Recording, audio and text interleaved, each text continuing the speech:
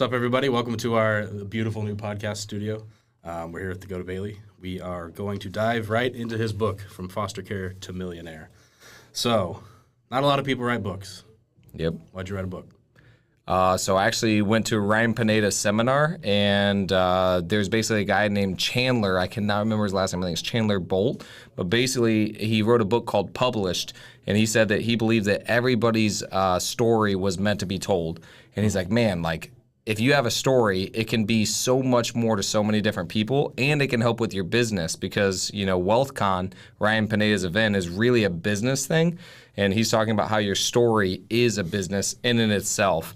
And I'm like, man, I do have a story to tell, and it can help a lot of other people. And a lot of people say that's the best business card that you can hand out. And I'm like, that makes a lot of sense. Little did I know at the time, what it was going to actually entail. I thought that it was going to be more of, all right, I'm going to write about business, teach people how to do this stuff. It's going to be really easy. And then when I started getting into it, I wrote more like a biography kind of style that went a lot more in depth than I thought I was originally going to. So cool. Yeah, and just for those of you who don't know, it took about 2 years. I think we're at 2.5 years now. 2.5 years? Yeah. So 2.5 years to start from the idea of, let me just write a business book to let me actually go deep into some of the more intense and crazy and life-changing events that happened in your life that pushed you to create everything we see around us. 100%. So I'm excited. All right. Let's get into it. Let's dive right into it. All right, we're going to start with the introduction. So, okay. Do you ever feel as if life is just one big game of poker and you're always being dealt the worst hand? No matter how hard you try, you just can't seem to catch a break. Well, if you're reading this, chances are you know a thing or two about pain.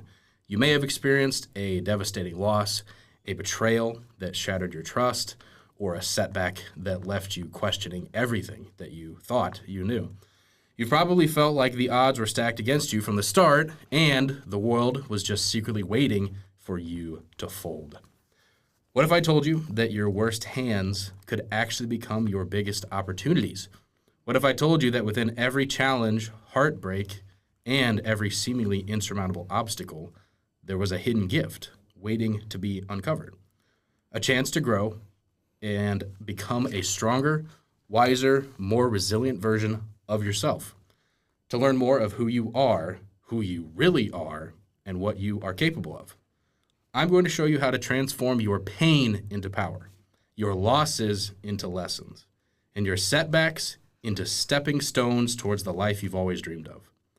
Through my own journey of parents battling addictions, ending up in foster care, losing my marriage, and rebuilding my life from the ground up, I've discovered that we all have the capacity to overcome incredible odds and create extraordinary results.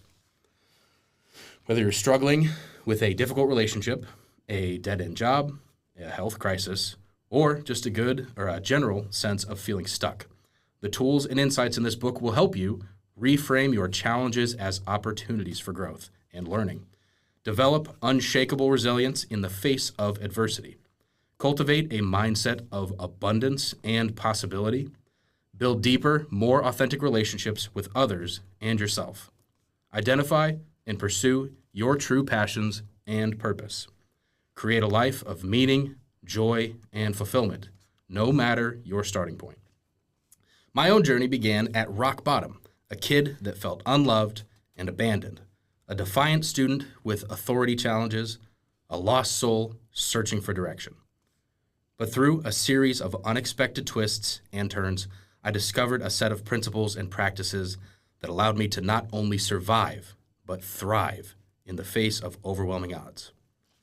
In the following pages, I'll share everything I've learned about turning adversity into advantage and pain into purpose. I'll offer you practical tools and strategies for transforming your mindset, your habits, and your life, one courageous choice at a time. Because here's the thing, you are so much stronger than you know. You have within you an inexhaustible source of resilience, creativity, and love. And no matter how many times you've been knocked down, no matter how many hands you've lost, you always have the power to get back up and keep playing. So, If you're ready to stop folding and start going all in on your dreams, your relationships, and yourself, then read on. Your time to go all in starts now. Yes, sir. Excited? Yeah. You ready? Any thoughts? Oh, yeah. So, a lot of thoughts there. I mean, my biggest thing for writing the book, I was thinking about like what I really wanted to let people know. And the biggest thing that I wanted to let people know was like, hey, this book is going to help you to overcome basically your thinking, because your life is the emotions that you experience on a day-to-day basis. And a lot of times we can't exactly control our emotions, right? Some things happen, we feel certain ways. We feel sad because of certain things. But what's interesting is it's not just like emotions are these things that just happen. It's also our thoughts that create the emotions. If I wanted to feel sad right now, I could, right? You could go through, think about different things and be like, okay, I'm going to put myself in a sad thought. Yeah. Exactly. So then you become sad. So what I wanted to show was it's not necessarily about what happens, but the thoughts that you have about what happens. And so again, this is made for people who maybe you've been through some self-help stuff, maybe you haven't, but it's bite-sized stuff where it's like enough of a story, but then also creates like the lesson overall afterwards where you're like, okay, I understand what he's trying to say there. And so that's my main goal, was to give it to people from my story, but in a way that other people can relate to it as well. Because not everybody's been in foster care, but everybody's probably felt helpless. Mm-hmm. Everybody's probably felt scared. Everybody's probably felt the same emotions that I experienced, which was what I wanted to get into. So again, we've not all experienced the same exact things, but yet we have. And the way that we go about it is what makes everybody who they are. Some people go to drugs. Some people go to working out. Some people go to, sex or porn. Some people go to building a stronger relationship. Some people, it's a choice. And so that's the other thing that I really want to talk about, was just we can use the stories and what happens as a stepping stone or a stumbling block. And that's what I'm excited to get into. But that's kind of who I wrote this for, was for the people who haven't been to the self-help stuff, but they still want to learn some of this stuff from a different story. Yeah.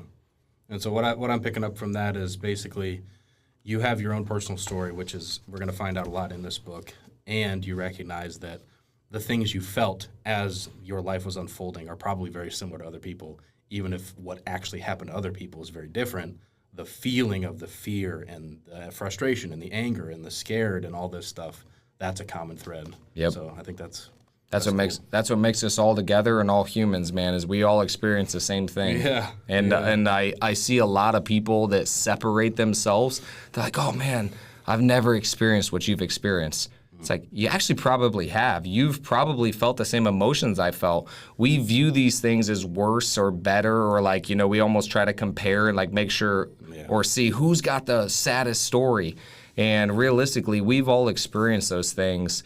And so I think that more people can relate to what I went through because they have experienced those emotions. They have experienced those things. And you can see a different perspective than maybe how you thought about it. And you kind of get to hear my inside thoughts on what did I think about. Last thing that I do want to talk about is I see a lot of people, especially I've talked at a lot of different places for recovering addicts and stuff, and I see them separate themselves. They say, "Oh, you're a what did they call me? They called me a what do they call it whenever you are you've never done drugs?" Outsider. Oh, maybe a teetotaler or something, or a dry. No, I don't know. I cannot remember what it is now. It's probably a funny term. Yeah, but they called me a term where it was basically I've never been on drugs, and so I wouldn't know what it's like. And I see people do that with race. I see them do it with men and women. Whatever we need to do, we separate ourselves when really it's all very similar. We all do the same things. We feel the same things. But just the way that we go about and coping with it is going to be the biggest difference on what makes us who we are. And what's interesting is the different thoughts that we have creates the different emotions that we have, which creates the different actions that we have, which creates the different life. And so if you can change your thoughts from the beginning, you can literally change the rest of your life, which is what I kind of go about in the book. Yeah. We're definitely going to dive into that and touch even more on how there are so many reasons why people out there, media, social media, just whatever, there's so many people that seem to want to divide us by skin color, by race, by economic background. And those are all reasons that we try to keep ourselves separated. But I mean, to me, you're exactly right. It's like, dude, someone who is afraid, like, yes, we'll dive into this more. Everybody's dealt different hands.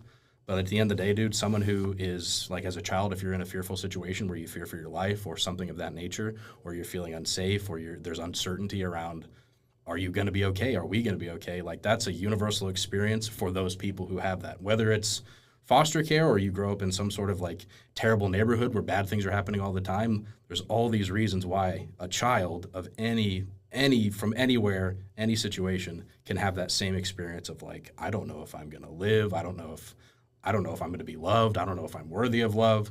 So, yeah. Yep. All right. Let's get into it. Let's dive in. So, we are essentially, just to set the frame, we're going to go chapter by chapter.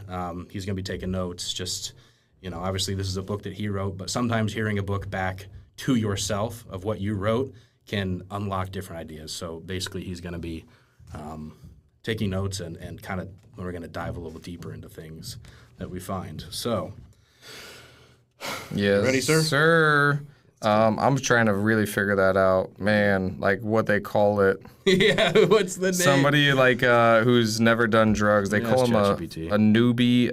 No, it's like a man. What do they call it? I bet ChatGPT knows.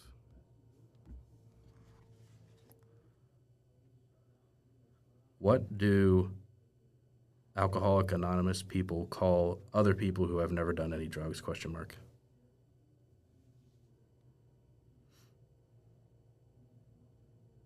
Normies? Normies. That's it, bro. Normies. Yes. Yes. So the word I was looking for was normie. Yep, that's it. They call them normies. And so I spoke at a recovering place, and they called me a normie. And so it's just a way to isolate, to separate. And I was like, dang, that's unfortunate. But yeah, normie. I'm so glad we figured that out, bro. It's funny because I don't feel normie at all. Not even. Well, I guess technically I have done drugs, so I digress.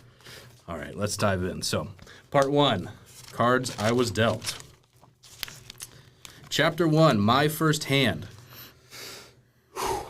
Okay. When I was 6 years old, my sister and I stepped off the bus and walked up the driveway towards our house.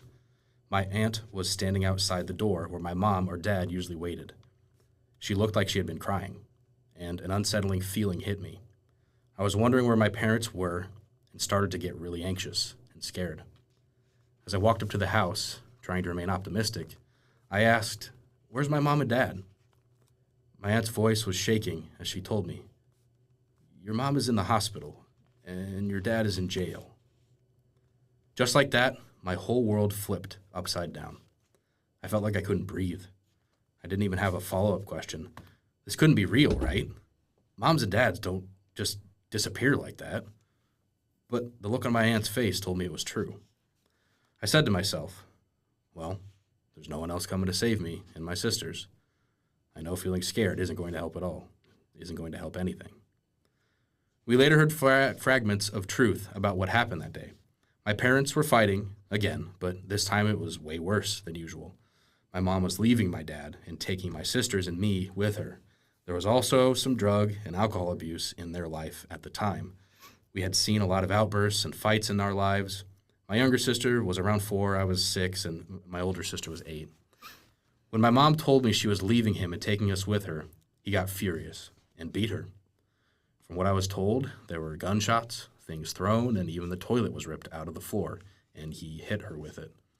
I never went inside the house after all this happened, but I was told there was blood and water everywhere.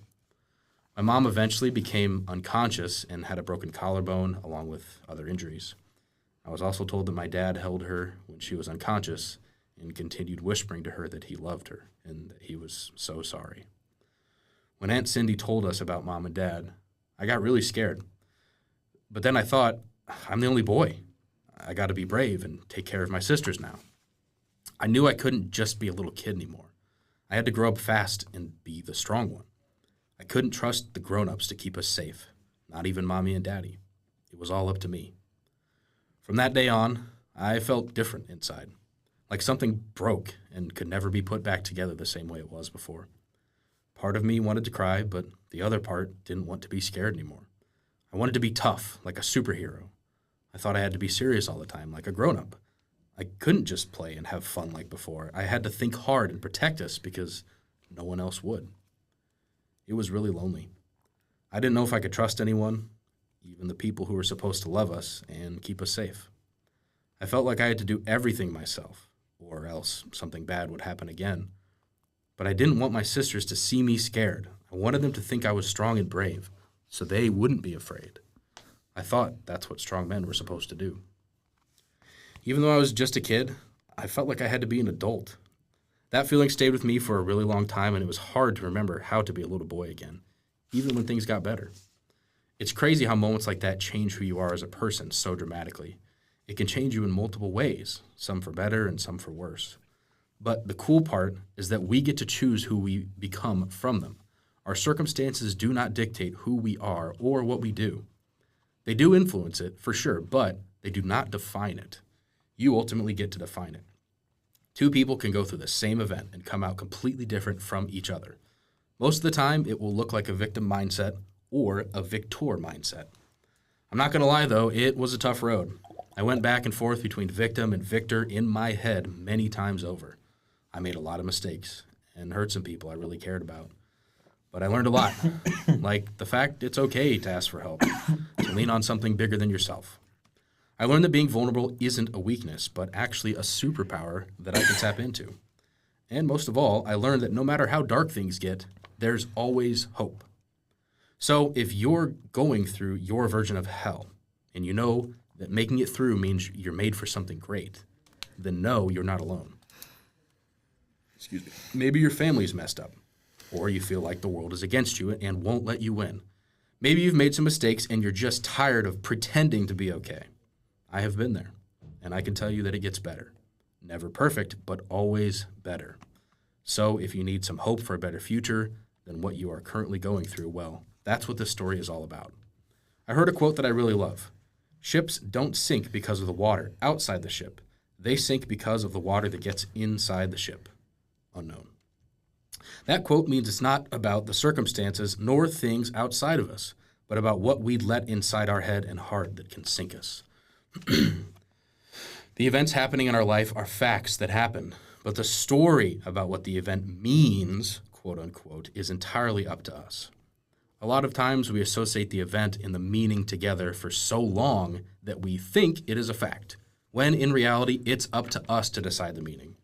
We think that the story we made up is the meaning of it because we tie it to the factual event that happened. The event with my dad beating my mom happened. There is no denying that fact. But it doesn't mean that they didn't love each other or that they didn't love my sisters and me. When I was a kid, I thought that's what it meant for a long time. It doesn't mean that my dad is a bad person, nor does it mean that I am going to end up abusive or that I can't be successful because of this trauma. What I see a lot of people do, and what I still do, is justify why they do what they do based on past events or other reasons why they think it's okay for them to be the way they are. To me, it explains why they are the way they are, but it doesn't make the behavior okay. An example of this would be someone who is 20 years old and being mean to women. We can understand the reason why. He's young and doesn't have experience, but that doesn't mean what he is doing is okay or excusable. Understanding it is different from allowing it. Understanding sometimes brings a sort of comfort, but again, it doesn't make it okay. I heard Will Smith on a YouTube video, and he said something that stuck with me. What happened to you isn't your fault, but it is for sure your responsibility to deal with it. Take the pain and turn it into something good. Your heart, your life, and your attitude is your responsibility and yours alone. Accepting responsibility is not accepting fault. It's saying, yes, I was wronged, but I'm not there yet, and I am going to get better. Or I am now better/healed because of it. This is a hard concept for most people to accept because they were wronged and abused, etc. That can be true, but it could have happened for you. You get to decide. You are also not still in the situation because you are now in the present. That is a concept I accepted at a young age because of all the times I or someone I loved was abused. But more on that in the next chapter. That's a crazy story, dude. How you feeling? Yeah, so it's crazy. In that first chapter, so the original way that I wrote the book was how I figured out that this whole thing happened, or how I really remembered it, was I was at a seminar called PSI seminars, and they asked me, it was like the facilitator up in the front, and I was like maybe like 50 to 75 people in the room, and he was like, think about your first memory that you've ever had as a child. And I just sat there, thought about it, and this was the first memory that came up. So the story of your dad beating your mom unconscious was your first memory as a kid? Me getting off the bus and then hearing that, yep. That. Whoa. Yep, so that was my first memory that I could think of. It was like, oh man, that's my first memory.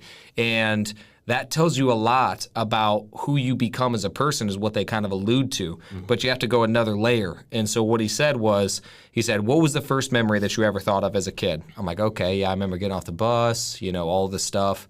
And then he said, how did that make you feel? Mm-hmm. And I was like, that one was really difficult to go through and like feel it, because I've not felt a lot of emotions and stuff, because I'm very similar to a lot of other like men and people who've been through traumatic stuff. A lot of times you're like, I don't feel anything, I'm better because of it. Just kind of like suppress it, or it's almost like put these defense mechanisms around it so you don't feel it because it's pretty painful. And so I'm like, man, how did that make me feel in that moment? And so I thought a lot about it, and how it made me feel was I had to step up as a man. That's what I felt. I'm like, man, that's what I felt as a kid at 6 years old. And that just that felt really admirable for me and like noble. And I felt like that was what I needed to do in the moment. And then now going through the book and I see 6-year-olds and stuff, I start to realize, I start to realize like, wow, I put that much pressure on myself from that age. And I don't know if somebody told me like, hey, you're the only man now, you got to take care of your sisters and your mom. Because I feel like somebody told me that.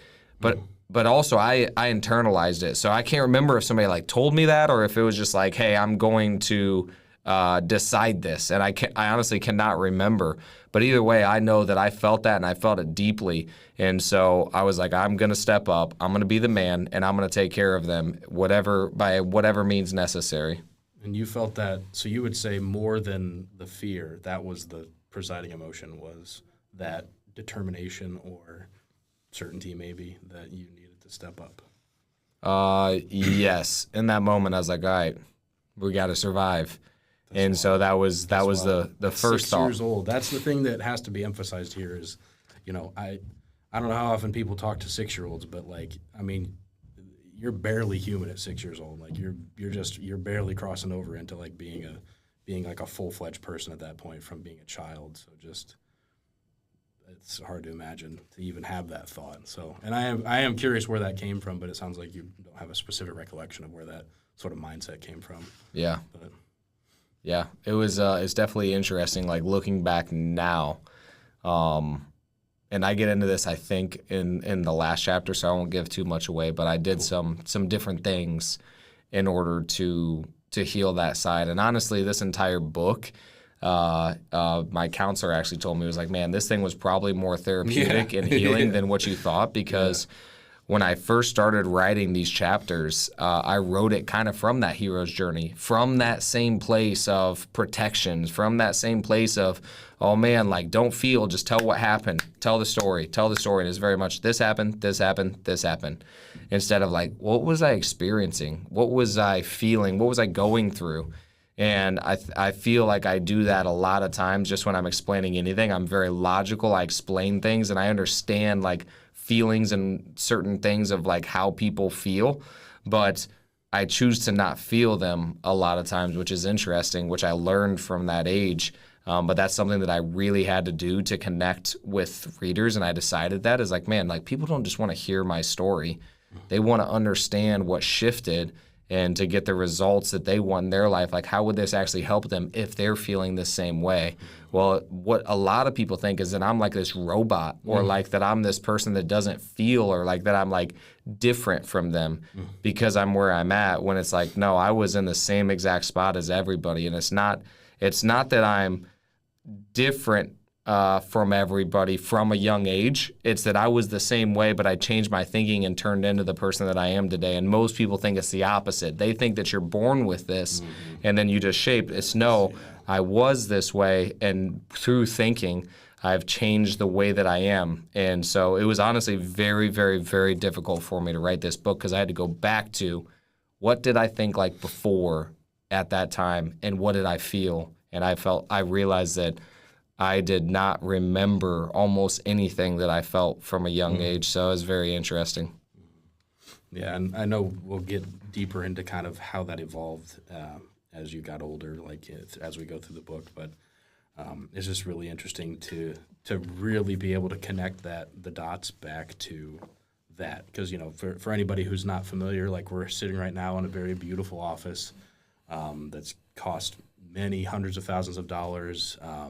And just, as the founder of the company that's kind of pushed all of this to happen, what most people see is that, but what a lot of people don't necessarily see is the 6-year-old little boy who had little girl sisters who felt like he had to be the man.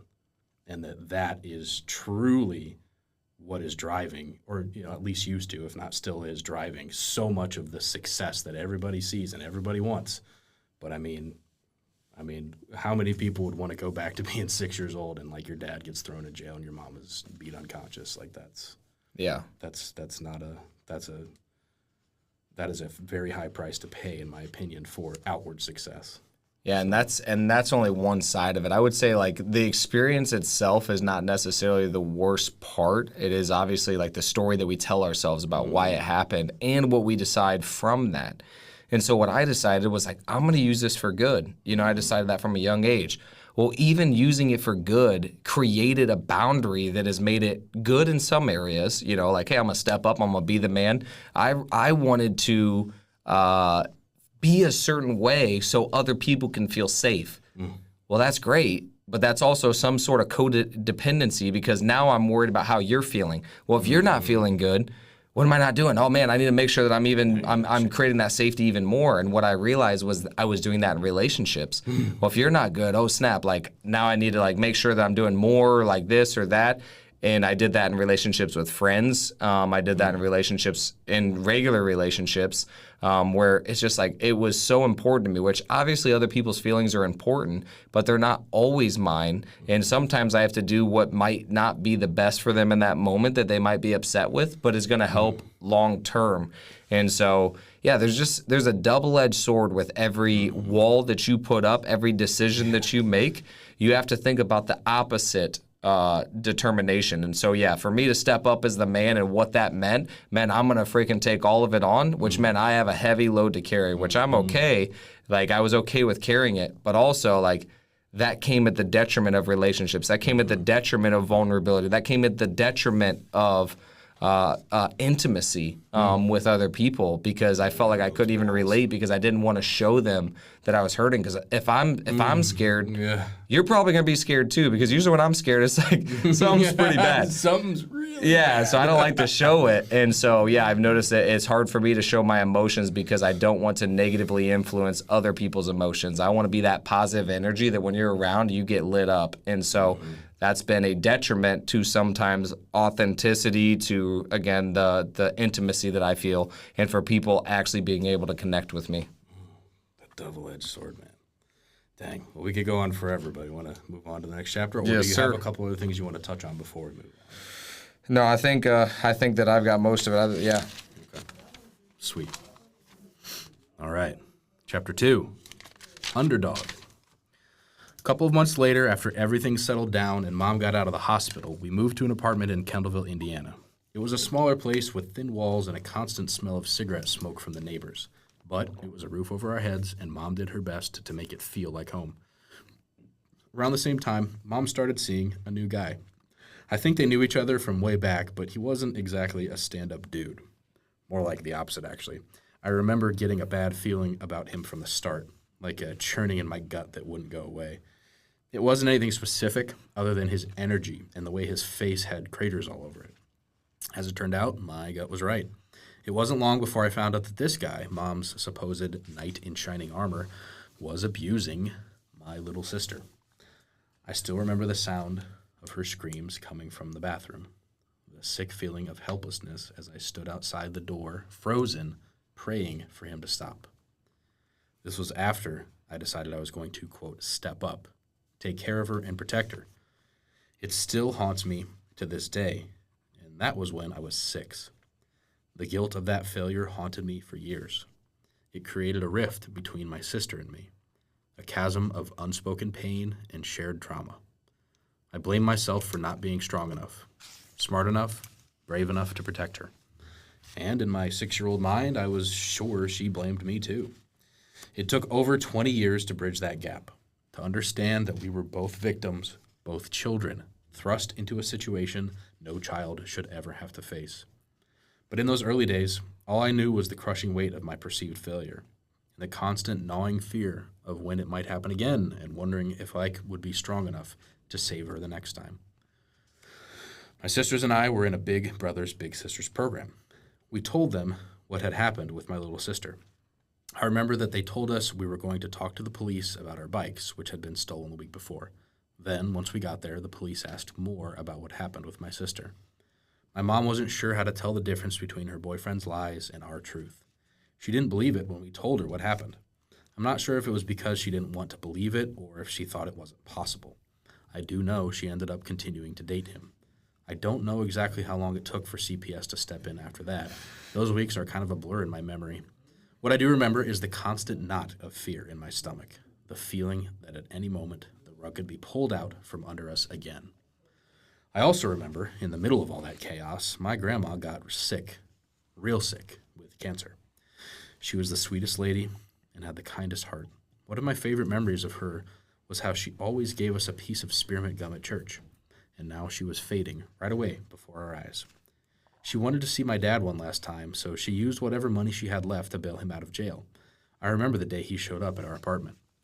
Mom cracked the door open, her face pale and tight. I could barely see my dad through the crack. He seemed calm at first. I could tell from the change on his face that he had suspected something because she was only cracking the door. He then started pushing the door open with his shoulder and what seemed like his head, asking what Mom was hiding, trying to force his way inside. And then he saw him, Mom's boyfriend, standing there in our living room.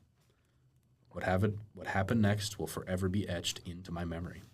My dad, full of rage and fury, launched himself at the guy.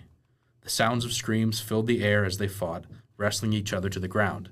And then, suddenly, silence.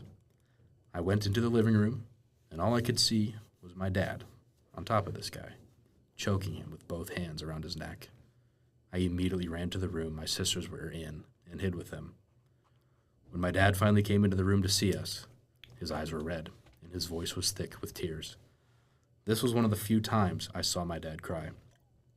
He told us it was probably the last time we would see him for a while, and that no matter what happened, he loved us more than anything in the world. He was right. Shortly after that, we were put into foster care, and he went back to jail. I don't remember them coming to take us out of our house, but I do remember the first day we showed up at our foster parents' house. It was a middle-class house in a nice neighborhood in Auburn, Indiana. My sisters and I felt really lucky we were able to stay together. My life was changing in a dramatic way, and the crazy part is I didn't realize it at the time. It's interesting how sometimes in life you don't even realize how crazy your life is or how much is about to change when you are going through it. It's easier for me to see from the outside, so most people around me, like my teachers and others, treated me differently once they found out that I was in foster care.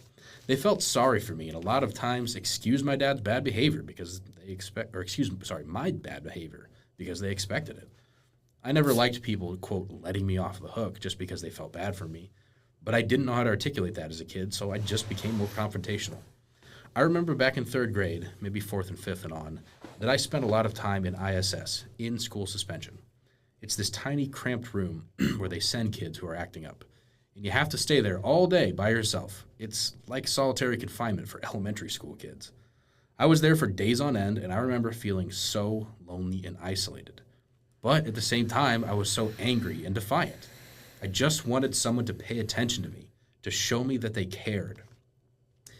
One day, while I was in ISS, my teacher, Mrs. Riddle, came in with a tray of lunch. She sat down next to me and tried to start a conversation.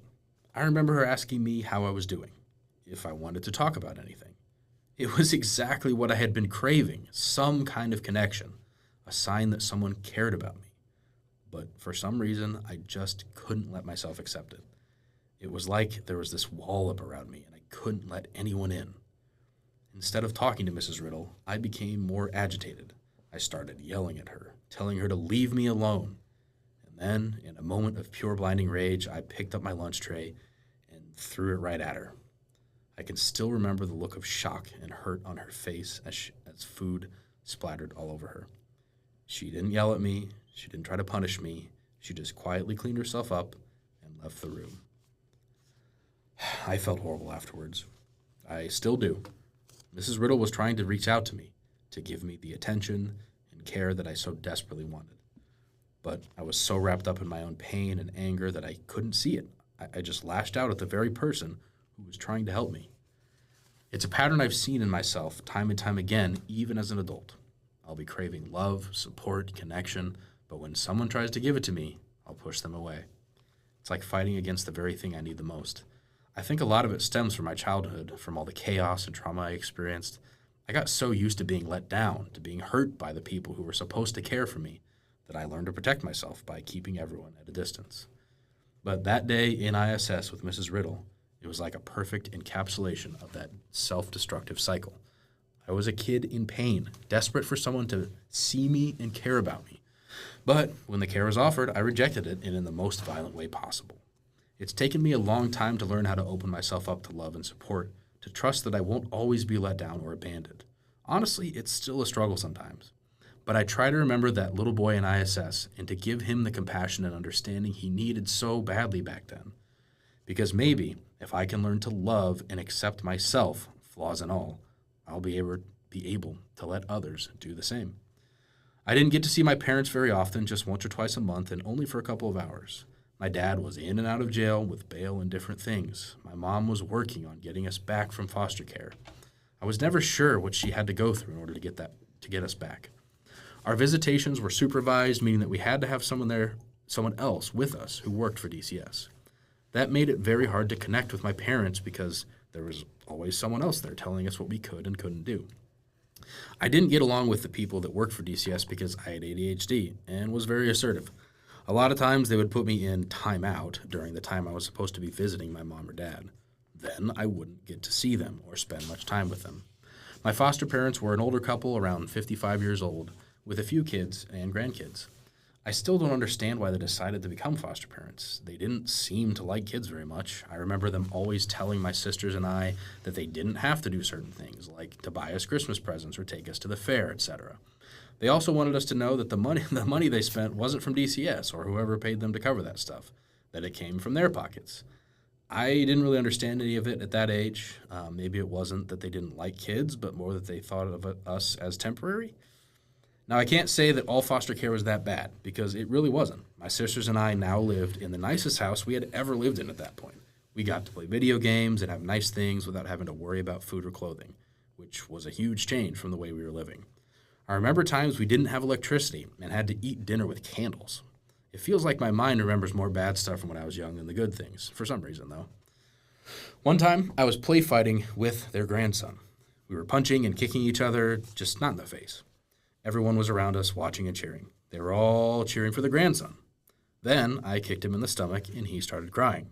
My foster parents got upset and punished me by putting me in the corner. At that moment, I felt like no one cared about me or wanted me to win. Maybe that's what pushed me so hard to do things when people didn't believe in me. What I do know is that I created a belief in me that they didn't care, love, or support me. I created a belief, a mentality, that I am the only person I can count on. It was, at least, reinforced in that moment. It is interesting how events like that can influence you to go from one of many directions.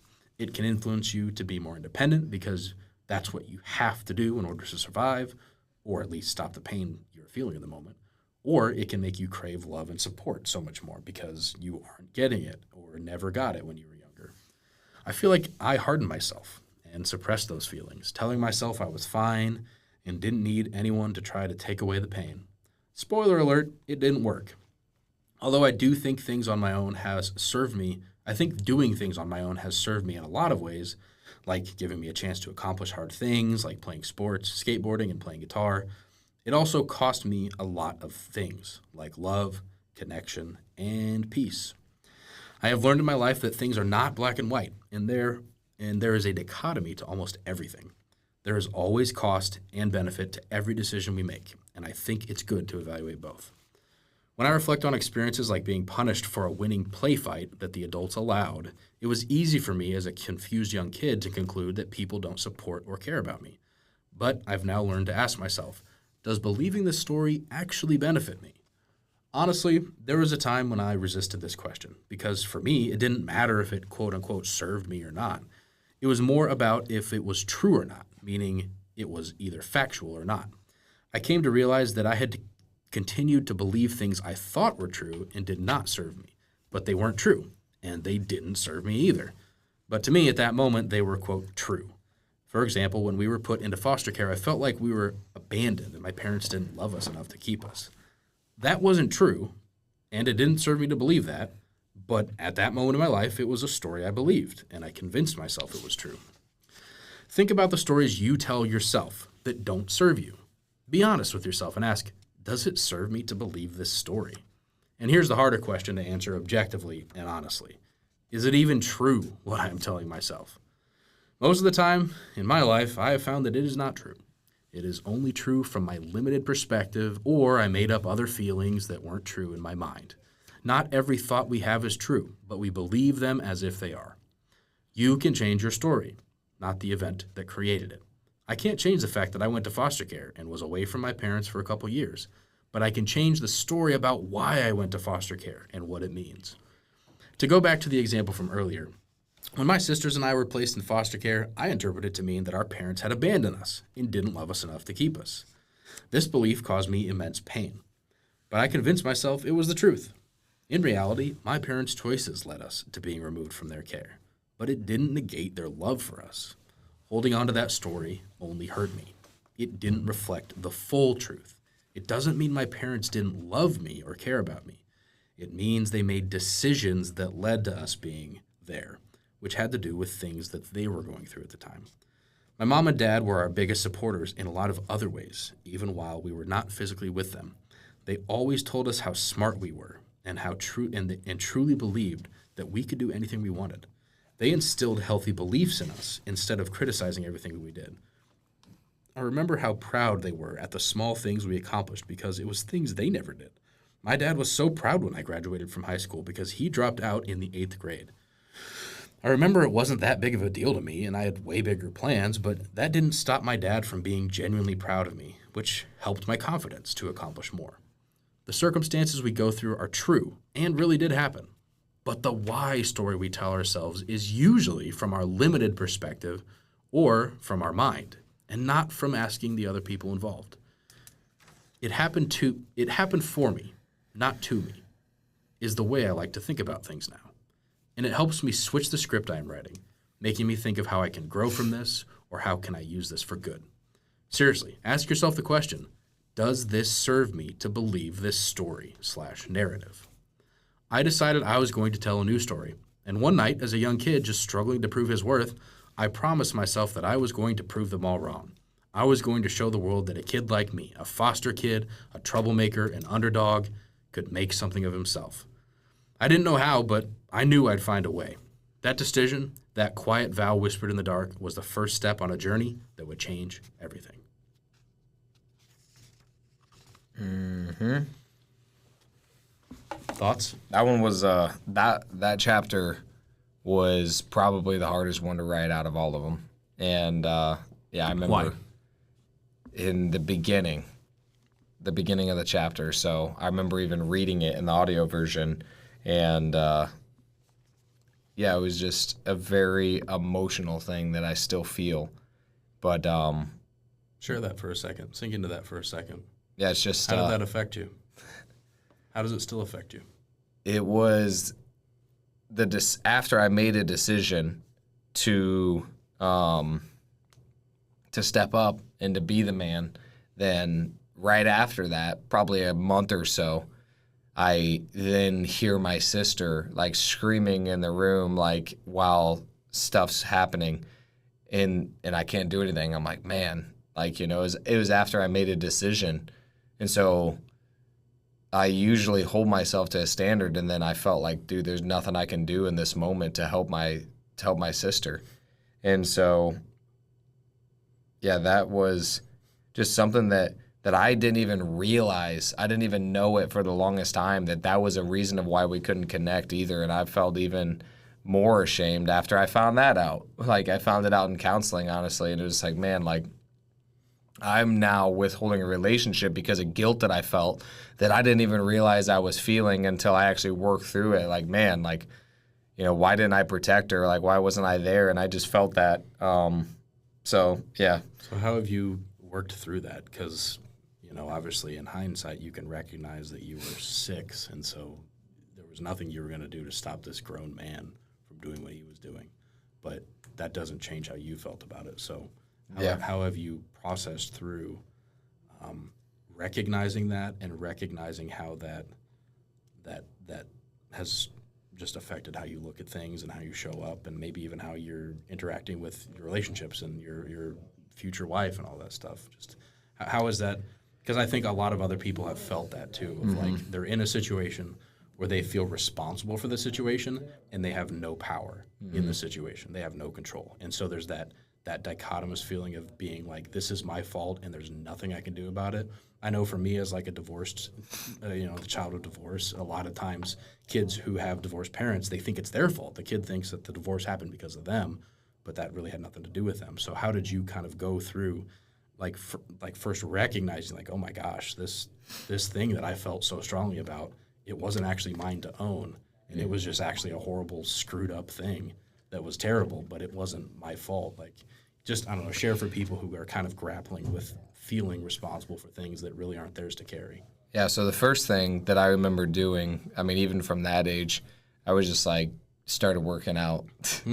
Like, just as a kid, I started doing that. And I remember my stepdad even, he used to say things like, wait until you're 18, boy. And, that would just motivate me more. So I'm like, all right, I'm going to get stronger. So that was what I did when I was younger. To actually get through it, I mean, I think that I get to that again in the last chapter, but I basically had to think about, how does this serve me? How does that serve me? And obviously it did. That's the craziest part, is like, we don't want to admit that bad things helped us, like especially the really bad stuff. You know what I mean? Like, like sexual abuse, like alcohol, rape. I mean, anything like that. We're like, man, how did that happen for me? That's a really hard question for people to ask. How did that happen for me? Yeah, how could this be good? Yeah, how could this be good? And like, that's a really, really difficult question. And then you see some good that came from it if you actually ask yourself the hard question, which is, what good came from this? And what I think about is like, yes, my relationship was pushed away from my sister for so long, but I chose that. Now, I wasn't conscious of it, but I chose that. I didn't have to do the things I did. I chose to not talk to her because of guilt that I felt. So I now can rekindle that and actually have a closer relationship because that happened and because I'm willing to admit what happened. So I feel like closer to her now that I actually shared how I actually felt in that moment. And she doesn't even remember it. That's the craziest part. She doesn't remember that. She remembers something else that happened when we're 14, that's a whole nother story, but when I left to live with my dad from my mom. I was with her my whole life, and I was lucky enough to be with my sisters in foster care, but she remembers when I left when I was 14, and she felt like I left her then. She doesn't feel like that then. She doesn't even remember, everything. So it's interesting how we put all this stuff on ourselves. But to answer the main question, which is just how can it actually help somebody get through that stuff, or a different way of thinking, is just literally what good can come from it, even if it's just like telling the story to connect with other people, to let them know that, hey, like I've been there and there you can get through it. And it's like when you're in the moment, it feels like it's not possible to get to the other side and for any good to come out of it. But I do believe that God can use some horrible things and make good things come from it. And I think that it's been very obvious. I mean, with my story, I think that it's been helpful for a lot of other people to see this. And so, I mean, I still think there's a lot more good coming from it now. But yeah, that's the question that I would ask is, what good can come from this?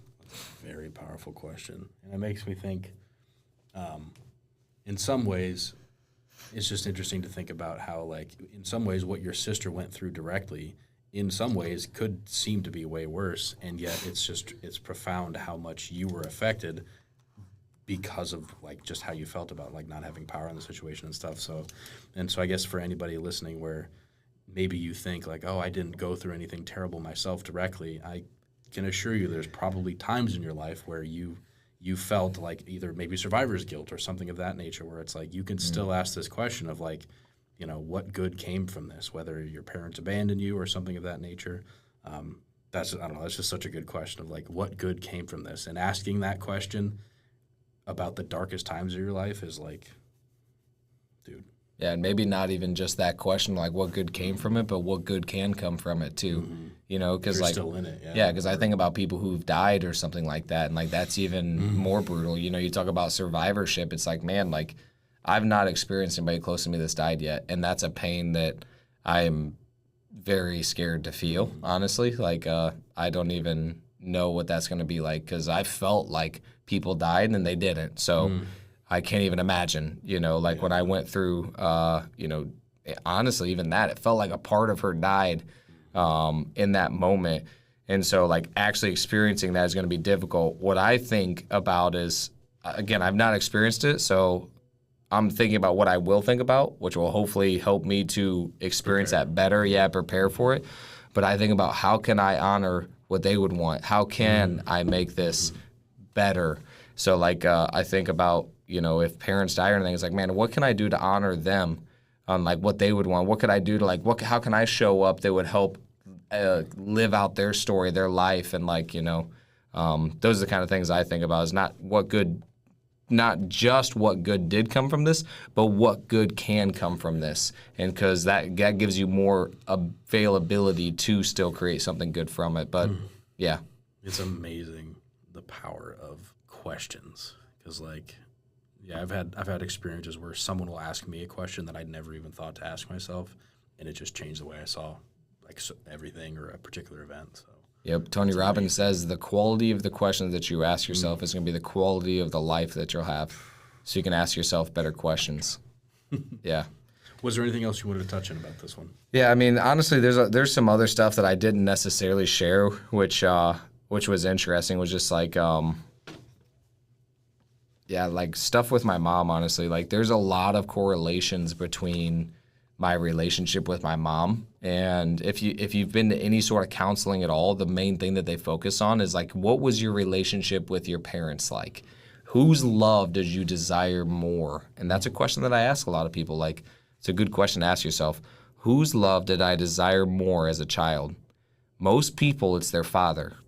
Mine was my mother, which was interesting.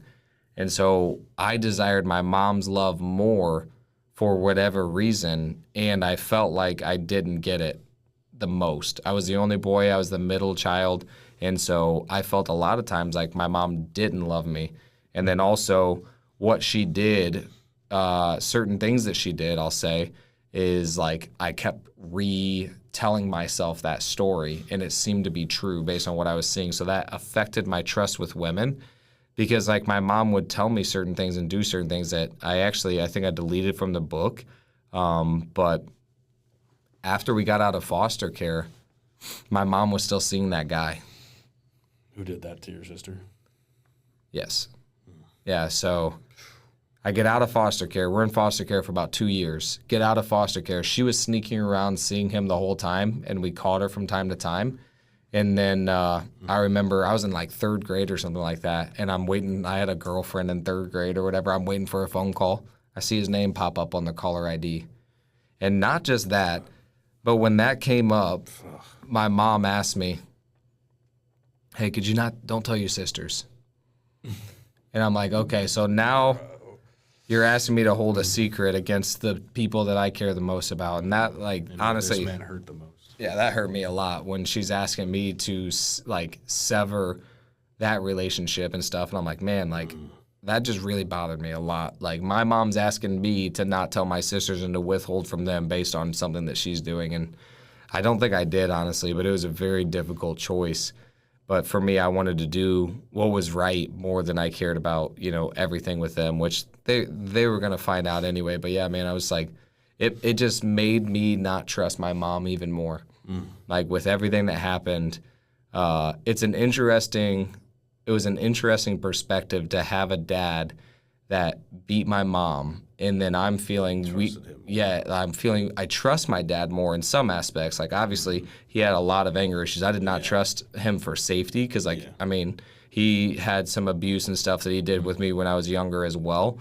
But I trusted what he said more. He was under the influence of drugs and all this other stuff, and when he got angry, he'd flip a switch and you didn't know who he was anymore, it seemed like. He was, like, very scary. But I trusted him by what he said. Like, he was being very real. With my mom, it felt as though there was a plan or something underneath of it a lot of times, and it was just very hard to trust women. Manipulation or something? That's what it felt like to me, yeah. As a young child, I definitely felt very manipulated, and that translated into my life with women. I was going to say, so how, you know, I think you obviously have gained an awareness of this. So for people listening who are like, I wonder if I have, like, are there things, can you share a couple examples of how this mistrust of your mom and just all of the feelings and the uncertainty around that, like, how did that end up showing up in different, not even specifics necessarily, but like in relationships, whether it's with friends or specifically like close, person, like intimate, like with women, that sort of thing? 100%, yeah. I mean, so when I speak to guys, I can usually tell if they're lying or not. Is pretty obvious in my opinion, because it just feels like we're just so usually, and not all men are like this, but it seems like they're just more authentic, more real, and they'll just be like, dude, F off, I really don't like you, you know, stuff like that. Women, it feels like they put on a facade almost to be more liked. And so it was very difficult for me to tell if they're letting me know something for different intents than what they're telling me. They're not as direct, I would say. They want a desired outcome, and it feels like we're willing to say certain things in order to get that desired outcome without telling me what the desired outcome actually is. And so then I started to question their intent, why they're doing it, and the trustworthiness of it, which isn't necessarily fair because their intent could be really good. And so were there specific circumstances where that happened, or was it more of like a repetitive pattern where you noticed, like, hey, I feel like she's not being real with me right now? Like, it can, just to like help people identify specific things as like a little like, oh my gosh, maybe this is happening. Like, I guess any sort of examples that could help. Yeah. I would say we'll get to those ones. Yeah, we'll get to that in later chapters when I'm talking more about the divorce. You just have to remind me to go over that. But yeah, there's definitely some specifics that I think we're going to get into. Cool. Sounds good. Yep. All right. Anything else with this particular chapter that you want to touch on? I think last thing that I'll say is a lot of times with trauma and with childhood, it feels as though I remember more bad things, which I talk about in the book. I also recognize that, like, my sisters and I turned out pretty good. And so I think that there was a lot more that they did right. But for some reason, I cannot think about all of it. But I do know that, man, like, look at the way that we turned out. Look at the values that we have. Look at, like, just different things about us. I'm like, man, they did a lot of stuff right. And so I hope that they can see that, you know, they did do a good job. They did raise us with the right characteristic traits or told us the right things. Even if they weren't necessarily doing them, it was like, man, they still were a good example and still did build up a lot of strength in us, honestly, and a lot of certainty and a lot of confidence, I would say. So there's a lot of benefits that they gave us. And of course, like with benefits, there's always the other stuff that we could see that they could do different. But yeah, I think overall my parents did the best that they could with the circumstances that they were in and with whatever tools they believed they had at the time. And that's something that I definitely want to recognize, is that it was not intentional and they were doing the best they could. And that's something that I had to think about a lot too was, man, they're like, my mom was 24, 25, like when I was born.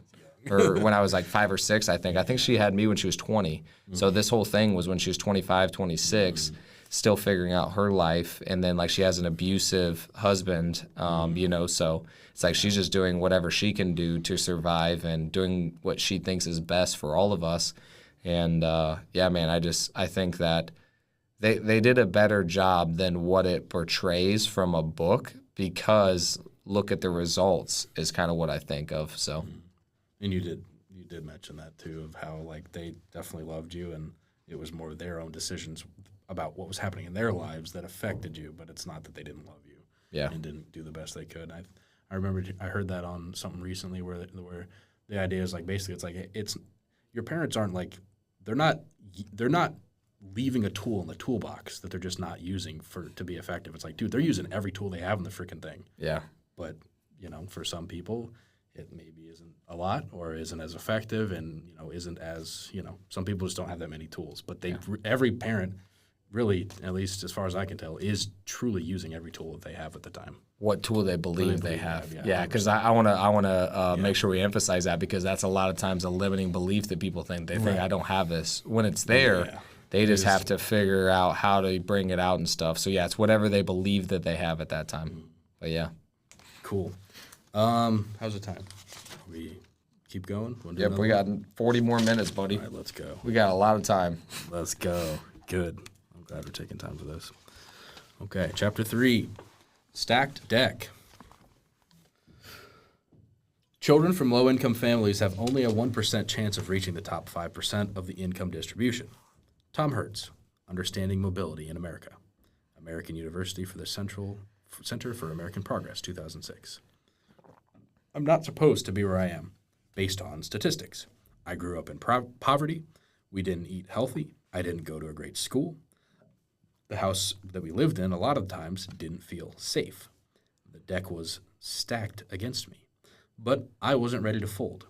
The only thing I had going for me based on the article I referenced above was me being white. Why is it that those 4 things, education, health, race, and residence, make such a big difference in your odds of being in the top 5% of income distribution? I thought about why this is. I think it comes from what your immediate surroundings think is good, or what they think you are capable of. Most of the time, they will put their limiting beliefs on you and give you all the reasons why they did not succeed and why you won't either. They will tell you that the world is against you because of income, race, intelligence, and so on. The crazy part is, I agree. The world around me had low expectations, and I grew up in a poor environment that didn't want me to win. It may be easier to get a job if you are a white male, and maybe harder if you are Hispanic and don't speak English, are disabled, and can't walk, or have another perceived disadvantage. I think it goes even further than most people talk about. If you're better looking, it is shown that you are more likely to get a job, get the sale, the discount, and more. The world is unfair, and you are at a disadvantage. Now that we all agree on that and accept that, what are you going to do with that information? It doesn't have to be an excuse for you to not go after what you want, like the rest of the world. Sadly, that's what most people do. They will take all the reasons why it's harder for them than everyone else and use that as the reason why they didn't succeed. The question I think about that helps me when I get into that negative thought pattern is there someone else out there that is, insert limiting belief, circumstance, or disability, and still succeeding at what I want to do? Here's an example. Is there someone else out there that grew up super poor and was in foster care and is still succeeding in real estate? Most of the time, the answer is yes. Then it is possible for you to do too. Will it be harder for you than someone else? Yeah. Does that mean that you shouldn't do it now because someone else can do it easier? No way. It's not about how difficult it is, but about how strong and resilient you are. So, even if the world is against you, remember that it is possible for you to live your dreams. It's just up to you to create them. I remember that shortly after I graduated from high school, one of my first jobs was landscaping. I was worried about what I was going to do for a winter job because landscaping was seasonal. I was voicing those concerns to my dad and looking for advice. He told me I should go find a way to keep the landscaping job no matter what because it was, quote, good money. I was making $12 an hour. It definitely didn't feel like good money because I worked for 60 hours a week and could still barely had enough to cover rent, food, and electricity. But I didn't know any different, so I still considered his advice. I couldn't think of it at the time, but I realize now that it made me feel like that's what I was worth, or was what he felt like I was worth. It felt weird thinking that I could surpass that. It's so interesting that he was wanting to be supportive and helpful, but at the same time, it was a scarcity mindset based on his own perspective of what's possible. What I have found is that no matter where people are in life, whether they are making $12 an hour or $100 an hour, it's scary for them to give up what they have in order to make more. Both have their difficulties, though. If you are making $12 an hour, the nice thing is you don't have as much to lose.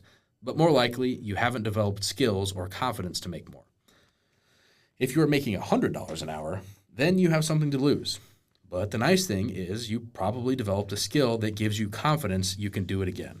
Either way, going from where you are and giving up what you have for what is possible is the same emotion, whether you're rich or poor. It's still scary. So my dad was giving me advice based on the fear that he had with his life.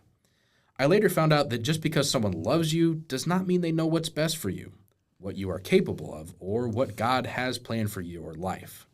And sometimes people's belief in you and what you can do is based on their own limited beliefs of what they themselves can do, or it is based on what you have done in the past. So while my dad was giving me the best advice he could, based on the resources he believed we both had, it was still a limiting belief. If I had listened to him and stayed at landscaping, it would be a lot more difficult to write this book. I knew deep down that I was worth more and was capable of way more, not just in the sense that it was possible for me to make more money, but also in the sense that I had talents that God gifted me with that I could use in a great capacity. The gift of talking to people, finding out what they want to accomplish, and encouraging them to act on it, and the gift of believing in people and what they can do. I truly believe that we are all capable of more than we are currently. God has put gifts inside every single one of us that we know are there, but are scared to use. While all the gifts look different person to person, they are still there. I want to encourage you if you are in a similar spot where you aren't where you want to be, and you feel like there's something more for you, or you are unsure about your career choice. Something I have lived my life by is that it's not about what you do, but who you are. What I mean is that it's not necessarily your job title that can make a difference. It's about who you are when you are doing that job. Do you do it ethically, happily, honestly? Does how you show up align with who you are? I remember seeing a podcast with Grant Cardone and Ed Milet, and they were talking about depression and the cause of it. Grant said something that I won't forget. I imagine if you have these gifts inside of you, and then continue to not use them to the ability you know you're able to, you choose to suppress them. That's what depression is. Knowing what you're capable of and not doing it. It reminds me of the parable Jesus told of the talents. It's one of my absolute favorite parables in the Bible in Matthew 25:14-30. A master gave his servants bags of talents based on their abilities. To one he gave 5 bags, the next 2, and the last he gave 1. The person given 5 bags went and earned 5 more. The person given 2 bags went and earned 2 more. But the one given a single bag buried it. Then, when the master came back, the person who had been given 5 bags said, "Look, you had given me 5 bags, and I earned 5 more." The master said, "Well done, good and faithful servant. You were faithful in a few things. Now I will put you in charge of many things." Then the person given 2 bags came to the master and said, "Look, you had given me 2 bags, and I earned 2 more." The master said, "Well done, good and faithful servant. You were faithful in a few things, and I will put you in charge of many things." Then the guy given a single bag came to his master and blamed him and said, "I knew you to be a hard man." He then explained that he was afraid, so he buried the talent. The slave then said, "See, you still have what is yours." The master then called him a worthless, lazy slave and took the bag from him, giving it to the guy with 10 talents. Then the master said, "For to everyone who has, more shall be given, and he will have an abundance. But from the one who does not have, even what he does have shall be taken away." There are so many lessons that I take away from that story. First and foremost, I believe the talents are the gifts that God has given us. We all have them inside of us. That is why I believe everyone is capable of great things. But I don't believe very many people use their gifts. And if they do, they are just using a small amount of what they are capable of. I want you to imagine you get a gift for someone that you love and care about. You put so much thought and effort into this gift. Then you're so excited to give it to them. And once you do give it to them, you watch them throw it in the trash. How would you feel if you saw someone do that with the gift you gave them? That's how I believe God feels when we do the same thing, when we don't live up to all that He has put us on earth for. That's how the master felt when the servant buried his talents. The next lesson I get from the parable of the talents is that each one was given talents based on their abilities. So the best thing you can do is focus on what God has entrusted you with and maximize that. God may have entrusted you to run a multi-billion-dollar business. He may have entrusted you to be a mother or a father. He may have entrusted you to be a missionary. Every single one of them will look so different. So while you can compare to everyone else who does or has more in that area that God has blessed them, why not focus on what God has entrusted you with and the purpose He has for you? Like I mentioned earlier, it's not about what you do, but who you are while you do it and whose you are. I feel like everyone is so busy looking at everyone else, and it's either judging or comparing, but God gave them their gifts based on their abilities, so it will not look like yours. One thing I thought was interesting from the parable is that the master wasn't happier with the one that brought 10 bags than the one that brought 4, because it wasn't about the result. It was about what they did with what they were given. One was given more than the other, and one was given less. But regardless, they doubled what they were given, and their master was equally happy with both. There was a sermon I listened to by Andy Stanley where he talked about how everyone is 2 baggers. There are people who are given less, and there are people who are given more. I think that's a great way to look at it. I noticed that most of the people that were in my life when I was younger thought of me as a 1-bagger. Because of the things I had gone through and from being in foster care, I would fight the sympathy people showed me because it truly did feel like I was a pity case. It made me feel like I was lower than them or that they were superior in some way when they felt bad. So while they looked at me, they saw a 1-bagger, 1% chance of succeeding, a pity case. I saw myself as a 5-bagger, not because of the circumstances, but because of the strength and resilience that God placed inside of me. I believe God called me for more, and He put me through hard circumstances to shape who I am, which is really the best and quickest way to grow and do the things that are challenging. I want you to think about your life. When did you experience the most growth? Typically, it is after you experience something that was difficult or painful. Comfort is not a great teacher of lessons. Pain is. When do you reflect on things the most? When things have gone wrong or not as planned. When what you tried didn't work. When you lost something that meant a lot. Typically, that is when you go into reflection. The deeper the pain, the deeper the reflection, for you to prevent that from happening again. Sometimes those are walls built on insecurity, and sometimes that is growth. You might look at bad things happening as a sign that you aren't supposed to continue on the path that you set out, when really it could be a test to strengthen you for what is to come, a test of resilience and persistence. Every hard thing you do sets up to handle it better in the future, if you decide to grow from it. In some ways, being a 1-bagger or the underdog is actually a good thing. It's kind of nice being the one that isn't supposed to make it. It relieves the pressure in a lot of ways. For example, when I was applying for a car sales position, I was interviewing and was told, "You're not bringing much to the table." I was 20 years old at the time, and up until that point, I worked mostly physical labor jobs and had very little experience in talking to people. They didn't think that I was going to do very well, and I didn't have much to offer. Which is great in some ways, because if I didn't do well, then they were right, and they feel good about it, and move on quickly. If I actually do well, then they are surprised and impressed. So to me, it feels like a win either way, and I can't lose in scenarios like that. It's scarier for me when people expect me to do well, because then I could let them down. There have been multiple times that people didn't believe in me, and it motivates me more than anything. I might have a weird obsession with proving people wrong. I was newly married at 20 years old looking for a place in Fort Wayne, and we ended up renting a small 600 square foot 2-bedroom house with no air conditioning, something I found out after signing the lease. Around the same time, I was interviewing for the car sales job and trying to find a way to afford that house. After a 3-hour interview with 2 different people, I got the job. And it was my first, in my first week, I met the top sales guy, and he took me under his wing and taught me a lot of things he knew. Most other salesmen didn't want me there.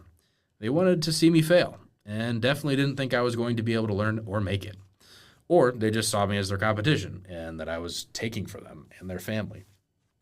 I remember the top sales guy telling me to read the book Think and Grow Rich. That book tells you to do a lot of interesting things, like talking to yourself in the mirror, having sticky notes placed with positive affirmations, and writing down specific goals with timelines attached to them every day. I did a lot of what the book told me to do, so I wrote, I will make $70,000 in my first year of sales by January 1st, 2016. I set this goal because that's what the top sales guy told me he made his first year, and I believed if he could do it, so could I. I wrote that down probably over 100 times, day after day. I remember sharing this with my wife at the time, and she said, there's no way you will make that much. Maybe you will make $40,000 or $50,000, but there's no way you will make $70,000. Honestly, that motivated me even more to show her that it was possible. Up until that point, I don't think I ever even broke $30,000 in a year, and I was working over 60 hours a week. I would work multiple jobs and wake up before the sun was up, working until it was so dark I couldn't see anymore. So I understand why she thought it was not possible, and why the manager at the dealership in our interview said, it doesn't look like you're bringing much to the table. Because in reality, it didn't look like I was based on my past. The question I ask when I think about being the underdog is, what would increase the odds of winning? What would increase the odds of me doing well in car sales? What would increase the odds of me breaking poverty? Reading books and keeping my mental strength strong raises the odds. Working out and keeping my body strong raises the odds.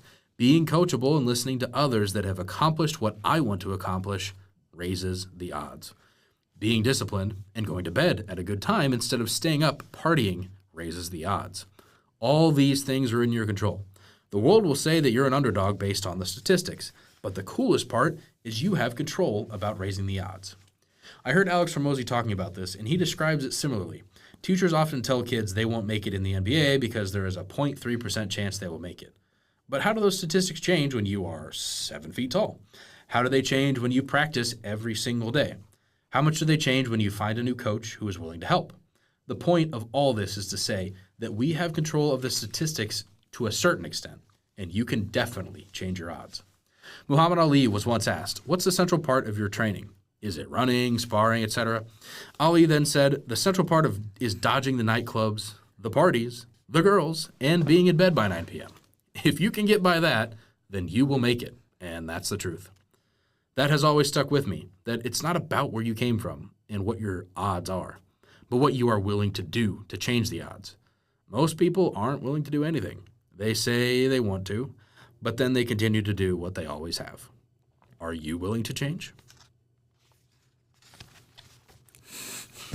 Dang, that one was packed, bro. That one was packed with a lot of stuff. Tell me about it. I did not realize that had so much in it. Dude, what's crazy is I had like 5 other points on that, on the analogy of the with the parable with the bag, or with the talents. Yeah, so I had like 5 other things. I'm like, man, I got this lesson, this lesson. I had to delete them because the chapter was already so long. Yeah. But I mean, feel free to go deep on that, because that is a crazy parable. Like that's one of those, like, to those who have nothing, more shall be taken. To those who have everything, more shall be given. Like that's just like I thought that was interesting too. Ever. Yeah, so but dive into it. Tell me about it. Well, I actually don't remember everything that I wrote down, so I would love to go into some of them, but I'm going to go into one of my favorite analogies from the beginning is actually what I talk about basically with race or with like being at a disadvantage, because a lot of people look at me and they're like, oh dude, look, this is a white guy, he's rich, he grew up with great families, middle class, all this stuff, like it's all handed to him. It's like, well, I am white and I am a male, which some people would perceive as an advantage, but what I want to explain to people is, like, you know, I talk about just like, hey, you know, if you're this way or if you're this way, most people would argue that we're all equal. I just I try to set it up to basically be like, hey, this, that, this, and then most people make an argument of why we're all the same and why everybody has equal opportunity. Yeah. I say the exact opposite. I'm like, no, guess what? You're at a disadvantage. If you don't speak English, you're at a disadvantage. If you have an accent, if you're not as good looking, if you're black, if you're a woman, I'll agree with you. Yeah. You're at a disadvantage. And you can still do it. Yeah. and it's still possible for you. Yeah. Will it be harder for you? Yeah. I'll agree to that. But you have the resilience inside of you to do it. It doesn't mean it's not possible for you now. Yeah. So is it easier for other people? Is it more difficult for you? Yeah. Cool. Yeah, we agree on that now. Yeah. So don't complain about it being more difficult for you. Let's do what it takes in order to get you to where you want to go. And that's kind of the whole main point that I wanted to make there was we are all at advantage and disadvantages. That is very clear from the parable of the talents as well. One guy was given 5. Well, imagine if the one that got given 1, he starts complaining. He's like, well, that guy got 5. Of course he's going to go make 5 more. It's easier for him because he started with more. Well, we all start with different amounts. That's the exciting part about life. There is always somebody who had more than you, and there is always somebody that had less. No matter who you are, no matter what color you are, no matter what language you speak, no matter how good looking you are, no matter how tall you are, no matter how short you are, no matter how strong you are, there is somebody that has less, and there is somebody that has more. And so the question is, what are you going to do with what God has given you? And that's the question that I always like to ask is, what are you going to do with what God has given to you? So that's one of my favorite analogies. Again, just because it's different than most people. Most people want to argue why we're all the same.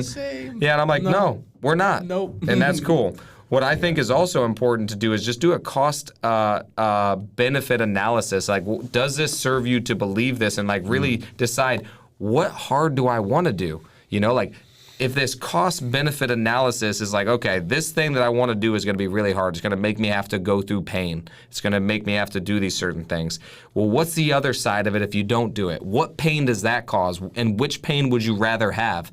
And what I've decided is I'll give a couple examples. It's hard to work out every day. It's hard to wake up at 6 o'clock in the morning workout. It's also hard when you're not able to walk at all because you haven't worked out. That's hard. Which one's harder and which one are you more willing to deal with? It's hard to, I don't know another analogy right now off the top of my hand, but that was one that I just thought was super easy for people to think about working out versus, going to the hospital, because there's actually a real life example of that happening inside of my life right now. So I'm just seeing it and I'm like, dang, that's just difficult.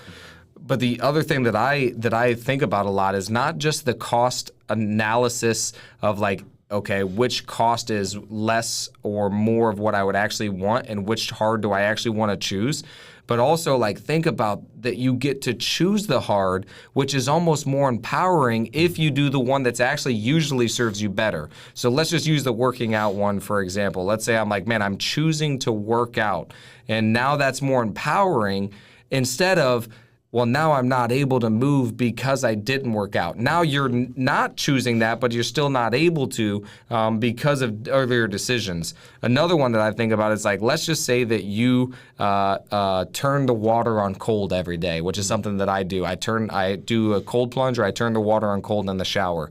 I'm choosing that hard. I am choosing to make myself suffer in that moment.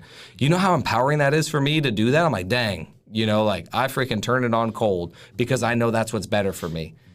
Imagine if you don't have the choice if it's on cold or not. You didn't pay your heat, or you didn't pay the electricity or whatever. So now you don't have heat. Now you have cold water. You don't choose that, and you're like, man, that's almost disempowering because you're not choosing it. It's the same circumstance, but it's your thought and your story behind it because you choose it in the story that you tell yourself. So anyway, I would say choose your hard and choose which hard you actually want, and make sure that the choice that you're making is going to be more worth it in the future. So yeah, that's something else that I really, really like that, which they all tie into each other, which is I think why that chapter was so long. Yeah, the chapter was a banger. Yeah. Yeah, choosing your heart is such a good reminder because, by choosing to do something difficult when you don't have to, it prepares you for when the difficult thing is set upon you. Because, yeah, dude, there's a lot of things in life that you can't control that are going to just slap you in the face. And so if all along the way, in the easy times, whatever you want to call them, you've still been doing the thing that is difficult, you maintain that conditioning so that life doesn't just sweep you off your feet and you're completely like, oh my gosh, I'm lost. There's nothing I can do. It's like, no, I've actually been preparing, whether it's mentally, physically, emotionally, spiritually, been preparing to just be ready for like, hey, life throws you curveballs, and some of them are really tough to deal with. But I mean, if I'm doing things that are difficult in a daily basis, then this new difficult thing that's thrust upon me, I can handle it. Yep. I got it. Yep. And the other side that I want to make sure that I still hear, because I just said some stuff that's going to probably, poke some people. But also I say the absolute other thing, too, to always keep in mind is that you have gifts. That's the main point. You have gifts that you've been given from God. They look different for every single person. And so I'm not asking everybody to go out there and run a marathon. I'm not asking everybody to step up and go make millions of dollars, because I know that's not their giftedness. I know that God has given everybody different giftedness. What I'm saying is use the gifts that you've been given and use them to the maximum capacity of what God has given you.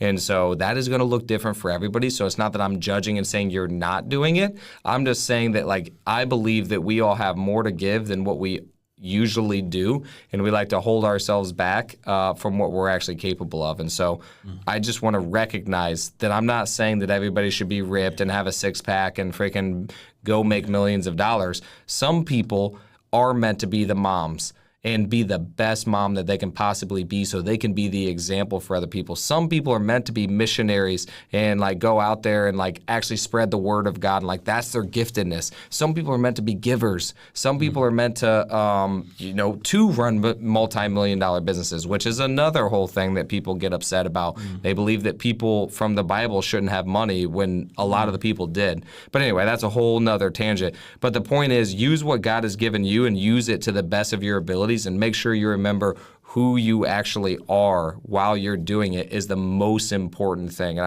I just want to reiterate that while we're talking about this. Yeah, absolutely.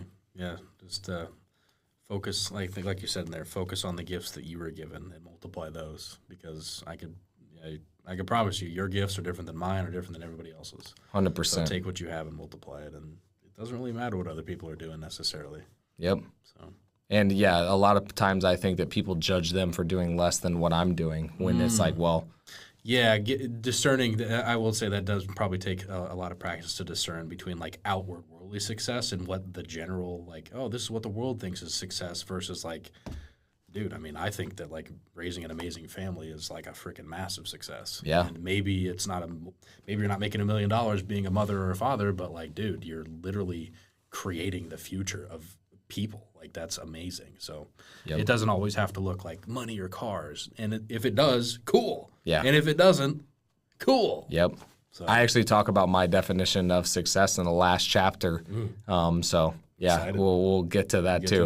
Yeah, the last thing that I wanted just to mention is just a question that I like to ask. It's very similar to the other questions that I asked, but I rewrote it here, and it's probably worded interestingly, but this is just the way my mind thinks, which you can probably tell from the way that I write. What can I do to make the outcome that I want more likely? And those are the kind of questions that I ask myself constantly, is like, okay, I desire this. How can I make that more likely? It's not a guarantee. And that's the most beautiful part of life, is like nothing is guaranteed. But I also see in Proverbs that the more that we follow God and the rules that He set up for us, and I say rules like in a way of like, hey, do this is more likely to happen. He talks a lot about that. It's not a guarantee that it's going to happen, but you definitely change the probability of it happening. And so I always think in that way. Yeah.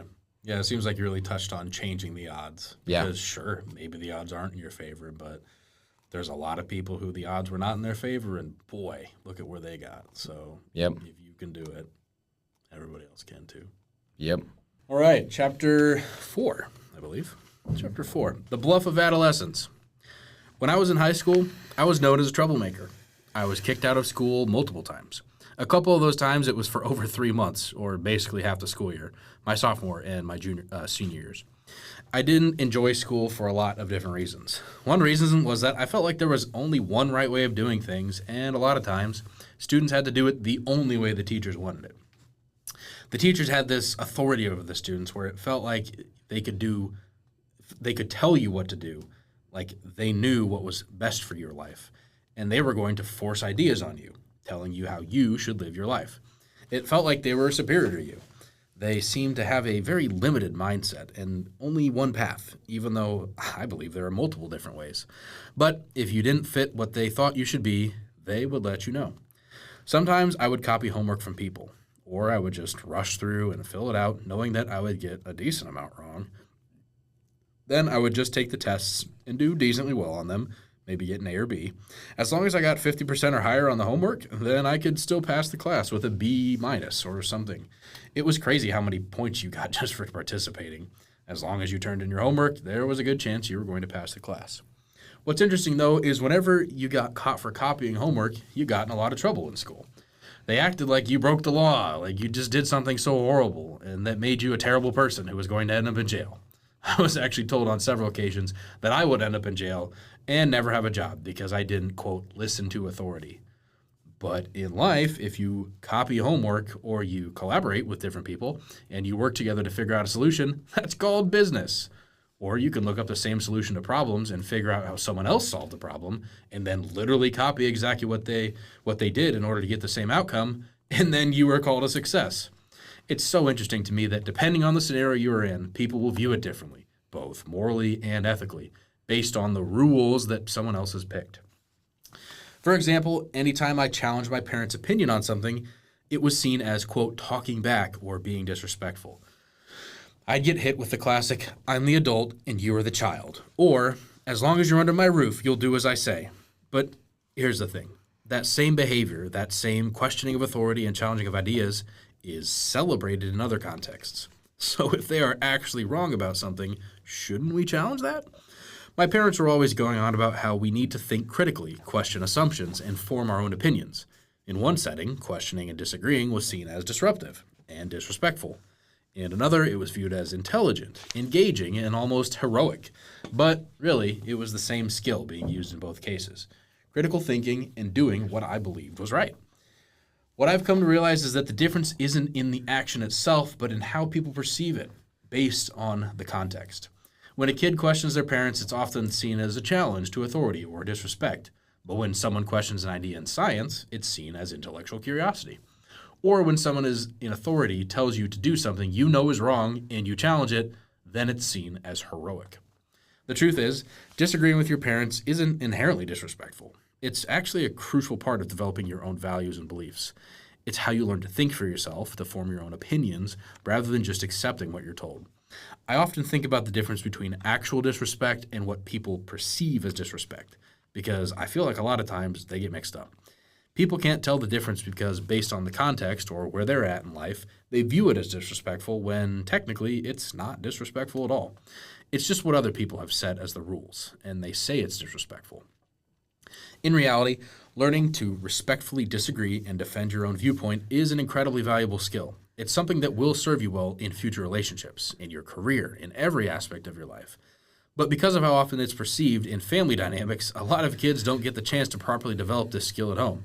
It's all about context, perception, and the arbitrary rules we set up in different areas of our lives. So the example of the homework, copying off other people's homework, in the school aspect is seen as highly unethical and wrong. They will scrutinize you and punish you for that because it's viewed as, quote, unethical. But if you take the exact scenario and you copy somebody else in life outside of school, it's called business because you're copying other people. Imagine if you paid someone to copy the homework for you. The school system would say that you are lower than low. But if you do it once you get out of school, you can build a company like that. Pay someone to go shadow someone in your line of business, then pay them to recreate it. If you pay someone to use their expertise because you are not great in that area, it's called business in real life. But in school, you would get expelled for that, and people in school would most likely view you as the bad kid. It's based on the circumstance you're in, whether it'd be viewed as unethical or not. Interestingly, it's not the action itself that people view as unethical. I was definitely a rule breaker in a lot of ways. I would often get in trouble for little petty things.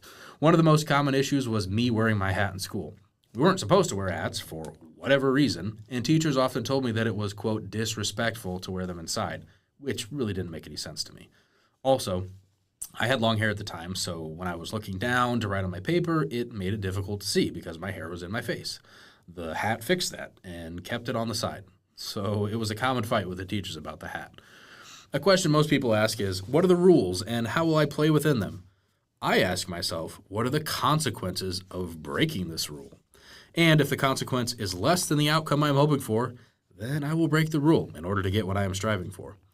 Basically, it's evaluating risk versus reward. Most people won't do that if it means going outside the rules. Now, I want to still be clear. I still have morals and ethics that I think through to see if they actually apply, but I don't follow other people's, quote, ethics that don't make sense. I will question rather than just follow, like most of the people I see. But there's a big difference between rules and ethics. What I look at is the consequences of breaking the rule, and if the rule is actually against my ethics or not. Whenever you start breaking the, quote, preset rules by the teachers, then people really start to question and think differently of you, just like they did of me in high school. I remember they thought that I was never going to be able to hold a job because I would question things like the rules. Why is this rule the rule? And why do we automatically follow it just because other people told us to do so? What are the consequences? What happens if we break it? And if I break it, am I going to get the outcome I want? Am I willing to pay the consequence either way? So just thinking outside the box and being willing to step outside of it scares people. I remember this time in alternative school that really showed me how differently I saw things compared to most people. There was this guy who was struggling to get through his online classes, and one day he came up to me with an interesting proposition. He'd pay me to take his tests.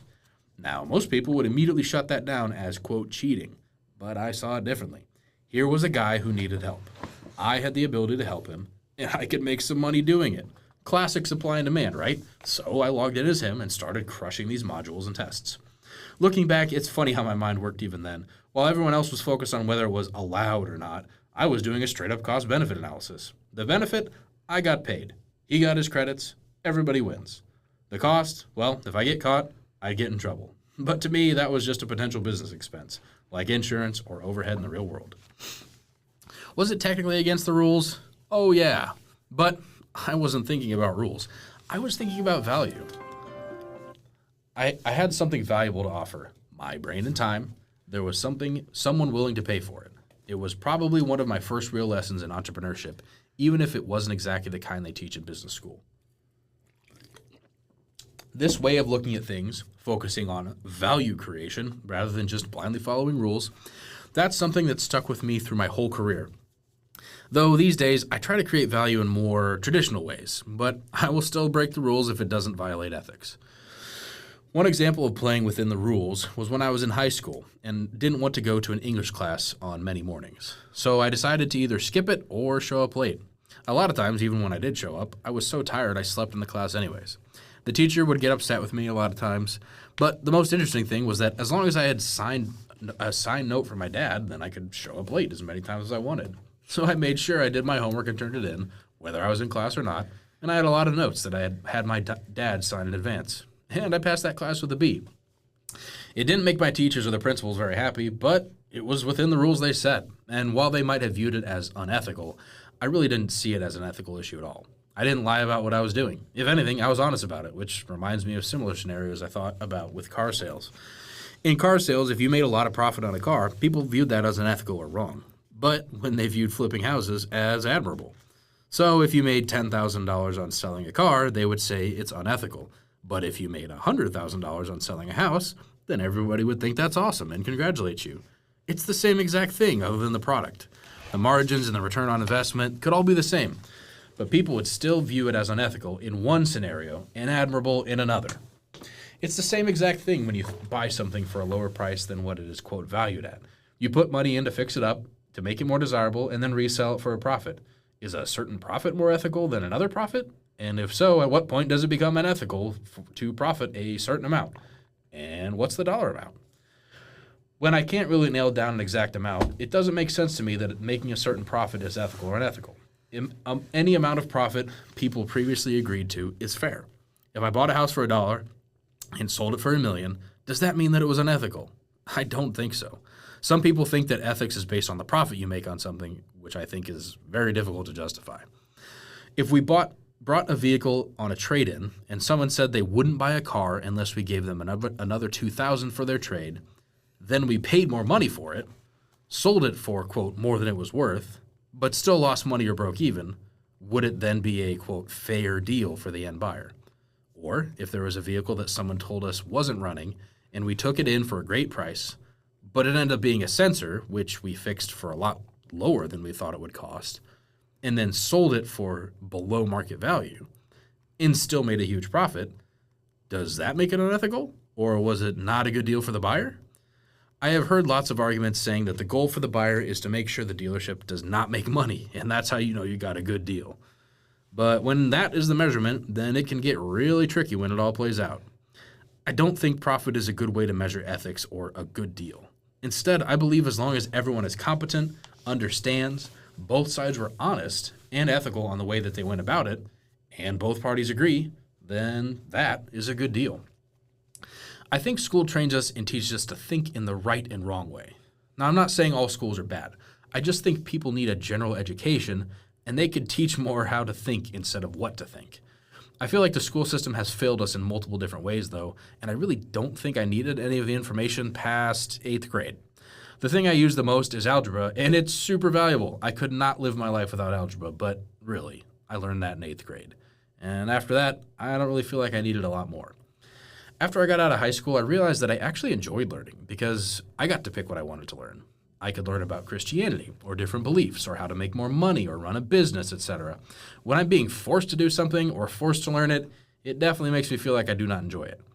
However, it wasn't the learning that I did not enjoy, but the forcing and the subjects they were pushing. I started reading about religion, self-help, growing, businesses, and even sales. These were all things I was highly interested in. I couldn't stop reading once I started. I remember in the sales books or the entrepreneur books, the authors also had stories of when they were young and hustling, whether it was selling sticks of gum or the cliche lemonade stand. I've always been creative on how to make money, even when I was poor. When I was around 16, I would ask my dad for $2 a day for lunch. Most of the time, I would make a PB&J sandwich, and I would just skip lunch for the day. I also remember eating a lot of people's leftovers. I did that so I could save money for gas. I was using the $2 a day to be able to drive around town. The good thing was my car got 35 miles per gallon, so $10 went a long way. I also remember when I asked him to apply for free lunch so he didn't have to worry about the money, because there would be days that I would forget to ask him for the $2 and I wouldn't eat at all. It was interesting that my dad said he made too much money to apply for the free lunch, but then didn't always have enough money to actually pay for the lunch. Another time I remember when we were at the local fair and there was some ice cream that I really wanted. It was coconut ice cream, and it was only $1 for a little cup of the soft serve. I remember asking somebody for $1 so I could get the ice cream. They gave it to me, and I got the ice cream. But then I thought, why am I stopping now? So I decided to keep asking people for $1 for the ice cream. Some of them only had a $5 bill, and I told them that would be fine, and by the end of the night, I ended up getting around $40. At that time, I felt like I was rich. I remember I could not walk at graduation because I didn't have enough money to pay for a gown. And my dad did not have the money for it either. So even hustling and doing things I could think of at the moment, I didn't save enough money. I remember thinking that a lot of people in my class probably thought I did not graduate because I was kicked out of class or so many different times, and then they never got to see me walk. I couldn't have a graduation party either because, again, the money was definitely an issue. All of these things kept teaching me and shaping me into the person that I am today. This reminds me of the quote, "Entrepreneurship is self-development in disguise." Some of the most valuable lessons I learned weren't from memorizing facts, but from having to figure out how to make money when I didn't have any. Necessity really can breed innovation, if you allow it to.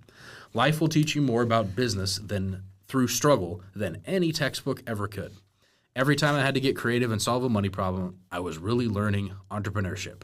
I just didn't know it at the time. Dang, that was another one of my favorite analogies. Just the copying the homework. Like that's a concept that I think a lot of people do not think about is rules that humans create. We automatically, as humans, feel like we're doing something wrong when we break a rule. And I mean, I don't know if that's just animals. I mean, you can even see that in animals, a dog or a cat. Like they know. They know, and I don't know what it is in us, but we know that when we break a rule, it's seen as wrong. Well, is it wrong? Like ethically, morally? Most of the time it's not, but then you feel like it is based on the context and based on how other people perceive you and perceive the action that you did. So it's so interesting to differentiate and pull apart.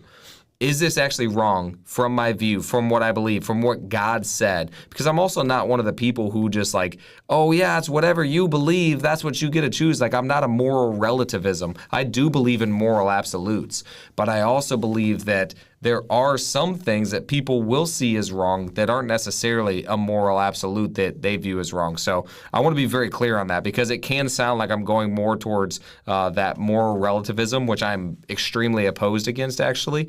But not everything that we view as right and wrong is necessarily right and wrong. And I hope that I demonstrated that from the example of the homework. That's a really good analogy, because I honestly had never even thought about that. But yeah, literally some of the best business moves are just to see what this guy's doing and copy it. And then everybody's like, oh, you're winning. Whereas in school, dude, you're a bad person if you copy, which is that's such a funny analogy. And think about in business. What is the goal of business? You know what my goal is? To find the best people, to find the smartest people, and pay them to do what they're good at. You do that in school, you're kicked out. Yeah.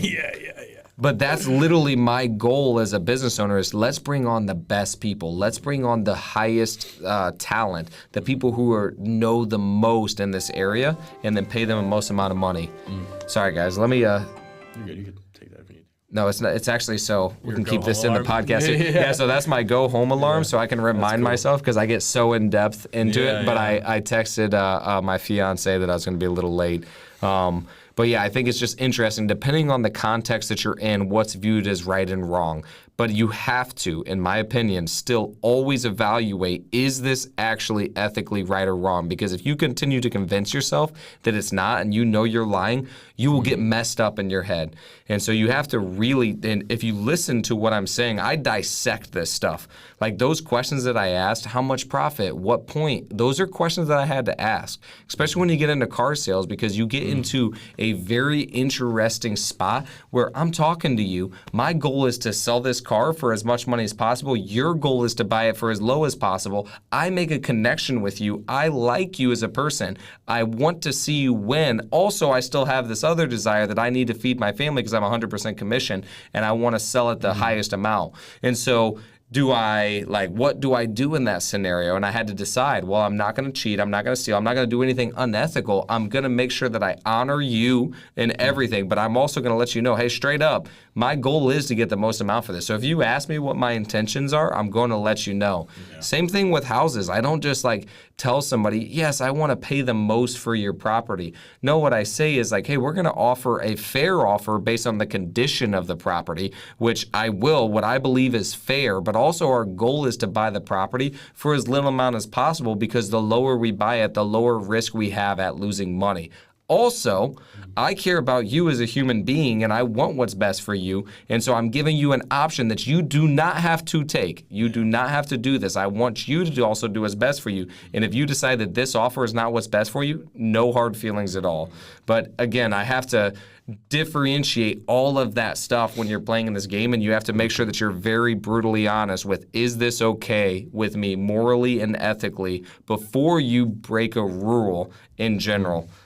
So I get very passionate about this stuff because it's something that I think is some of the most important things you can do. I see so many people that just stay in their boxes and they are not successful in life because they're just waiting for somebody else to tell them that they're allowed to be successful. So then it makes me wonder if someone is new to approaching life with a critical eye of thinking, oh, is this actually the right thing? Do I actually agree with this?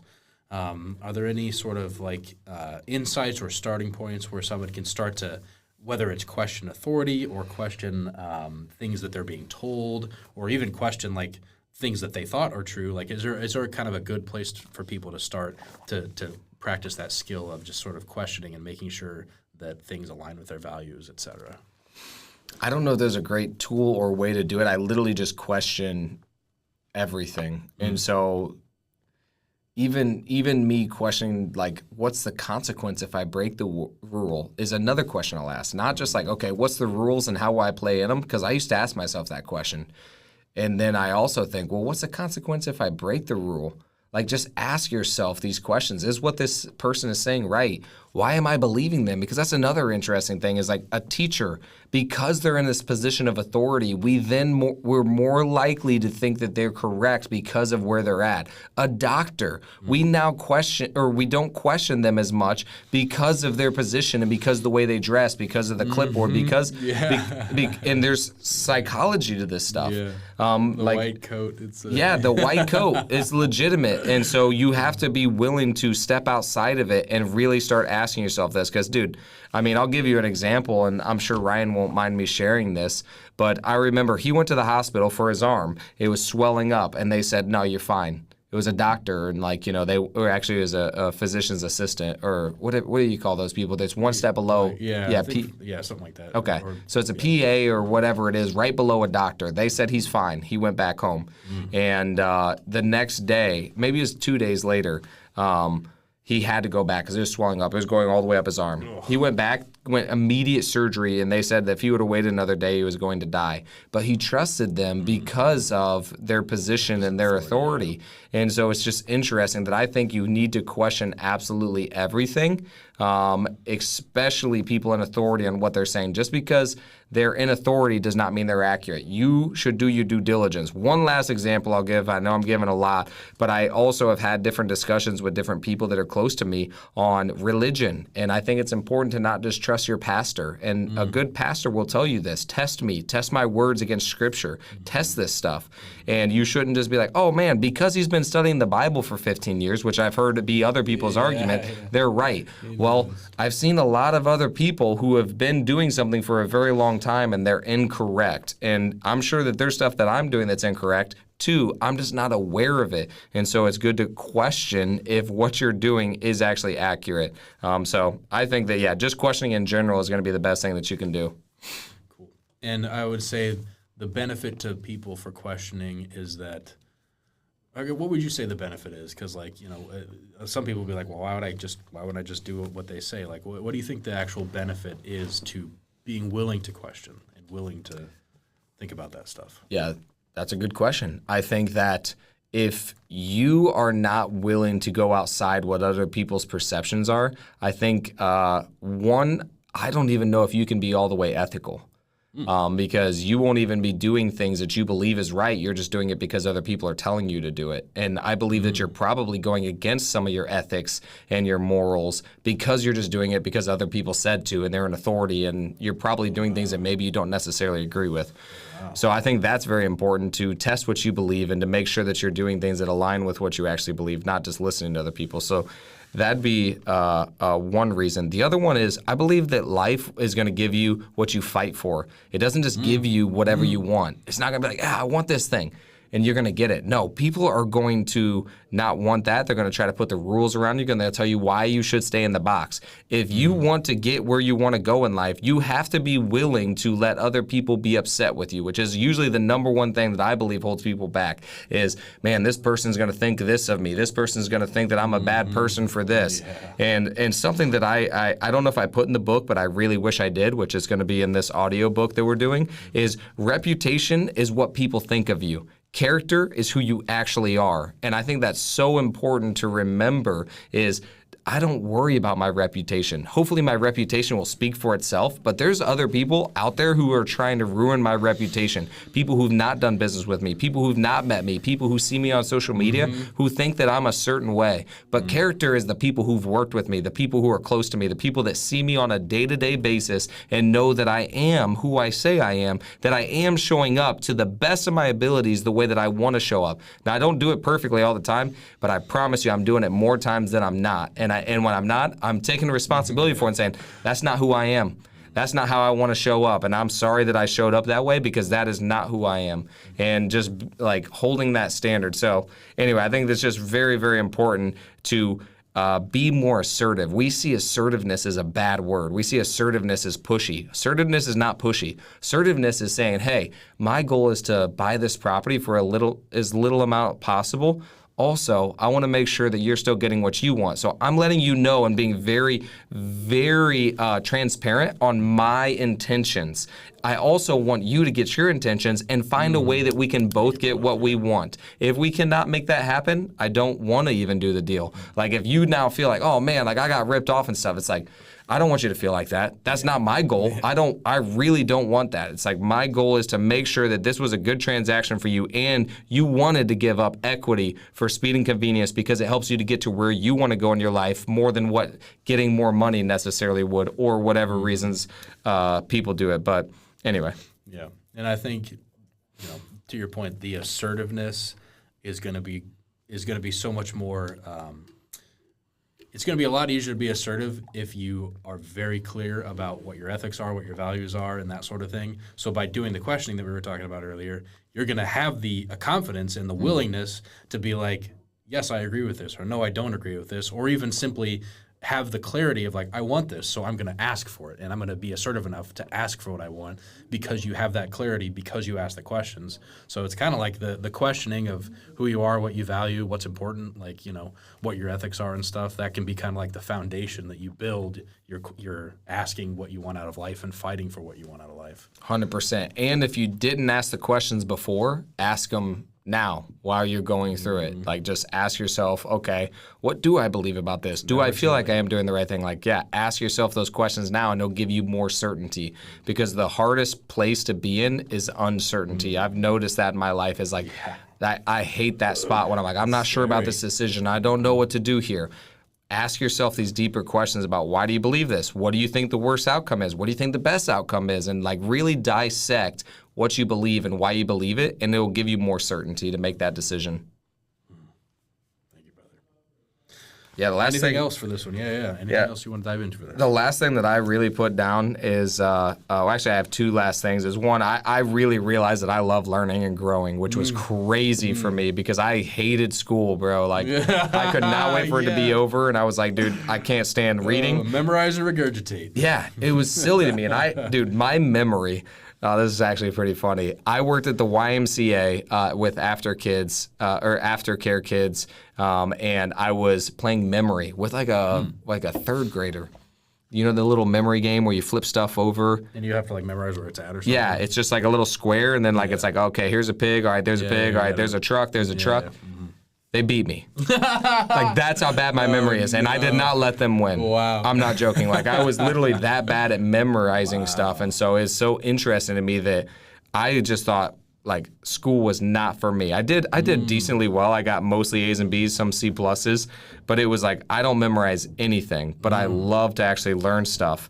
So that's just something I want to let the people know that, hey, if you're not enjoying it and stuff, dude, it doesn't mean that you don't like to grow. It doesn't mean you don't like to learn. It doesn't mean like there's more for you out there that you do want to learn, that you might be interested in. So I just wanted to encourage you that if, school's not it, then that's okay. And then the last thing that I wanted to really say, I believe is the last thing. Yes, sir. I wouldn't necessarily say that I always recommend not telling people what you're going to borrow money for. And so like right now, I mean, we borrow millions of dollars every year. And I wouldn't take somebody's money and then use it for different things. Now that is like, this is before I was saved, before I really thought through all of those ethics when I was younger. So like, I wouldn't borrow a property, be like, we're going to buy this one. And then it doesn't work out. And then, hey, I'm going to move it to this one. Now I do let them know that 99% of the time they don't mind, but I'm going to at least have the conversation and say, hey, I'm going to let you know that I'm moving this from what we originally talked about. Because if they're thinking I'm going to use it for this and I use it for something different, I think we might be drawing an ethical line there. So I wanted to reiterate that that was when I was younger. He's grown. Yes. Cool. Anything else from this particular chapter that you wanted to bring up or mention or dive into? Nope. Let's dive into the next one. Okay. Welcome to part 2, everybody. This is day 2 of our little sit down with Dakota from foster care to millionaire. So we are going to hop right into it for part 2 of the book. This part is called How You Play Your Hand.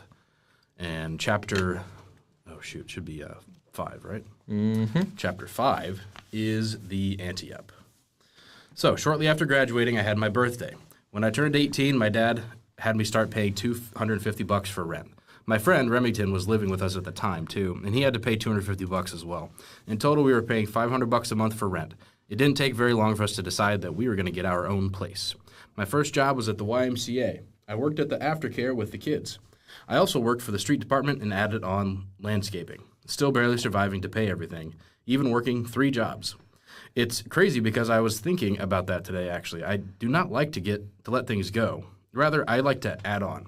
Instead of quitting different things, I just continue to do one thing and add others instead of just stopping one and starting another one. Also, every winter I had to find a job. So, one winter I worked third shift in a city factory in Albion, Indiana, which was around 20 minutes from Kendallville where I grew up. I didn't like working there at all, but one of the worst things to me was when they had mandatory overtime at the end of your shift. So, you would work 8 hours all the way through the night, not knowing that you were going to have to work a 12-hour shift. There were a lot of unhappy people in that place, too. I remember a lady coming up to me and telling me, "You have a future here." She was saying that I should stay there forever, and it would make a great career. That was the first time I ever considered going to college. I said to myself, I will do anything to not have to work in this place for the rest of my life. I was open to anything that would get me out of there. That was one of the few jobs that I actually quit. One shift, I was going to see my mom down in Kentucky afterwards, and then they came up to me and said that I was having to work mandatory overtime for another 4 hours. I said, nope, I quit. Then I left. I also worked at Applebee's in the wintertime while working that third shift job and playing guitar for the church band. It was a crazy time that I will never forget. Going to bed at 8 a.m. in the morning and waking up at 2 p.m. with my heart racing because I felt like I was so far behind everyone because I just, quote, slept all day. I went to work as soon as I woke up, and after working at Applebee's, I'd go straight back to third shift at the factory by 8 p.m. I call that time forced savings because I had no time at all to spend any money. I am still very grateful for that time because when things are really bad, then I know I'm going to do what it takes to get out of that situation. When things are so-so or not that bad, then it makes it more difficult to leave the situation.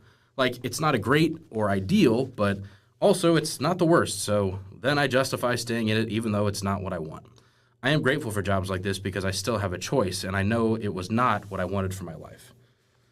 A different winter, I remember also working as a mechanic at a local lawnmower dealership, and I was not exactly a mechanic or doing very well at all. I wasn't lazy, but I also didn't really know how to work on stuff. So I would do other things like clean up the work area, organize the tools, paint, or anything else that I actually knew how to do and felt confident in. That taught me a lot of lessons because they thought I was lazy since I was not able to do the job they gave me. I learned that it's not necessarily laziness, but what people feel comfortable or confident doing. And if they don't know what to do, it's very difficult to continue to try to learn how to do that, especially without the proper tools or ways to learn or interest in doing it long term. I told the owner of the mower dealership a couple years later that I was in car sales and I was doing pretty well, and he seemed super surprised. He didn't think I could do anything well. I think that whenever you're not very good at one thing, people may assume that you're not very good at anything. It's crazy how humans associate one skill with every skill.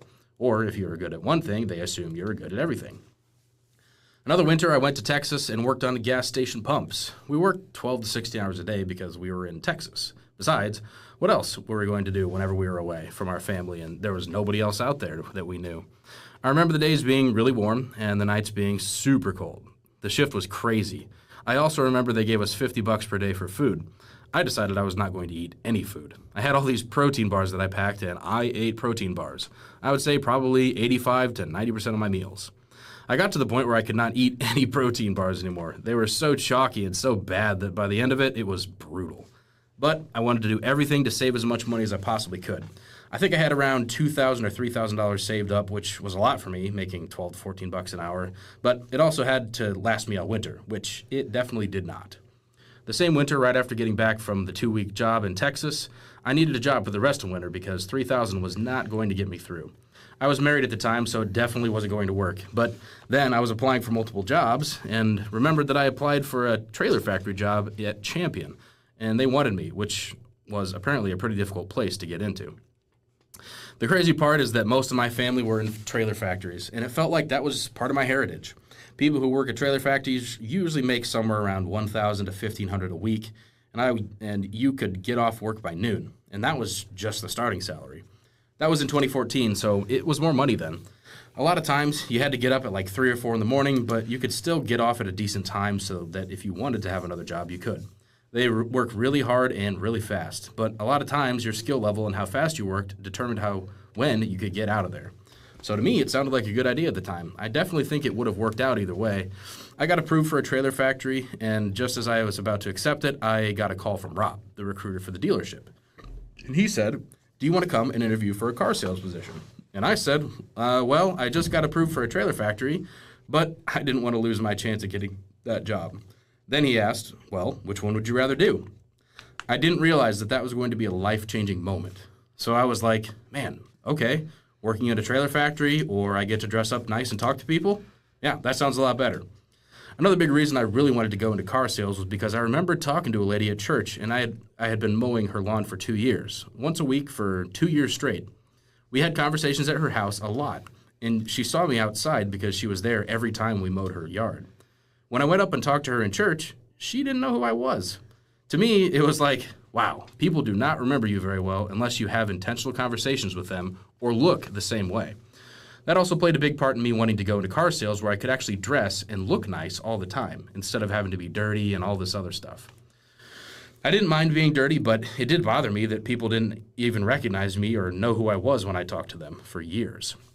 I decided that I wanted to be in car sales, so I went and interviewed. And after a 2-hour interview with Rob, I went and interviewed with a store manager who interviewed me for another hour. It was like a 3.5-hour total interview, and I ended up getting the job. During the interview with the store manager, I remember he basically decided they were going to hire me and give me a shot. But part of coming on the team was 90 days of training, and after training, my pay would be 100% commission.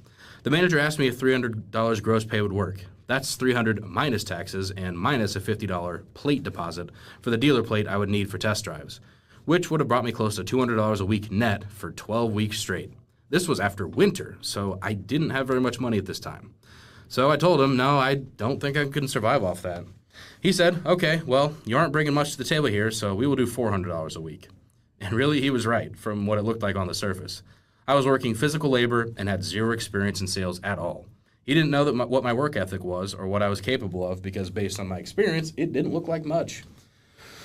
But what I had was an extreme desire, confidence in my work ethic, and a growth mindset that was hungry to learn everything I possibly could. He couldn't see that during the interview, and I'm not even sure I knew I had all to offer that at the time.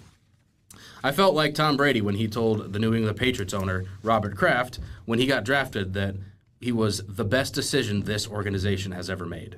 Later, Tom told everyone what he actually said to Robert was, "You'll never regret picking me." But regardless of what he said, it is the same sentiment. That when they chose me to be a salesperson on their team, I was going to do everything in my power to learn, grow, treat people well, and make them a lot of money. The dealership mentality was to bring on groups of salespeople and train them all, knowing a couple will stay after a couple of months of training. It was a very cutthroat and sink-or-swim mentality. I embraced it and did everything I could to be the person that not only swam, but swam the fastest, farthest, and best. Although in the beginning, I just wanted to do the best I could and didn't worry about everyone else. Later, the competition sunk in, and then I wanted to beat everyone. What I noticed was that competitiveness does not automatically come out in me. It usually comes out when I am challenged directly from the other person or people, when my fight kicks in. I wasn't great at controlling it till a couple of years of practice, but more on that later. The next 3 months were pretty brutal for me. I spent most of my day in front of the computer watching different programs to teach me about sales or about the vehicles themselves. I felt like I was in alternative school all over again, except this time, I actually wanted to know the information. It was still not my preferred learning style. I also talked to the other salespeople that were working there, and they were not very encouraging. Most of them did not want me to do well because they felt like every time I did, I was taking from their paycheck. Family, success, etc. It really was a dog-eat-dog environment. Luckily, I thrive in environments like that. While reading Think and Grow Rich, I often questioned if what it was telling me to do would actually work. Affirmations in the mirror, writing goals, and other things that were weird to me at the time. But I just did them anyway, because who am I to say it won't work? I was willing to do whatever it took, as long as it was legal and ethical. But even after reading the book and doing training for 2 months, I was still not allowed to sell cars until 90 days of training were up. And trust me, I definitely wanted to. There was a customer in the showroom one day, and they were asking for help from a salesperson. I went looking for someone and couldn't find anyone, so I decided I would help him. Well, the managers and other salespeople didn't like that very much, so they came down and took the customer to another salesperson and told me not to do that again. There was one manager that told me he loved the enthusiasm but commanded that I not do it again. I started to wonder what was going to happen in March when I got out of training. Would I stay and see how 100% sales commission is? Or would I go back to what I know and had done the last couple of years? I mean, it was becoming warm outside again and the grass was growing. I could go back to what I knew, what I could do, and was already good at. Sure, it was hard labor, but at least it was stable when the weather was good. I decided to stay at the dealership, since I invested 3 months into training. I wanted to see if I had what it took to do what I had been learning. Just to survive that winter, I had to sell my own personal car for $900 so I could pay for rent. My then wife at that time and I were staying in that small 2-bedroom, 1-bathroom house for $650 a month, which was the cheapest rent we could find. I was fighting to survive and being as conservative as I could with my time, with my spending, while I took a big risk and placed a bet on myself. What bets are you placing on yourself in your life? Are you putting yourself in a situation that may be a bit risky, but the upside is worth it? Or are you playing not to fail? To stay in the familiar hell instead of risking the potential for heaven? Chances are, if you picked up this book, you want to do something great with your life. You know you're made for more, and you want to take the risk. You wouldn't have the dream in your heart if you didn't really have what it takes to make it happen. Take the risk. Yes, sir. Thoughts?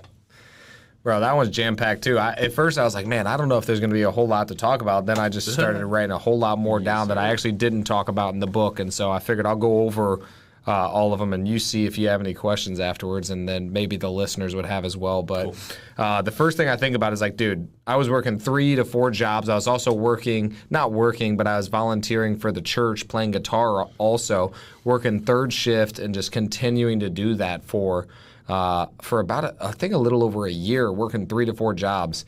And so the whole point of all of that is working hard is what I was always told to do. You know, work hard and you're going to be successful. You're going to make a lot of money. Well, I was working hard, but working hard wasn't actually getting me anywhere. And so you have to also just look at the trajectory that you're on and make sure that the trajectory, if you keep doing what you're doing, where is it going to end up? And I think that's important to look at. Now, some people get so caught up on it that they're not even going to go and get started, which I talk about a lot in that book. All I'm saying is, like, see what path you're going on. Don't be like, oh, I might do all this work and not get there. No, just see if doing the work would get you there. Is it the path that you would want to be on in the first place? Because if I kept doing what I was doing, there's no way that I would ever be where I'm at today. There's no way that I would have wrote a book. There's no way that I would have a business if I was just continuing to work those 4 jobs. So I think it's just very important to look at trajectory. That's kind of what I looked at with the trailer factory versus the car sales job.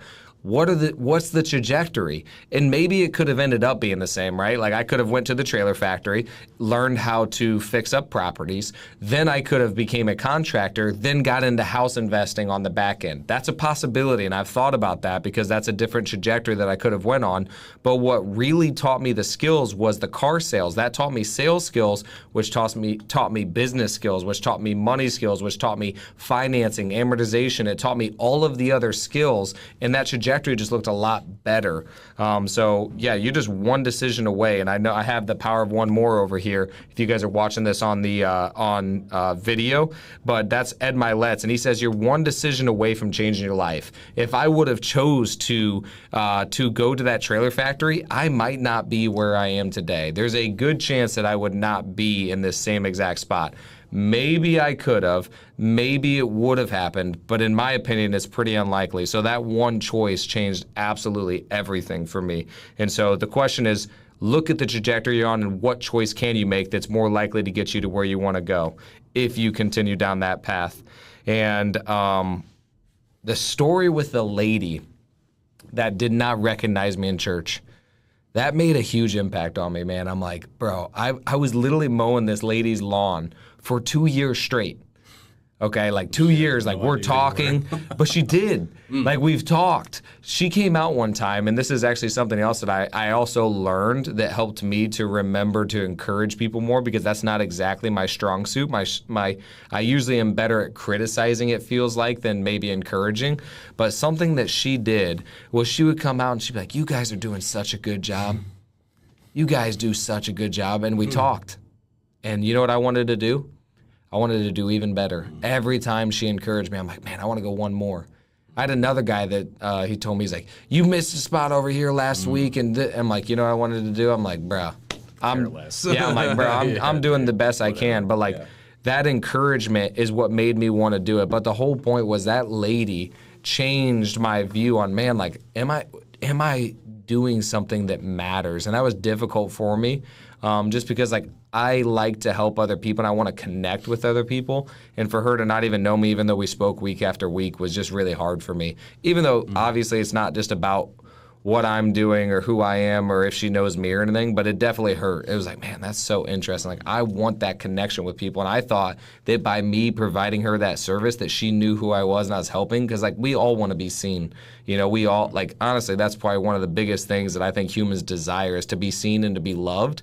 And I just felt very unseen, even though I was there putting in a lot of work and a lot of effort to make sure that her lawn was perfect. But she did give me the encouragement to keep doing that. So that's one point. But then also, I wanted to make sure that I was getting myself in a position to have that intentionality that, like, dude, I'm making a difference in this person's life. Yes, the last thing really has to do with the sales, because that's where I kind of end the whole chapter, is kind of like going back into that sales.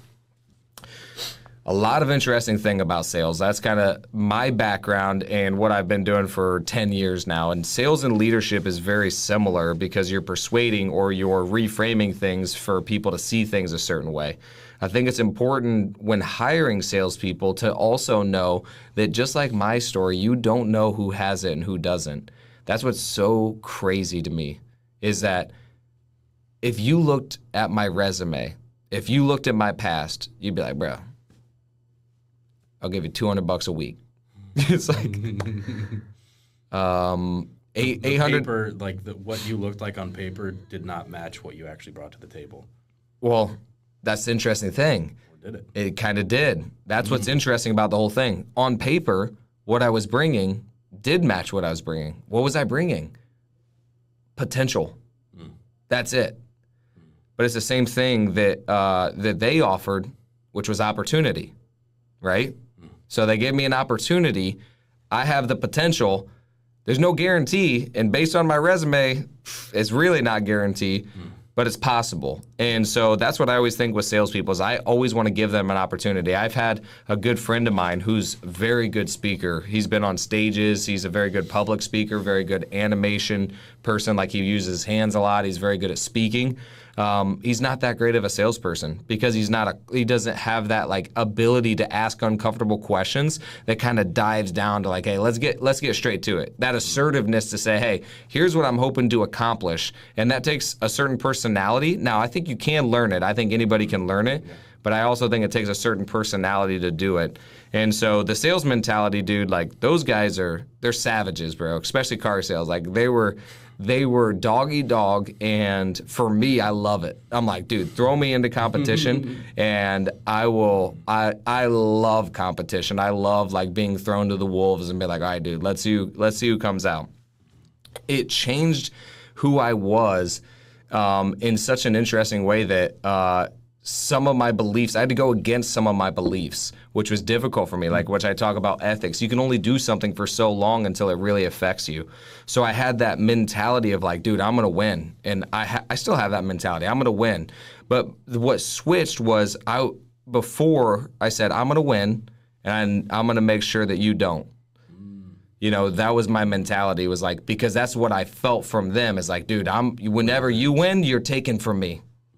And so I was like, all right, well, if you feel that way, I'm going to take from you and I'm going to win.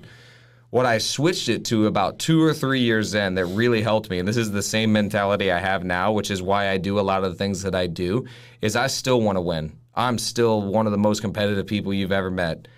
But also, I never want it to be at the detriment of what your potential is. I'm never going to stifle somebody else's potential and what they can do, which means I'm going to help you to be a better salesperson. I'm going to help you to do what you need to do in order to level up. Because the funniest part is, if you really think about it, does it actually take from you? Maybe a couple. But at the end of the day, if you handle a lead better, did I ever even have an opportunity at that lead? No. So it doesn't matter if I help you to get it, it's not like this taking from me anyway. It just makes you better, which means I have to level up more in order to beat you because your skill set's higher and you're doing more with what you got.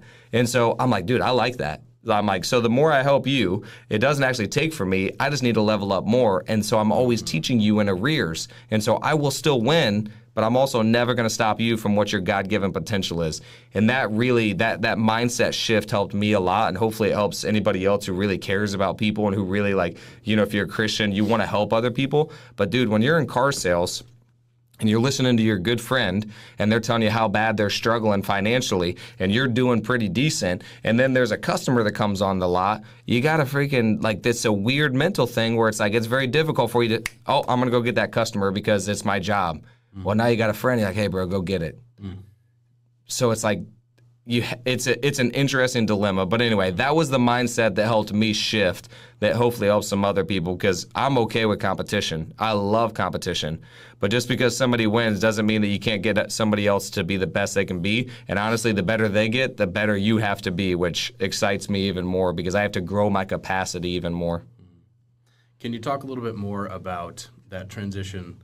I've heard it phrased another way: scarcity versus abundance mentalities, as those sort of being like the two ends of two ends of the same spectrum or pole or whatever. Can you share more about that in transition? Because I think that it takes a lot of practice. If you don't, some people I think do have natural abundance tendencies, but I do think it's probably more common for people to have that scarcity, that sort of fear-based mindset. So, can you share about how you've moved through that situation, particularly because in this chapter we talked a lot about how you were broke for a long time and you were working your butt off for a long time. So just something that kind of helps someone who maybe is in the situation where they are working the landscaping job, or they are working this job that truly, like, it, maybe right now it feels like a roadblock, but like it truly could be the stepping stone. So how can those people start to, like, even if they are focusing on doing the best they can at their landscaping job like you were, how can they continue to shift that mindset so that they can be prepared internally for when the opportunity does open up to go down a new path? Yeah, I would say the things that I think about is the biggest thing that usually stops people from getting to where they want to go has nothing to do with other people. And it's choices that we make.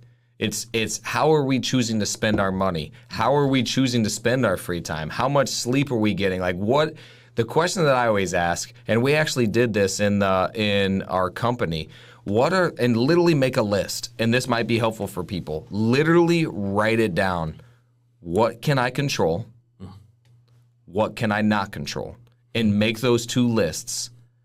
I can control my spending. I can control my sleep. I can control the job I work at. A lot of people think that they have to stay at their job. No, they're just not willing to do whatever the consequence of not having that job is. They're like, oh, I have bills, I have a family, I have this.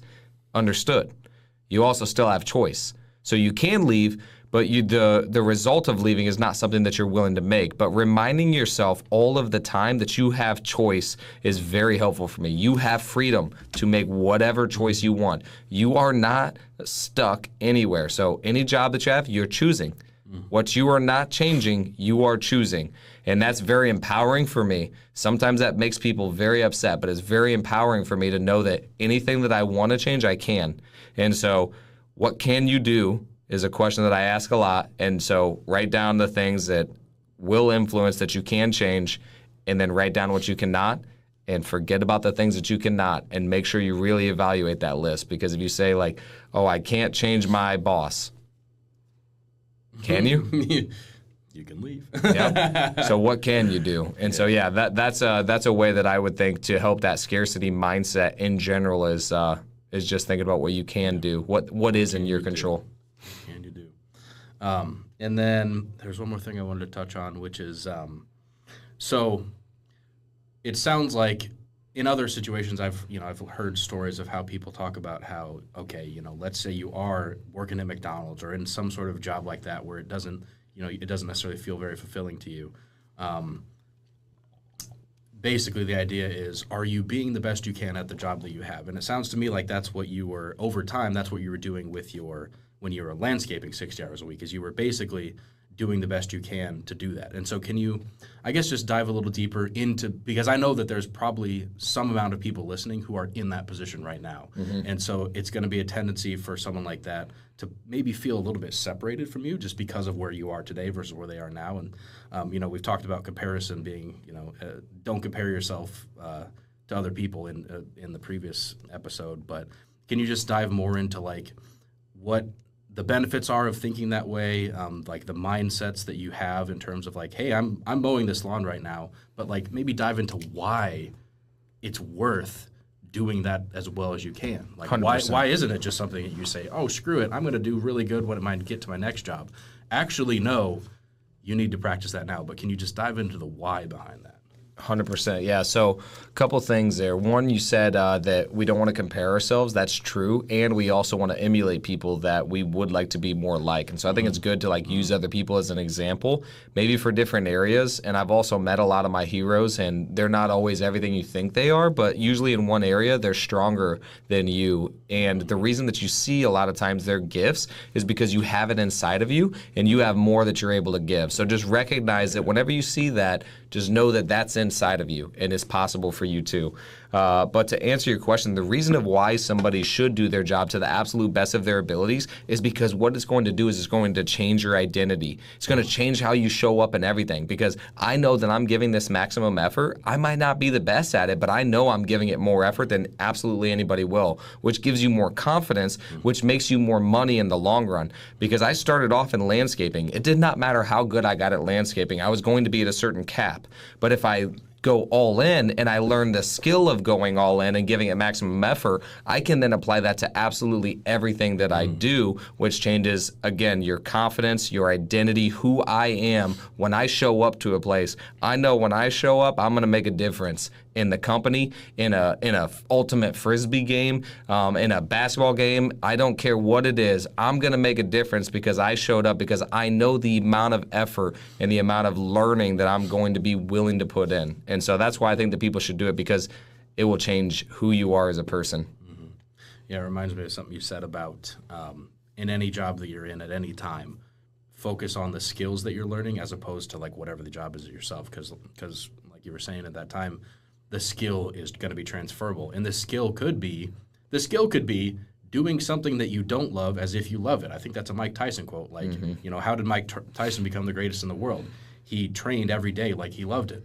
And he probably definitely did not. Like, especially Mike Tyson, he had a very intense training schedule, but he trained as if he loved it. So maybe you don't love flipping burgers or mowing the lawn. I cleaned boats when I was younger. Like, maybe I didn't love that. But if I cleaned boats like I loved it, then that that gets me in the habit of loving what I do. Like, it's almost like you were saying, an identity shift, because it's like if your identity is to just not love what you do, then you could have the best job in the world where you're sitting on a beach, but you've identified yourself as someone who doesn't love what they do, so you're sitting on a beach, but you're still not loving what you're doing, even if that's your job now. So anyways, it just kind of reminded me of that, what you said earlier about focus on the skills that you're taking with you. 100%. So cool. Anything else you wanted for this chapter? No, sir. All right. Chapter 6, Raising the Stakes. Ooh, here we go. When I started working at the dealership, I started feeling like I put myself in a position to raise the stakes. And at that moment, it was truly sink or swim. I don't even think I really understood what a 100% commission job meant when I was in the interview, or even once I got hired. All I knew was that I was going to put myself in a position that if I worked harder, I got paid more money. And that was a concept I really liked. I believed in myself, the gifts that God gave me, and I believed in my ability to work hard. Not necessarily in the skills that I had, but in the skills that I would develop if I continued to work hard. Oh, we just talked about that. And I knew that I was willing to commit and put in the effort towards it. Once I got out of training, it was like letting a caged animal loose. I was running after customers, like literally running after them on the lot while they were driving through, looking at vehicles. Excuse me. I would yell and say hi, get them to stop and walk. Then I'd introduce myself, which is interesting because I wouldn't normally do that in a social situation. My business partner, Tony, was usually the one that went up and introduced himself to girls or to different people. Then I would come up afterwards and be able to carry a conversation. But I was not usually the conversational starter, and it didn't feel natural to me at all. A lot of people think of me as an extrovert, but honestly, it's still uncomfortable and hard for me to go up and just talk to people. He was definitely pushing me out of my comfort zone. But when I have a goal or a vision or what needs to be accomplished, there's nothing that's going to stop me.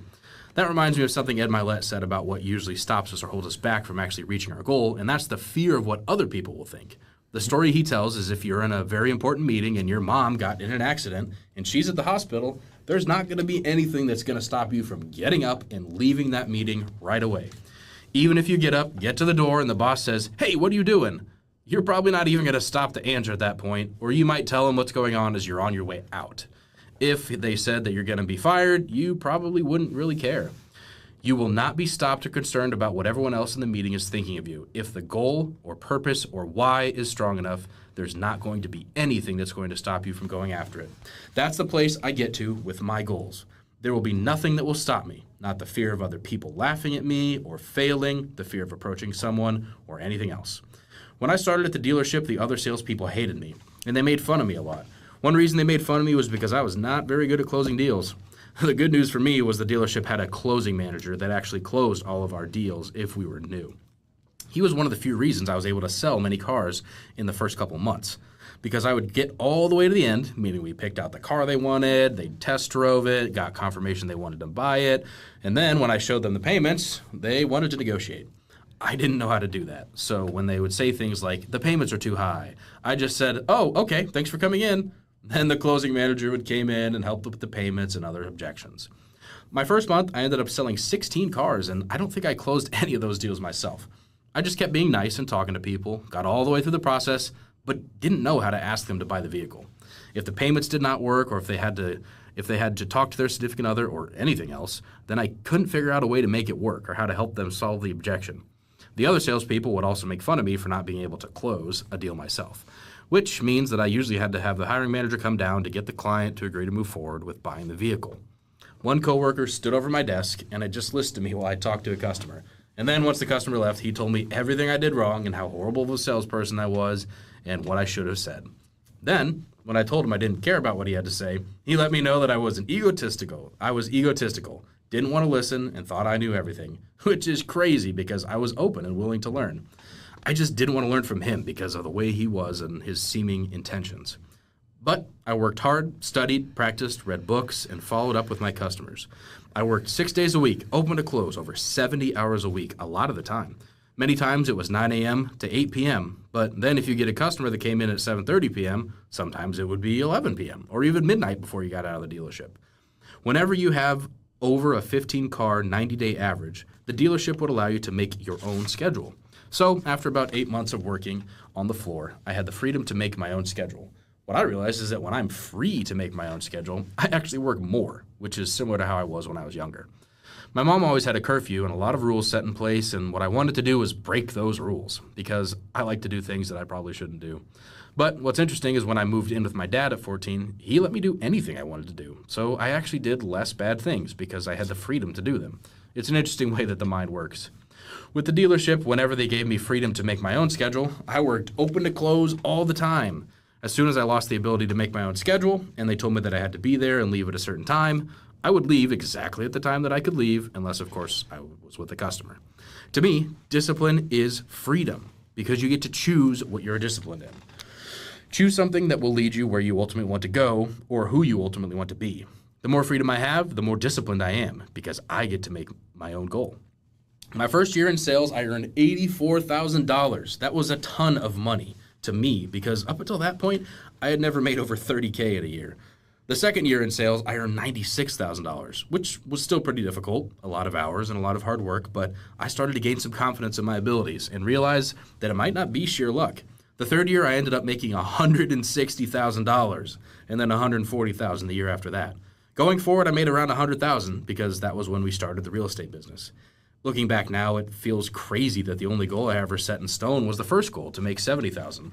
All those other years, I just focused on getting better, one day at a time. Car sales taught me so much about life. It taught me about sales, talking to people, money, finances, amortization schedules, loans, ethics, emotional control, discipline, and leadership. It taught me about what it means to be a leader, even when you're not in a leadership role. Somebody that works for me now asked how to get people to respect you or listen to you whenever you're not that manager or owner role. And I thought a lot about that, and my answer was to be the example you want to be. But also be true to yourself and not just do everything for other people to see. Do things that make yourself proud and in integrity with yourself. Be true to who you are, who you want to be, and do not break from that, regardless of other people who are going to criticize you or make fun of you. That's what I did at the dealership. I was always working and didn't really talk to a lot of different people. I wasn't partying and doing things that everyone else was doing. I was showing myself what I was capable of and pushing at all times. And that's why I really believe you do in a leadership role. It's what I really believe you do in a leadership role. I remember as the CEO of my company, some employees said that the only reason people listen to me is because of the position I'm in. I explained to them that people listened and respected me even when I was not in that position that I'm in. And the way I was able to have people listen to me was because I would ask questions of them that they would answer. And then I would hold them accountable to what they said. People may not always like being held accountable, but to what they said they do, but usually they respect it. Basically, I would ask them to set the terms and the guidelines, and if I didn't agree with them, I would propose something else and see if we can get an agreement. Once I get someone else in agreement, I would just hold them accountable to whatever it is they agreed to. That, to me, showed me a lot about not necessarily the position I'm in, but that anybody would do it, because you're just doing exactly what you said you would do at that point. And I really think that's the difference between the CEO role and people just listening to you in general. That is what got me where I am, not the reason why people listen to me. I remember other people in leadership roles that I believe really shouldn't have been. There were managers that were egomaniacs. There were managers that would control people and make them do things that were super illogical whenever they got upset. I remember at the dealership, whenever we were not selling enough cars, one manager would come down and just say, "You guys suck." Then he would tell us, "If I were in sales, I would be selling so many." He would then tell us to move all the cars around the parking lot in order for the customers to see them better. He said that was the reason we're not selling cars, because it didn't look like we had any. It would take all day to rearrange them, which was interesting because we were 100% commission and we didn't get paid for anything other than when we sold a vehicle. We could be making phone calls and doing something that generated actual income for all of us, but instead we were rearranging cars. We also picked up the rocks out of the parking lot and put them back in the landscaping because he thought that would help because he either thought that would help or because it was punishment for not selling enough. I'm not sure what was going through his mind, honestly. It was very interesting how many illogical things we used to do based on the leader's emotions. A lot of the managers were alcoholics and or on drugs. It was just crazy to me that they were chosen to be in a leadership role. And they were the ones who were telling me what to do, even though I felt like they didn't make the best decisions for the dealership, and they certainly didn't make the best decisions for their lives. The reason I stayed was that my vision and my why on what I was going to accomplish was so big that I was willing to maintain emotional control, allow somebody else to be the leader, and listen to them in order to reach my goal on what I wanted to do in my life. It was helping me have the income to get loans on properties, so I saw it as sucking up my ego for now and staying on the path, because it was leading me where I wanted to go. It also taught me what to be careful of if I was in a leadership role. I always believed good and bad leaders are great teachers, because they can teach you both what to do and what not to do. Car sales also taught me a lot about resilience and mental strength. I remember talking with customers multiple times, usually about once a month for a 5 to 10 minute long conversation. I would talk to them over the course of a year or two. I would write letters, send emails, texts, and add them on Facebook. They would promise that they would ask for me whenever they came in to buy. Then I would see their name on the walk-in traffic, and they were working with another salesperson. My first thought was, I shouldn't have even written all those letters and wasted all that time. I went into a victim mode, which was poor me, but then I reframed and reminded myself that by me writing the letters and following up, my chances of being successful went up significantly. And while I may miss 1 or 2 sales, more people will come and ask for me because I did reach out to them than if I didn't reach out to anyone. In the worst case scenario is that I reached out to people and made their day just a little bit better by giving you a thank you note or talking to them. That is the part of sales that taught me about resilience. The definition of resilience is the ability to recover quickly from difficulties or adapt well in the face of adversity. I had many opportunities to do that in sales, and I'm so grateful for them. Do you want to develop mental strength, self-control, or resilience? Go through difficult, unfair, hard things and see how it helps you. It's hard to see in the moment, but when you notice that everything you don't want to go through can be helping you and you are actually grateful for it, your life can change very quickly. Occasionally, when I set the appointment, I would tell the customer to come in and ask for me. Then the customer would arrive, and another sales guy would greet them and sit them at his desk instead. Then an alert would pop up on their computer to let the salesperson know the customer was in my name. The salesperson would then go up to the manager and ask them to switch it to their name. And depending on the manager they ask, they might have done that. Once it got transferred out of my name, I then received the notification. So I'd go talk to the manager. I'd let him know that the other salesperson stole the client from me, and I had an appointment with them, and the manager would say, "We don't even have a deal yet, so why are you worried about it?" Because they're probably not even buying. Or another common thing they would say is, "They aren't your client or leads, they're the owners. He is the one who paid for the lead." If they actually bought the car, then I'd get even more upset. I was like, "Dude, what are we doing?" And they would say, "Oh, well, it'll be split." Or they wouldn't even give me any part of the deal at all. It made me so mad that I wanted to quit, fight the salesperson and the manager. I got furious because it felt so unfair, and it was being done right in front of me. Did I mention I was 100% commission? It was also like stealing. I got the lead, followed up with the lead, got an appointment, and then it got taken because the manager and salesperson wanted to. That taught me to control my emotions in times that I was furious and things were unfair. That doesn't mean I didn't go tell them that I thought it was bullcrap. I told them logically, without yelling or screaming, how unfair and unethical it was. And if they didn't do anything, I would calmly talk to the next person up. It didn't always work, and I didn't always win, but I did learn that it works way better to remain as calm as possible to get the desired outcome. It is easier said than done, but I had a lot of opportunities to practice. In moments like that, I had to really decide if I was going to leave or if it still brought me closer to my mission. It really brought a lot of mental strength and resilience to continue to have a positive attitude even when stuff was not fair. And that is how you develop it. Go through things that are unfair and practice how you want to show up. Every salesperson that I worked with, and even sometimes the managers, would say we slow down in the winter, and it just is what it is. It happens all the time, and they tell themselves and everyone around them that it's going to happen. And that's exactly what happens. For them. I never allowed myself to say that out loud or start to use that as an excuse. What I notice is that whenever you tell yourself that it's going to slow down or that people don't buy in the winter, then you start to act as if it's true. Which means whenever somebody drives on the lot, you don't even go to greet them because now you are already in the negative mindset, thinking that they're not going to buy anyways. The same thing happens when I get upset about something or if a customer wastes 3 hours of my time. It becomes more difficult to bounce back and go get another customer with the same enthusiasm. Then the negative mindset can build to where it gets more difficult to make calls.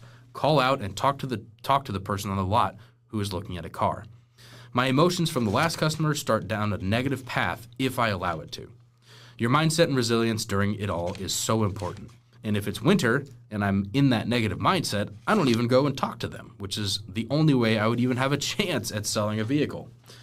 I would always fight to get myself out of that negative mindset. Or if I thought about not greeting someone, I would force myself to do it quickly anyways.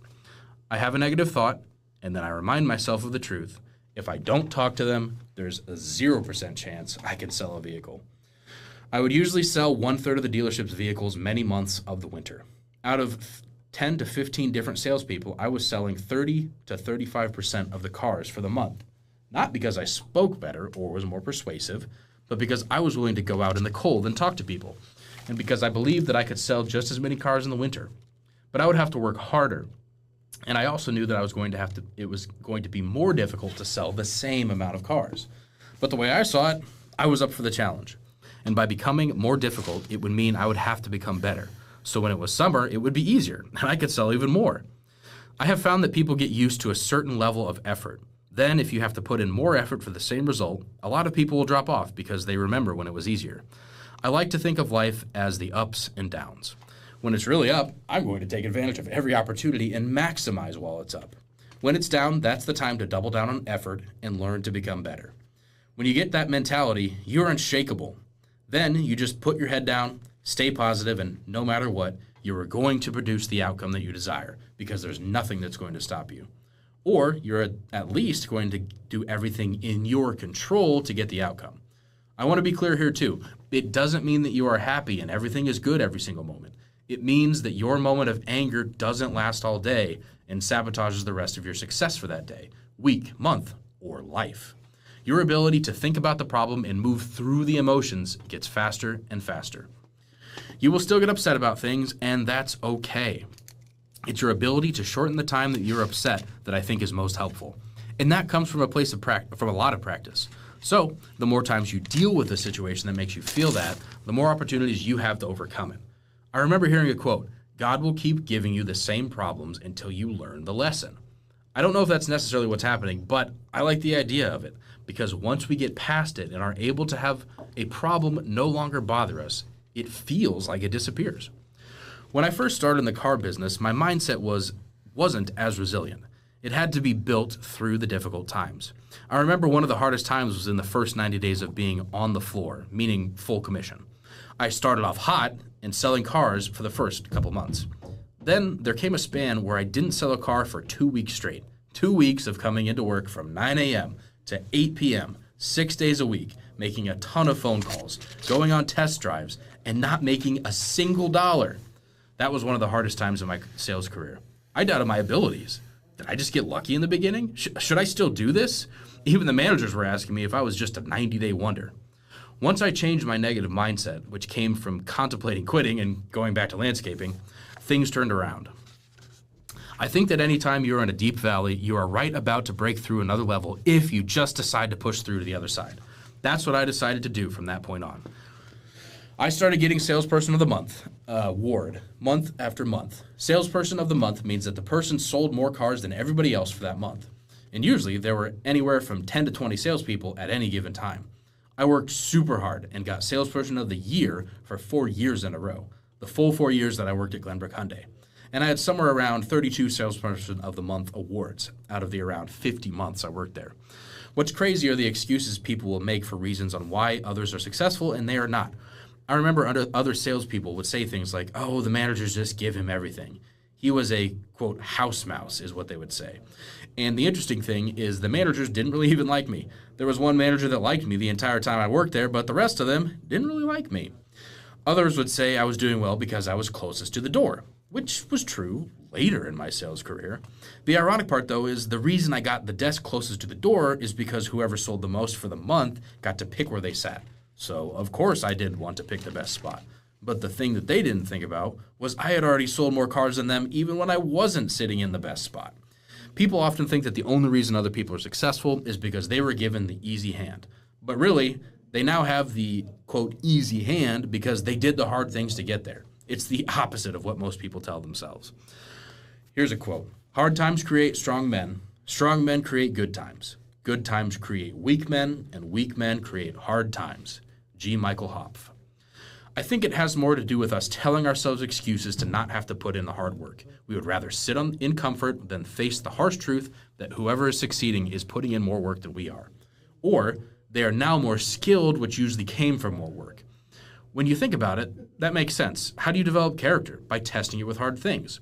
If you wanted to develop character in someone else, how would you do it? By having them do easy things? Or would you put them through hard things? My success at the dealership also had to do with how often I was following up, doing all of my responsibilities, and exercising my work ethic. Then they would give me more leads because I would follow up with them so aggressively. I would also answer on the weekends, going above and beyond for the customer. Call, text, email, add on Facebook, send them letters. So in turn, the lead manager wanted to give me more leads because he knew I was going to call them multiple times no matter where I was at. I would make it happen. I think that he also had this pay tied directly to the outcome of leads. I think that he also had his pay tied directly to the outcome of leads. So who would you want to follow up on the leads if you got paid when a salesperson closes them? The person who follows up every day, or the person that calls them, or the person that calls them one time and doesn't reach out again if they don't answer. The person that calls them on the weekend, or the person that waits till Monday. It's interesting that people will always make an excuse regarding why others are doing better than them because it somehow makes them feel validated that they're not living their dreams or doing what they want to do. It doesn't actually change their situation at all, but for some reason, they think it's going to make them feel better. I can't say that I have never struggled with the same thing. I look at someone who is dressed nicely and think something to the effect of, I bet they don't work that hard. Now what I ask myself when I see someone that I deem as successful is, what actions did they take to become this person? It's important to ask yourself good questions and continue to improve those questions. The quality of the life that we have is the quality of questions we ask ourselves. Please remember that. The teachers used to say that there are no bad questions, but I promise you there are. When you find yourself going down a negative loop, ask yourself better questions that provoke new thoughts. These are some examples of questions that I ask myself. How do I want to feel in the situation? How would I need to feel that way? Or what would I need to do to feel that way? What feeling do I want my significant other to feel? How could I afford this thing that I want? What was the best part of my day? How could I make today the best day ever? What would make me proud of me? What would make God proud of me? I see people blame outside circumstances that are outside of their control, then use it as an excuse or reason for not getting or doing what they want. I still do this in many areas of my life, though. Another question I ask myself to help me overcome these non-proactive thoughts is there someone else who is in this situation I'm in and still doing what I want? 99% of the time, the answer is yes. And the crazier part is that I think about whether there is someone out there with less natural abilities that is doing way more than me. So it proves to me that it's possible and takes out the excuses or justifications. At the dealership, managers wanted to help you sell vehicles until you get to a point where you start to do well or make more than them. The managers started getting upset when I began making more money than they did, and they just kept going back to, I could sell so many more, and I should go back to sales, and your job is way easier. They get resentful after a while. Humans are interesting if they are given a position of authority. They feel like they own you, and you cannot surpass them in anything. Otherwise, they get extremely jealous and want you to fail. At least the people that I have seen. When I went back to work at a Toyota dealership for about 3 months, there was a salesperson of the month, and he earned it many months in a row. As soon as I came over there, the managers really wanted me to beat him. They just kept saying things like, man, you have to beat him. I hope you beat him. And they really wanted to see him fail or not win for some reason, probably because he had been winning for so long. It's so interesting how we root for the underdog until the underdog actually succeeds at what we were rooting for them to accomplish. It reminds me of Tom Brady again. He was a 6th-round draft pick, and nobody really knows who he was. But then, when he started coming up, people were rooting for him. They wanted him to win because he started from the bottom. And he was overlooked by everyone. We all loved the hero's journey, but when he started winning and continued to win, people started to hate on him and really didn't like him. They think that people who win are then cocky or think they're better than everyone else. But realistically, they're just trying to do the best they can with the gifts that God has given them. When I hear Tom Brady's interviews, he sounds like he is an extremely humble person who has a passion for growth and winning. People will mistake that for ego when it's the exact opposite, really. It's the willingness and eagerness to grow, and a confidence in his ability and willingness to do so. It reminds me of one of my favorite quotes from C.S. Lewis. Humility is thinking less of yourself. It isn't thinking less of yourself, it's thinking of yourself less. People will often mistake confidence for ego when they are so different. Confidence is when you know what you are willing to do, the abilities you have, and are willing to continue to grow them.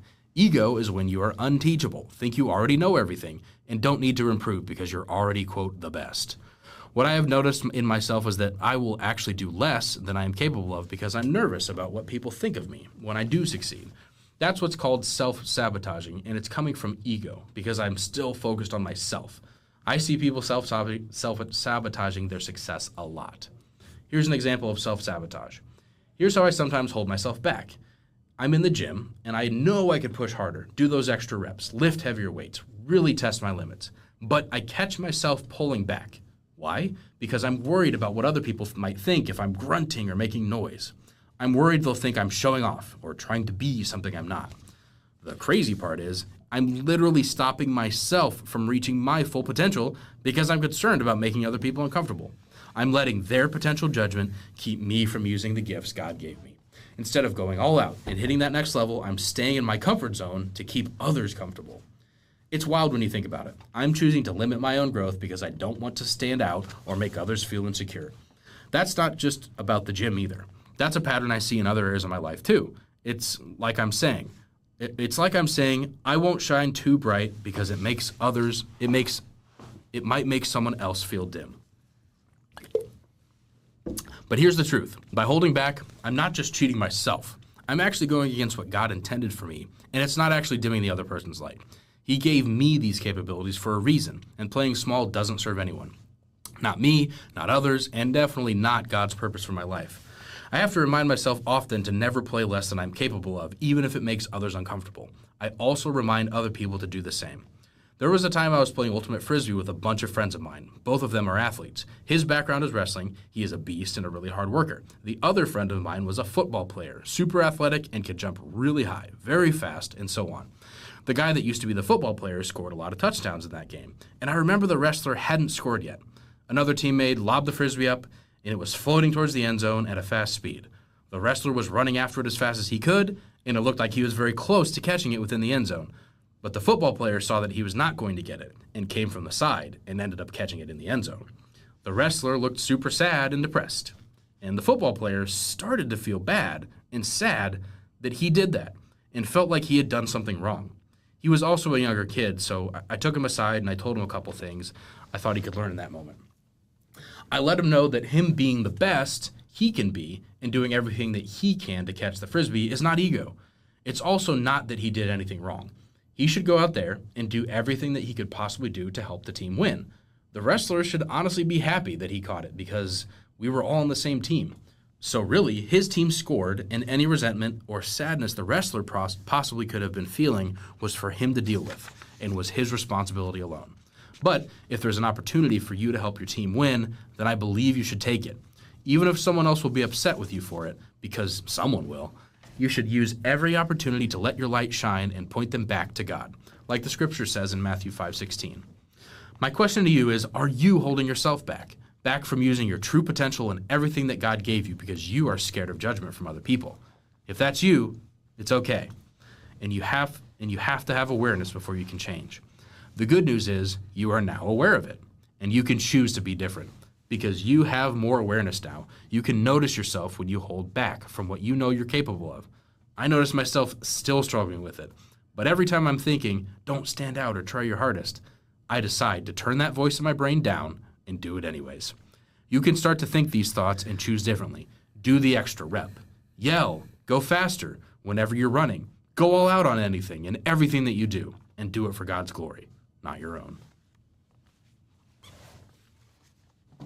That was a long chapter. Let's go, dude. Bro, that was a long chapter. It's funny. We're locked in, bro. Let's yeah, go. because I want to just touch on some stuff that I feel like maybe I could have added a little bit more, but it's funny how when I'm hearing it back as I'm writing, I go down the same thought pattern. Yeah. Yeah, like I almost forgot. Funny. I almost forgot that I already am saying that in the book, so I wrote some stuff down. But there's a couple things that I'd like to just go another step forward. Is I talk about in the beginning of the chapter is putting yourself in a position to win. That's a very important concept, and there's some things that people can do to put themselves in a position to win, and that's going to be like accountability. You know, like let's say you have a porn addiction, then like what could you do that would actually help that? And a lot of times we know what we could do that would change the odds. We just don't want to do it.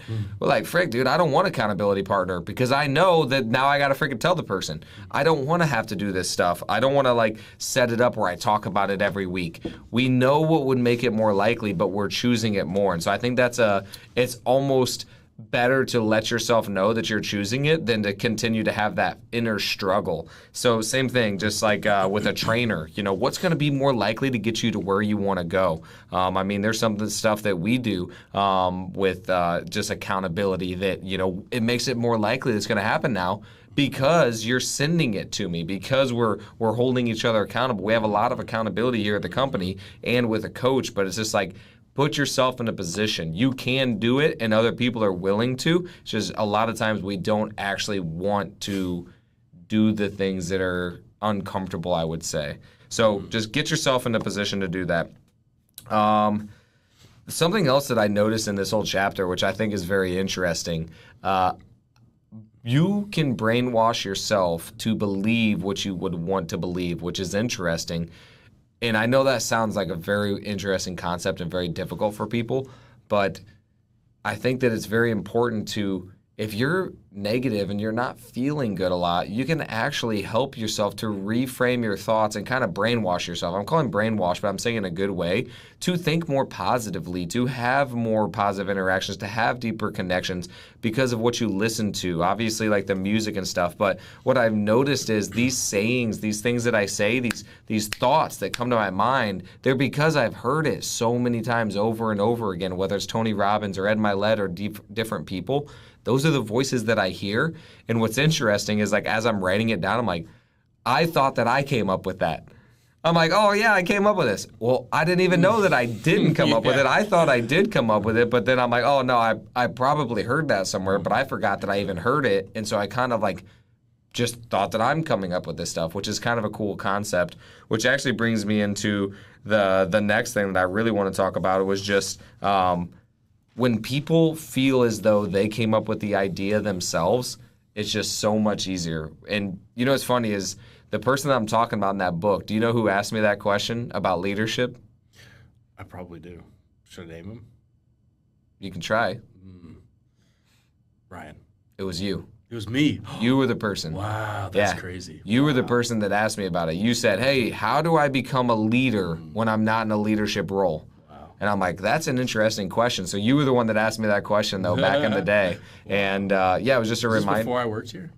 That's a great question. I think that it could have been before you worked here. Wow. And, but you asked me that question. And what else I've thought about is, like, it's a leadership you're basically becoming a leader whenever you're not willing to automatically just conform either. And so when I was at the dealership, man, a lot of the the sales guys, we have acquisitions guys now that are our sales guys, but in car sales, they would come up to me a lot of times and want to have me fight with them. Like, man, we're not getting paid enough. We should get paid so much more. And instead of just agreeing with them, which would be the easier thing to do, I thought through it, and I'm like, I'm actually really happy with my pay plan. Like, I think that this is great. I'm saying my real thoughts, which I think is also leadership, is like stating where you're really at and what you really feel, as opposed to just like going along with everybody, which automatically happens a lot of times, especially with negativity. It seems like humans want to go with negativity a lot more. Like, I feel myself like, oh yeah, let me get upset and complain about it. But it's actually worse. And so I think a leader is like, well, let me actually think about the situation and really see, do I not like the pay plan, or is it unfair, or is it actually pretty fair and these people are just unhappy with how much they're making? So I think it's just good to evaluate that. But the biggest thing from the book, man, I feel like in this chapter I really articulated different concepts with different stories. I mean, I didn't even know I was going to go through that many. The last one that I really wanted to touch on and kind of expand upon, because I think that other people might go through something similar, is going to be when I was not selling cars for 2 weeks. That time, like, I don't really, like, show it as much in the book, but, man, like, 2 straight weeks. I mean, we're talking 60, 70 hours, not selling anything. Dude, brutal. It sounds easy because you're like, dude, bro, it's 2 weeks. 2 weeks, like, 2 weeks when of you're working. In it? Oh, my gosh. 2 weeks of working your butt off and getting absolutely nowhere. Just getting customer after customer saying no and no and no, and then having to have that resilience to bounce back, try to keep a positive attitude while you're still going. What started to creep in, which I'm sure this is what I want to talk about for other people, is doubt. And like, you heard the questions I asked myself. Is this me? Am I even capable? Did I just get lucky? Those are the questions. And it reminds me of another story of a time where I was going to do sales training for a person, Ryan Pineda, and I was doing sales training for his community. And I got on the phone with another sales trainer, and basically right before I got off of that call with the other sales trainer to train Ryan's people, I was like trying to learn. I'm like, man, I want to learn how to help these other people more. So I'm on the call with her, and she basically just says, hey, you suck. Like, you're just not doing it right. Like, because I was asking a question, like, hey, what about this part of the sale? And she's like, well, it sounds to me like maybe you just don't know what you're doing. I'm like, all right. And then I had to go train Ryan Pineda's people. Be the sales trainer for like a freaking... Yeah. And so what started happening there was I started to have this doubt.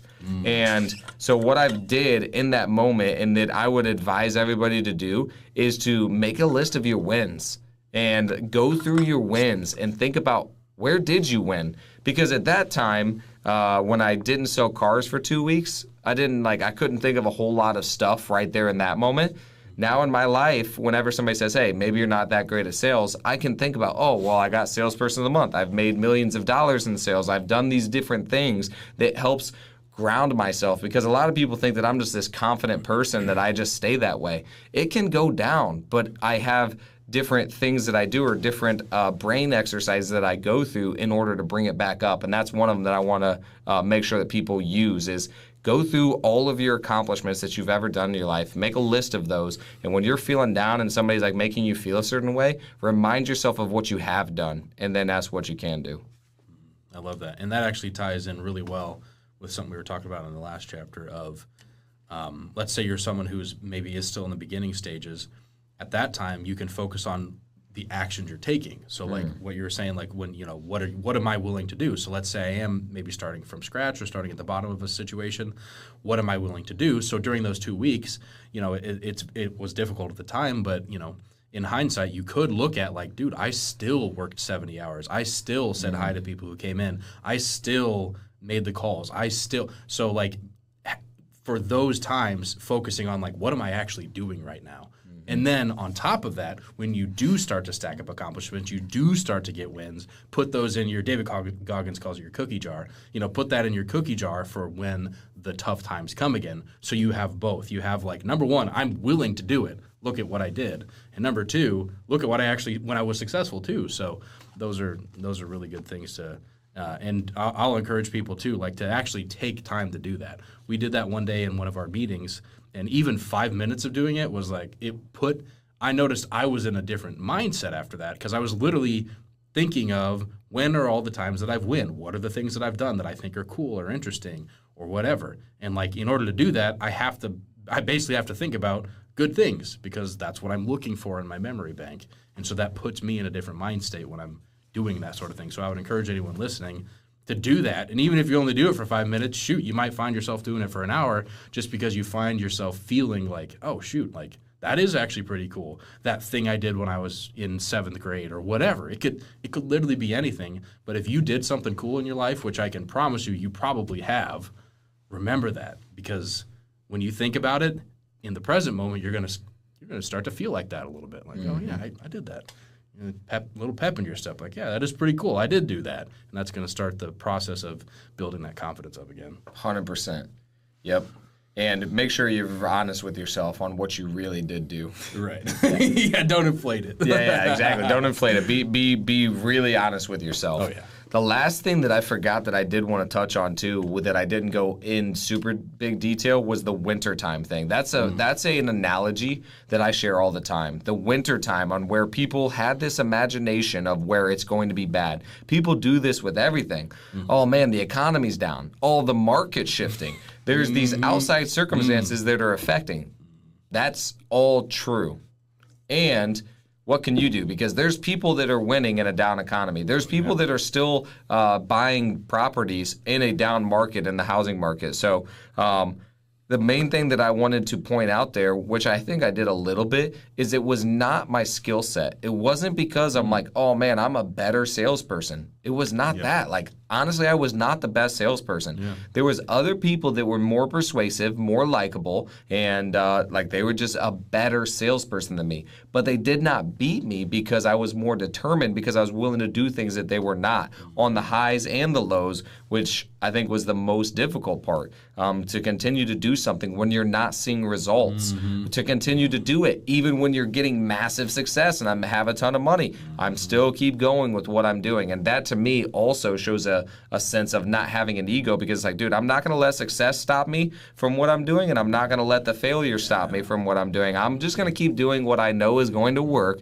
because I do know this is going to work. And so the last quote that I wanted to share is, we create our own economy in our heads. And I'm like, man, that is so true. And so I think it's just important to remind yourself that these outside circumstances do not have to dictate what happens to you as an individual. Amen. But your phrase there of you create your own economy in your head, I've thought about it differently as you create your own weather. So if it's sunny if it's sunny outside, or if it's pouring rain, or if it's snowing, let's say you want to go for a run, but you see it's raining outside, dude, I make my own weather. It's a sunny day in my book. It's a little silly, but like the mentality, I go out there, it's raining hard, but I actually feel really good because, like, cool, I'm the dude out here running in the rain. Like, what's everybody else doing? So I don't know. It just kind of makes me think of that phrasing. You make your own economy in your head. You make your own weather. 100%, dude. Well, I like just doing that too. Like, dude, I know if I'm running out in the rain, I'm like, yeah, nobody else is doing this. It feels pretty good. 100%. Was there anything else that you want to touch on for this particular one? Honestly, no. I think on this one, I think that my stories and what I wanted to articulate, I did a pretty good job of giving the lesson that I really wanted to. There wasn't a whole lot that I'm like, oh man, I really wanted to expand upon that. Cool. Honestly, that was a long one with a lot of stories. Yeah, so. that was awesome. Yeah, the specific stories I think are cool because it kind of gives you like very like real life examples of things like that. So cool. All right. Chapter 7, Pair of Aces. Life felt amazing. It felt like any kind of bad luck or challenging events happened when I was younger, and now I had been given a pair of aces, the winning hand. I felt I was on top of the world, and it was going to be a continual thing, always getting better and just stacking what I already had, maintaining it, keep building. I thought I had found my soulmate and life partner, got married young, and after working hard for some years, we could continue to travel the world. I was going to move up in my job, and things would be better every day if I just maintained what I was doing. I started saving up a lot of money, and we decided it was time to move out of the tiny 2-bedroom house we were renting and get a nice house. During our search, we walked into one that was in the middle of the city and was super close to all the neighbors. She looked at me, and I could tell by the look on her face that it wasn't the right one. After mentioning she wanted tall ceilings, the agent's eyes lit up and said, "I know just the one." We immediately drove from that place that we didn't like to this other house. Even though it was outdated, she fell in love with it as soon as we walked in. It needed a ton of updating, but overall, the house was in a great neighborhood, and it was a solid house. The entire interior of the house needed to be redone, and all the landscaping on the outside. There was wallpaper everywhere. It had green carpet that we had to replace throughout the house. Trim got painted, and the cabinets got redone. There was even a bulkhead above the cabinets that we tore out. We put the cabinets higher up, redid all the lighting, scraped the ceilings, put Spanish lace on. We had a team of remodelers that helped us, but we were there for every night while I was still working at the dealership fixing up that house. We were also the ones that painted the entire house. I was there until 3 or 4 in the morning making sure we had a place to stay because we didn't want to pay for another month's rent. I wanted to save every dollar we could because the renovations took all of our savings. We probably had around $20,000 to $25,000 saved up at that time, which was pretty crazy for being 22 years old. But with the renovation, it set us back all of it, plus some. The craziest part is we managed to fix it up in just 2 weeks, which was insane considering the amount of work we did. We still had to buy furniture, which we decided to finance at 0%. All around the same time, we got newer vehicles. I remember I bought this Hyundai Accent because the dealership said that if you bought a vehicle, they'd give you a $250 a month minimum in order to help you pay for it while you worked there. So I thought that was an awesome and a no-brainer. The funniest part was I probably did that within the first few months of working at the dealership, and everybody thought I was crazy because they'd seen a lot of other people that started there and did not work out as a car salesperson. And now they had a new vehicle that they still had to make the payments on. Again, I had a lot of belief in myself, so I ended up getting the vehicle, and it worked out really well. I basically got the car for free because they made the payments for me. And a couple of years later, we ended up getting a newer Santa Fe for her. The next couple of years, I felt like life was on autopilot. Everything was good, but I felt like I had tunnel vision toward a goal, and if I did anything different than my routine, it would take me off track. A typical day would go something like this. The alarm would blare at 6 a.m., and I'd quickly silence it, careful not to wake my wife at the time. She'd stir slightly, but wouldn't wake up. I'd slip out of bed, grab my gym bag, and head out. By 8:30 a.m., I'd be showered, dressed, and walking into the dealership, protein shake in hand. The day would fly by in a whirlwind of sales calls, client meetings, and paperwork. Before I knew it, it would be 8:30 p.m. I'd pull into our driveway, noticing the warm glow of lights from our living room. As I'd walk in, the smell of dinner would hit me, usually something Italian. "Hey, you're home," she would say, coming from the kitchen. She'd be wearing an apron, her hair pulled back. "I made dinner. I thought we could eat together tonight." I'd glance at the set table, feeling a pang of guilt. "That looks great, but I already ate at the dealership." Her smile would falter. "Oh, okay, well, maybe we could catch a movie after you're done with your shower? There's this new one on Netflix I've been wanting to see." "Maybe," I'd say, non-committally, already heading toward the bedroom to get ready to shower. "I'll have to make sure I go to bed at a decent time." As I got out of the shower, I could hear her moving around in the kitchen, putting away the uneaten dinner. I'd push down the twinge of regret and continue to dry off, then head to my office to finish up the lingering texts I didn't respond to for the day. I would be deep into responding to missed texts from my potential clients when I'd hear a soft knock at the door. She would peek in. "It's almost 10, she would say quietly. "Are you coming to bed soon?" I'd look up, surprised by the time. "You're still up? I told you not to wait for me." "I know, I just..." She'd pause, seeming to search for her words. I miss you. We hardly talk anymore. For a moment, I'd feel the weight of her words. But then I'd glance at my screen and at the work still to be done. I'm sorry, I really need to finish this. I'll try to wrap up soon, okay? She'd nod, but I could see the disappointment in her eyes as she'd close the door.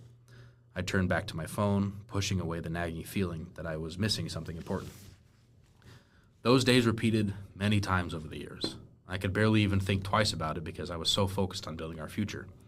I just kept telling myself that we were so solid and that I could just sacrifice for now for what will be.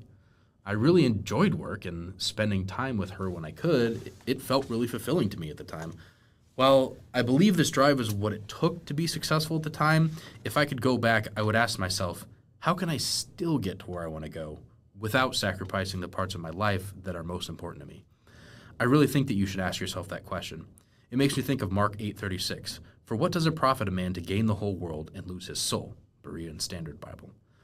I want to be clear here. I'm not saying don't work hard. I'm not saying that there won't be sacrifices that you will have to make in order to get where you want to go.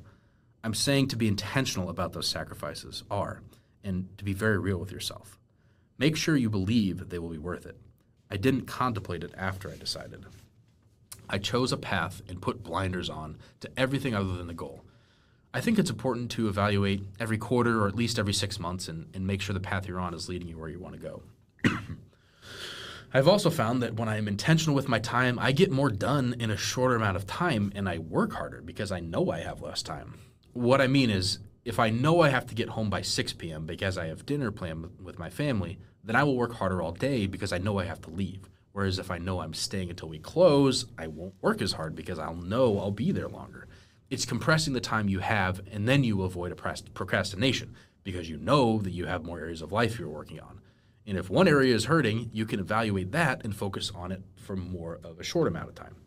I have also always thought that I only had a certain amount of energy and I had to balance it out among all the areas of my life. So if I put too much time and energy into making money and working out, then it would take away from my relationships and spirituality. I have found that that is not necessarily completely true. It has more to do with my intentionality in those areas, accomplishing what I would like to in those areas, and then being present in the next area. I also feel like it actually enhances each area, not takes from them. For example, when I wake up and read my Bible and pray, I feel empowered to do everything I'm doing that day, as if I'm working for the Lord.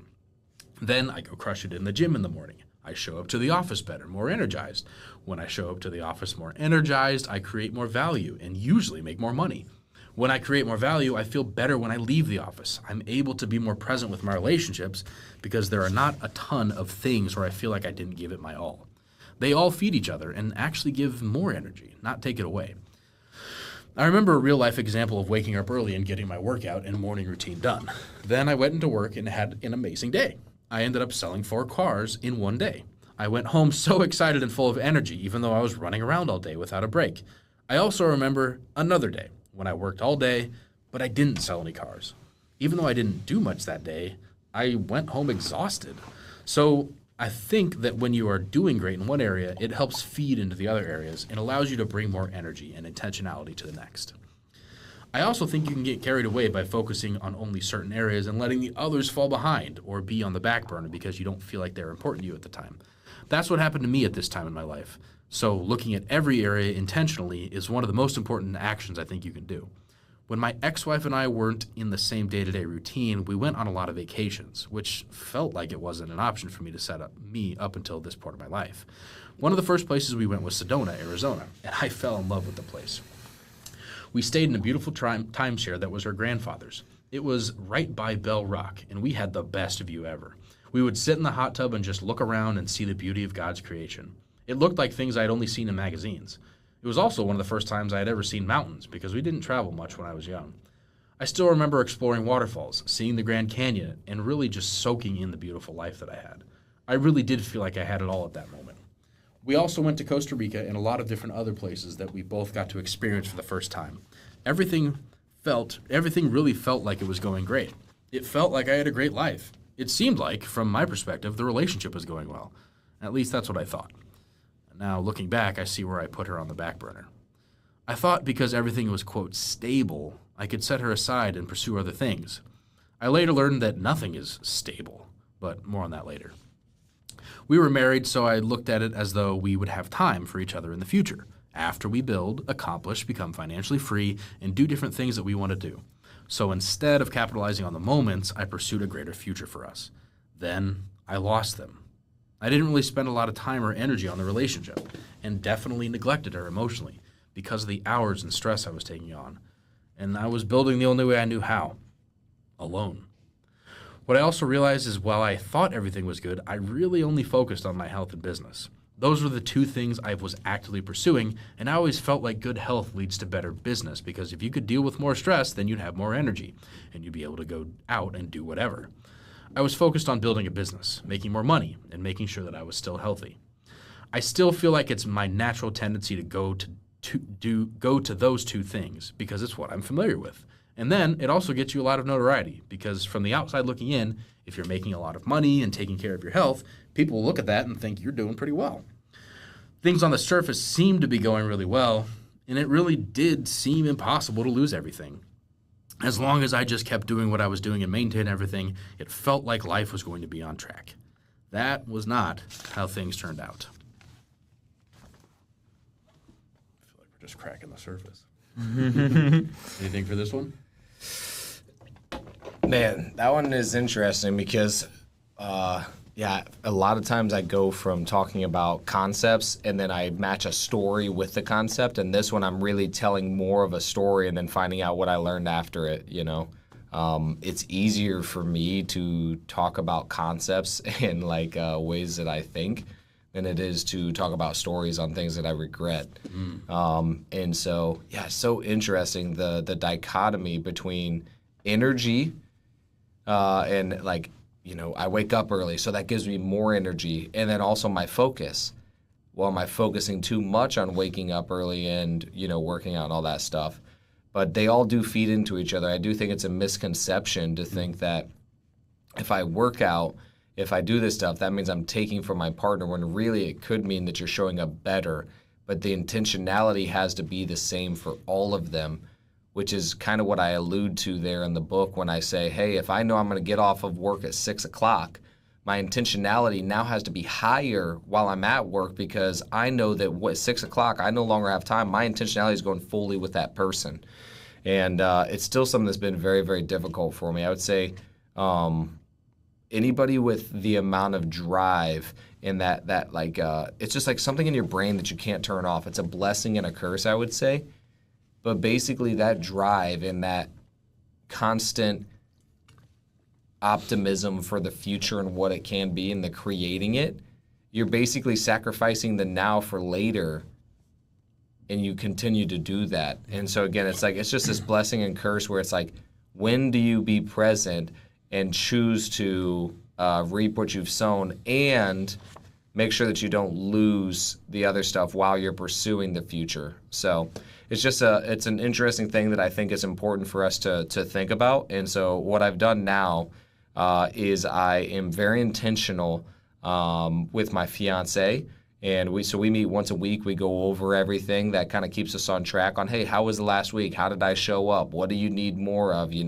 What do you feel like I did well? What do you feel like I could improve upon? And just kind of checking in, kind of like a business.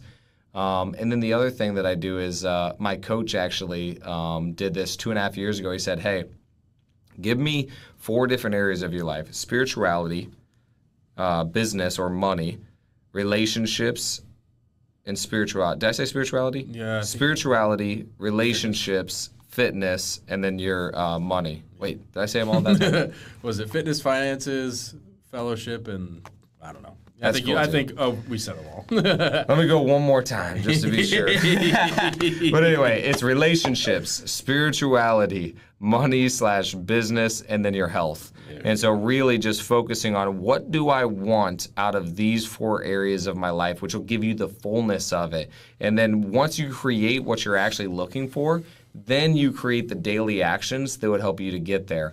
But first, focus on what you want to do. And so that's something that we do as a company, and something that really helped me in my personal life to actually experience the fullness of life. Because I've also, well, I'm going to get into that later. I'm not going to share too much, but I also noticed that I would let other areas come up to try to fix other areas that were lower. So if my spirituality or my relationships weren't doing well, I might try to make up for it in other ways. And like, this one's a 10 though. This one's a 0, but you know, like it all balances out, right? And I'm like, nah, you will not feel the same way as you would like to, in my opinion, from my experience, if you're just focusing on 2 areas of life and you neglect some others. Because even based on that, if you're a 10 over here and a 0 over here, you balance them out, now you're at a 5, which is not great. No, being in the middle is not good. But yeah, that's basically the main things is like, it was difficult. That part of my life was interesting because now looking back, it's difficult to talk about. While I'm going through it, and I don't really think that I allude to it too much, no idea. No idea. I had no idea that she was feeling certain ways or anything, or that I was on this path. I'm just like, bro, you know, we're married. It's going to be good. Look at the trajectory that we're on. It's going to be good later. And I just had no idea, which was just crazy. So I guess for those listening who, even me, who may have something in their blind spot right now, is there anything that you learned by discovering, oh, wow, I had a huge blind spot for that? Is there any sort of process of discovery? I mean, it sounds like you talked about it a little bit, like with your fiance, of like, you know, meeting regularly, but like, I guess, is there anything that you kind of glean from that and maybe not, but like, is there anything you gleaned from like recognizing like, oh my gosh, there was this huge thing in my life, almost like a train that was coming that I just didn't see? And so like, is there something like something either reflective or some way that people can kind of maybe help see their own blind spots? Any ideas? 100%. I mean, the first thing is going to be just take those 4 areas that I talked about. Health, spirituality, your relationships, and your finances. Rate them on a scale of 1 to 10. Where do you feel like they're at on a scale of 1 to 10, each of them? And then, again, ask yourself, what would you need to do to get them higher? And a lot of times what we do is very similar to what I do, is I want to focus on what I'm good at. I want to go back to business and health. I don't want to focus on the relationships and spirituality because it makes me uncomfortable and it's not my skill set. So focus on what's lowest. And it's going to be hard, but focus on what's lowest. And I truly believe that'll help you feel what's best. The last thing is going to be, obviously, with the relationships, you have to be willing to ask the people that you're in a relationship with. Might not necessarily be just a partner either, but ask your partners, ask your friends, ask your coworkers, hey, man, like, how do I show up? Like, do you feel like there's anything that I could do better? Or like, you know, what do you feel like around me? Like, am I encouraging? Do you think I'm like, just get feedback from people and just genuinely ask them and put them in a position to be able to speak the truth, to where, like, if that's not the way you want to show up, then you can show up differently. Because I'm also not saying to just automatically shape to where more people like you, because maybe you don't want to be that way. And that's okay, but know that if people perceive you this way, you have to know, am I choosing for people to perceive me this way, or am I doing it unknowingly? And that's really what I like to do, is like think about, is this how I want them to perceive me? Because sometimes it's not necessarily the feelings or how I want to show up, but I'm getting the same feedback from multiple people that I am that way or showing up that way, and it's not what I'm trying to. So I need to switch how I'm conveying whatever message I'm conveying in order to help the most amount of people to feel what I'm trying to feel. But if they're feeling emotions that I'm trying to get them to feel and they don't like it, that's something that I'm okay with. I'll be like, hey, because every time that you speak out loud, you risk offending somebody. And so there's certain people that I'm okay with offending as long as it's genuine and what my intentions are to that belief. If you experience some negative feelings, that might be on you. So like, we can go back to the last chapter and just talk about, you know, if I'm working out in the gym and I'm going really hard and I'm like, let's just say I'm lifting heavy weights, and other people are like, man, he's lifting so much weight, that makes me feel really bad about myself. I'm not willing to sacrifice me lifting less weight because you feel bad now because you're lifting less. Like, I don't want to hold back my potential just because it makes you feel bad. Now, if you're grunting, yelling, all that other stuff, that might be a whole nother discussion. But at the end of the day, like, I think the point is there. I think one of the meta concepts that I'm picking up from all this is that a lot of the stuff that we're talking about Number one, it's often a dichotomy, and there could be like a spectrum of where you falling at, like because your relationship, it's not a 0 or 10 probably, it's somewhere in between.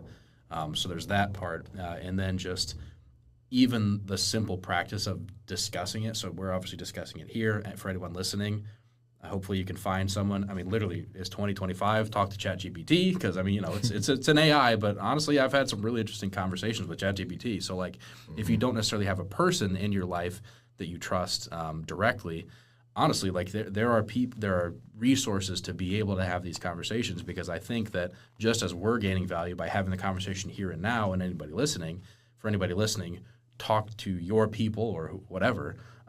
To get your mind to start to think about these problems. Because so if I imagine someone who was in your shoes however many years ago, maybe on the brink of losing a marriage, if that person starts to have conversations that they haven't had with themselves, with with friends, with whoever, then it could reveal these blind spots, and so maybe they don't have to go through the loss of a marriage like you had to, that sort of thing. So just an encouragement for anybody. Even the simple act of talking about it, thinking about it, discussing it, it's not that there's like this answer or that answer. It's the process of doing it that I think is massively valuable. Yeah, that's honestly, so I can't remember if I talk about this in the book or not, so I'm just going to say it now just in case I do not get to it. Yeah. I used to think that everything was black and white, and that made life so much easier. It made life so much easier because I thought that I knew the answer and it's black and white. And what I've now found is just as the way that you hear the way that I speak, I'm telling you both sides of it. And the coolest part is there's always two sides of it. There's always a dichotomy to absolutely everything. And the question is not whether one is true and one is not. The question is how much of this is true and how much of this one is true. Because two things can be true that are polar opposites and exist at the same time, which is a very interesting concept, and it's hard to wrap your mind around because you can't get to the exact answer. And that just bothers me. And I'm sure it bothers a lot of people because we can't just say things like, this is how it is. Yeah. It's like, this is mostly how it is. Yeah. And that's just very difficult for me and honestly creates a little bit of a turmoil. But also, you know what it also does? Gives me more grace with other people. It creates more connection with other people because I'm like, man, I understand. Yeah. I understand now why you feel that way. Yeah. Whereas before it was like, no. Yeah. Like, no, dude, what are you saying? Like, what are you talking about? Gosh. So I think that's been a huge shift, is just knowing that there's probably some truth to what they're saying. And the question is, how much truth is there in what they're saying? It is amazing. Yeah, there is so much comfort in certainty. I think that's why it is often so, whether social media, politics, all these things where people just cling to certainty. They cling to the person that's like, I have the answer and I'm going to tell you and everyone else is wrong. It's so attractive because, frankly, life is uncertain and there are no guarantees. So I think it takes a lot of courage to even just grapple with those ideas. Mm-hmm. And I definitely encourage people to do that because I can imagine that for you specifically and anybody else who goes through that process, particularly with you being a dad soon, like being able to have that grace and have the ability to like truly see from the other person's perspective, even if how true it is relatively little, even being able to understand how they came to that conclusion, like you're just going to be able to, really be in those relationships in a different way, which I think is going to be really amazing. So it's going to be good. Yeah. That's cool, man. Is there anything else with this particular chapter that you wanted to touch on? I don't think so, man. Let's go to the next one. Rock and roll. All right. Chapter 8, All In. For me, going all in means getting tunnel vision. When I lock onto something, I become obsessed with mastering it. Can we do a time check real quick? Okay, yep. We're good. 5:25. All right, we're good. The first time this really clicked for me was when I was skateboarding. Man, I'll never forget the battle with learning to ollie. For anyone who doesn't skate, an ollie is basically getting your board to jump with you, like magic. Sounds simple, right? Yeah, tell that to my 13-year-old self, scraping his knees on the pavement every day for 6 months. Imagine this. Every single day after school, I'm out there on my on my street trying to make this wooden board with wheels defy gravity. 6 months. That's a half a year falling, getting back up, and looking like a complete idiot in front of everyone walking by. The most frustrating part, it's supposed to be the most basic trick, like learning to crawl before you walk in the skateboarding world. But there I was, day after day, barely getting the board an inch off the ground, while little kids zoomed past me doing kickflips. It got pretty boring pretty quick. Not being able to jump over things, do any tricks, and just riding on flat surfaces. But looking back now, that whole experience taught me something way bigger than skateboarding. It showed me what I was made of. 6 months of failing at something, quote, simple would break most people. They'd quit, find a new hobby, something easier. But for some reason, that frustration just made me more determined. Every scrape, every failed attempt, every embarrassing moment just fueled me to push harder. That was really the first time I discovered this weird wiring in my brain, this ability to lock in on something and not let go until I conquered it, no matter how boring or frustrating it got. It wasn't just about learning to ollie anymore. It was about proving to myself that I could master anything if I was willing to look stupid long enough and keep pushing through the resistance. The skateboard didn't just teach me tricks. It taught me who I was. And that lesson, that was just the beginning of understanding what it really means to go all in on something. That skateboard was just the beginning of my obsession with mastering new things. After getting decent at skating, I set my sights on guitar. Man, talk about starting from the bottom. My first guitar was this $5 garage sale special my dad found. This thing had nylon strings that felt like rope, a wide neck enough to land a plane on. It was like trying to learn piano on a keyboard made for giants. But here's the thing I figured out. As long as I could even see the tiniest bit of progress, like learning just 10 seconds of a song, it was easier to keep pushing. Each small win was like fuel for the next challenge. Before long, I was playing in a band and even made it onto my church's worship team.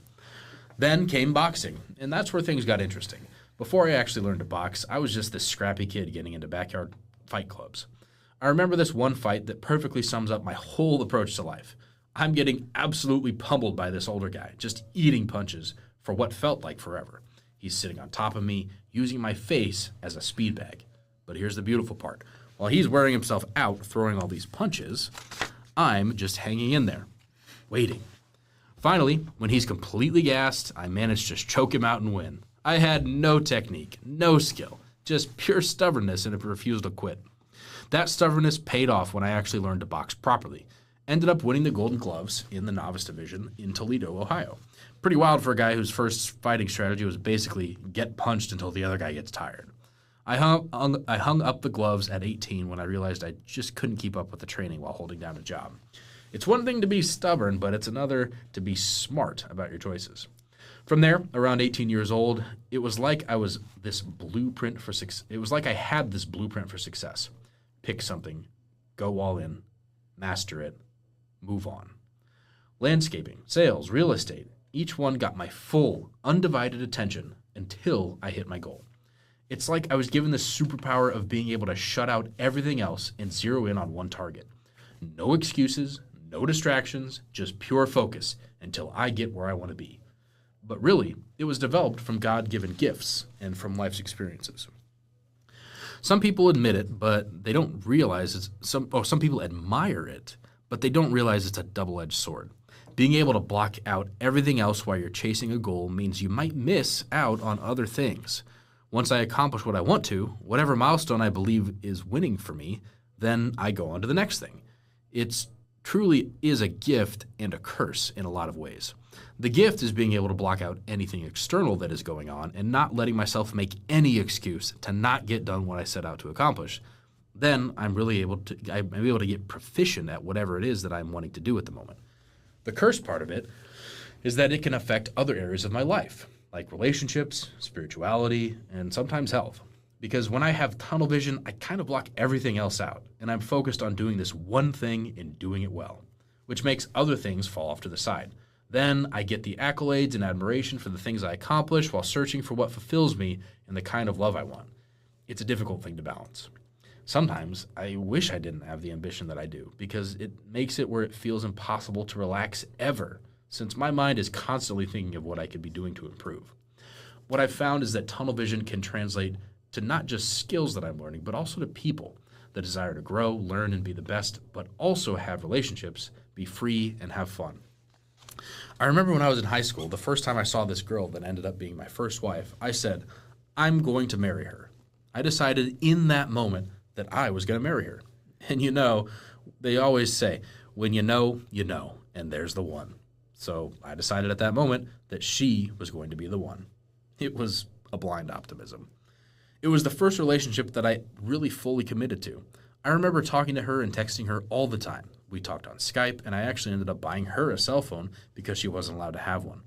She was not allowed to hang out outside of school or do any extracurricular activities because her parents were very strict. They were devout Jehovah's Witnesses and nice people, but very strict on what they allowed her to do. It was difficult for me to learn who she really was because the only time I really got to talk to her was during the breaks at school or over texting. It's interesting how your mind will tell you who somebody is or allow you to create who they are based on what you read in their text messages. So, based on how you read their text messages.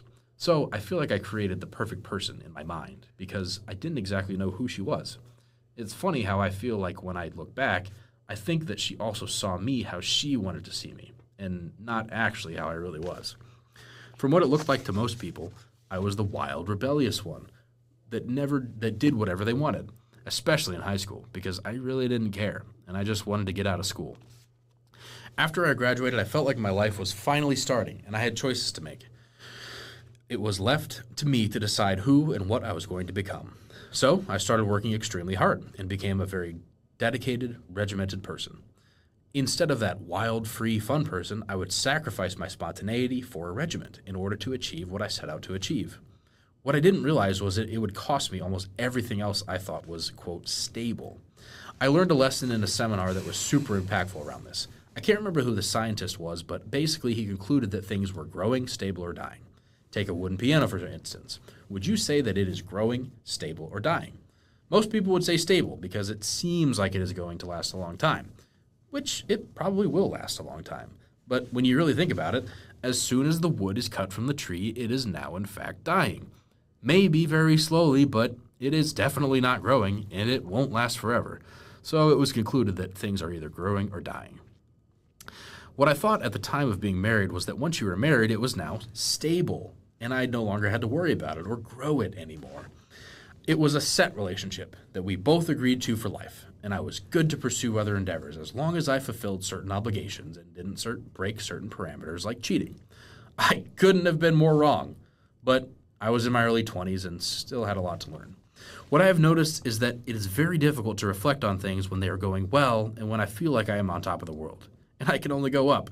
It's when things don't go the way as planned and I get hurt that I get into reflection mode. I think to myself, what did I do to get myself into this situation, and what can I do to get out of it and prevent it from ever happening again? The lows in my life are when I learned the most. I feel like that is true for most people. The main thing you have to watch out for is making rules or boundaries to solve whatever trauma you went through, to tell yourself that tell you, I will never do it again, in order to prevent it from reoccurring. I think it's important to create them, but when you do, please take time to identify the real problem. One common example would be when someone gets divorced and says things like, I will never get married again. Well, it wasn't getting married that was necessarily the problem. Maybe it was the person you were with that didn't have good character or values. Maybe it was the way you guys communicated. Maybe it could have been an unhealed trauma that you brought into the relationship that wouldn't allow you to have intimacy. All of that to be said, if it is one of those things, never getting married again doesn't actually solve that core issue. Another one I often hear people say is, investing in real estate doesn't work. I had a rental once and the tenants destroyed it, so I will never own one again. It's way too much of a headache. By cutting off the investment in real estate, they are now cutting off the negative feelings that they had from someone destroying their house and are now, quote, protecting themselves. But I have owned several rentals that didn't get destroyed. So is it the investing that is the core problem, or was it the tenant? If it was the tenant, then you have to ask yourself, what can I do to prevent getting a bad tenant again? Maybe better screening, monthly check-ins, etc. The point of all this is that if you are going to make the rules and boundaries during a low time to protect yourself, please make sure it is the root problem and not throwing the baby out with the bathwater. What I have found is that it's hard for me to feel safe in a relationship because I went all in with my marriage. I was being myself and not thinking too much about her or what she thought of me. I assumed she already loved me and chose me. I was genuinely myself, and it felt like a safe place to do that because I thought there was no chance she would leave. I was closer to her than I had ever been with any other person, and I trusted her more than anyone in my entire life up to that point.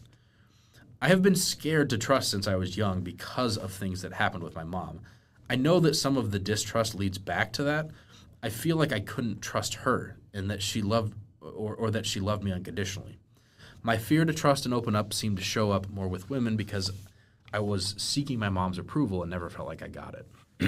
I'm not exactly sure why, but I have found that I don't fear judgment from men at all. But with women, I feel like I'm more nervous to offend them and scared to show my true self, maybe because of fear of rejection. I let a lot of those fears go when I got married. Maybe not all of them, but I was more open and vulnerable with her than I had been with anyone else in my life at that point. I cast a vision of our future, and I cast it very far into the future. One of my gifts is being able to see and create a future very well. I take the certainties in life and create a future that I am excited for and one that will be a milestone to hit. I cast my marriage so far in the future that I saw us growing a family together, having kids and getting old together. I couldn't see myself with anyone else, and it seemed like she felt the same exact way. I was so certain that it was forever because we had both said it so many times that we only wanted to be married once. She would often say how we were so lucky to have found each other in life, so we get to spend so long together. It was so fun to go on vacations because I felt so free to be myself. And I was secure that she was my wife, so I could go on an adventure without having to worry about her wondering if we were good or not. I assumed she knew, just like I did, that everything was fine and that we were committed for life.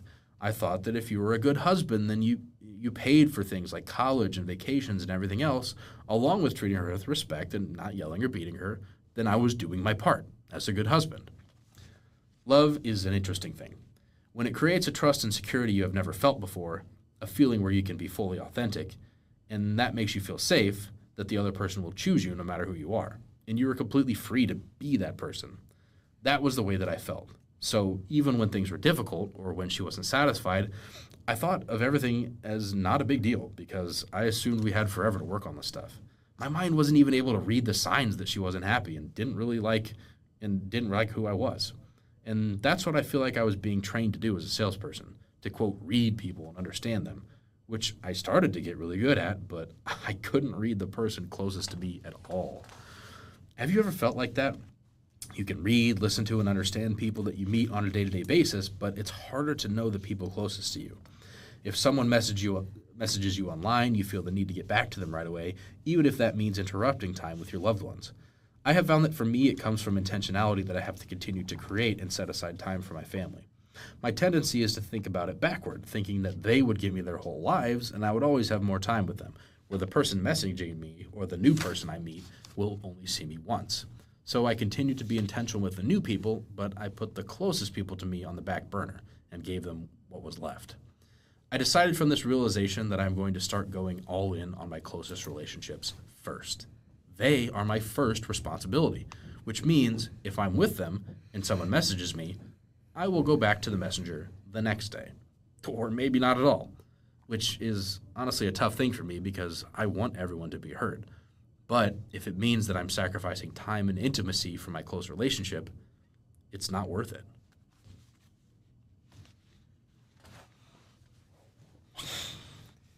Yeah, it's interesting. A lot of what we talk about in the previous chapter, I bring up in this one. So the double-edged sword, just of ambition, of going all in, of that drive. It's so interesting because when I get in that spot, and I'm not gonna lie, I'm somewhat in that spot now, and I find ways to pull myself out of it. But I get in that spot, and then it's almost like emotion goes away. It's almost like I can become a robot in a lot of ways and just do what I know I need to do to get to where I want to go and can really go get it no matter what. I'm going to get there.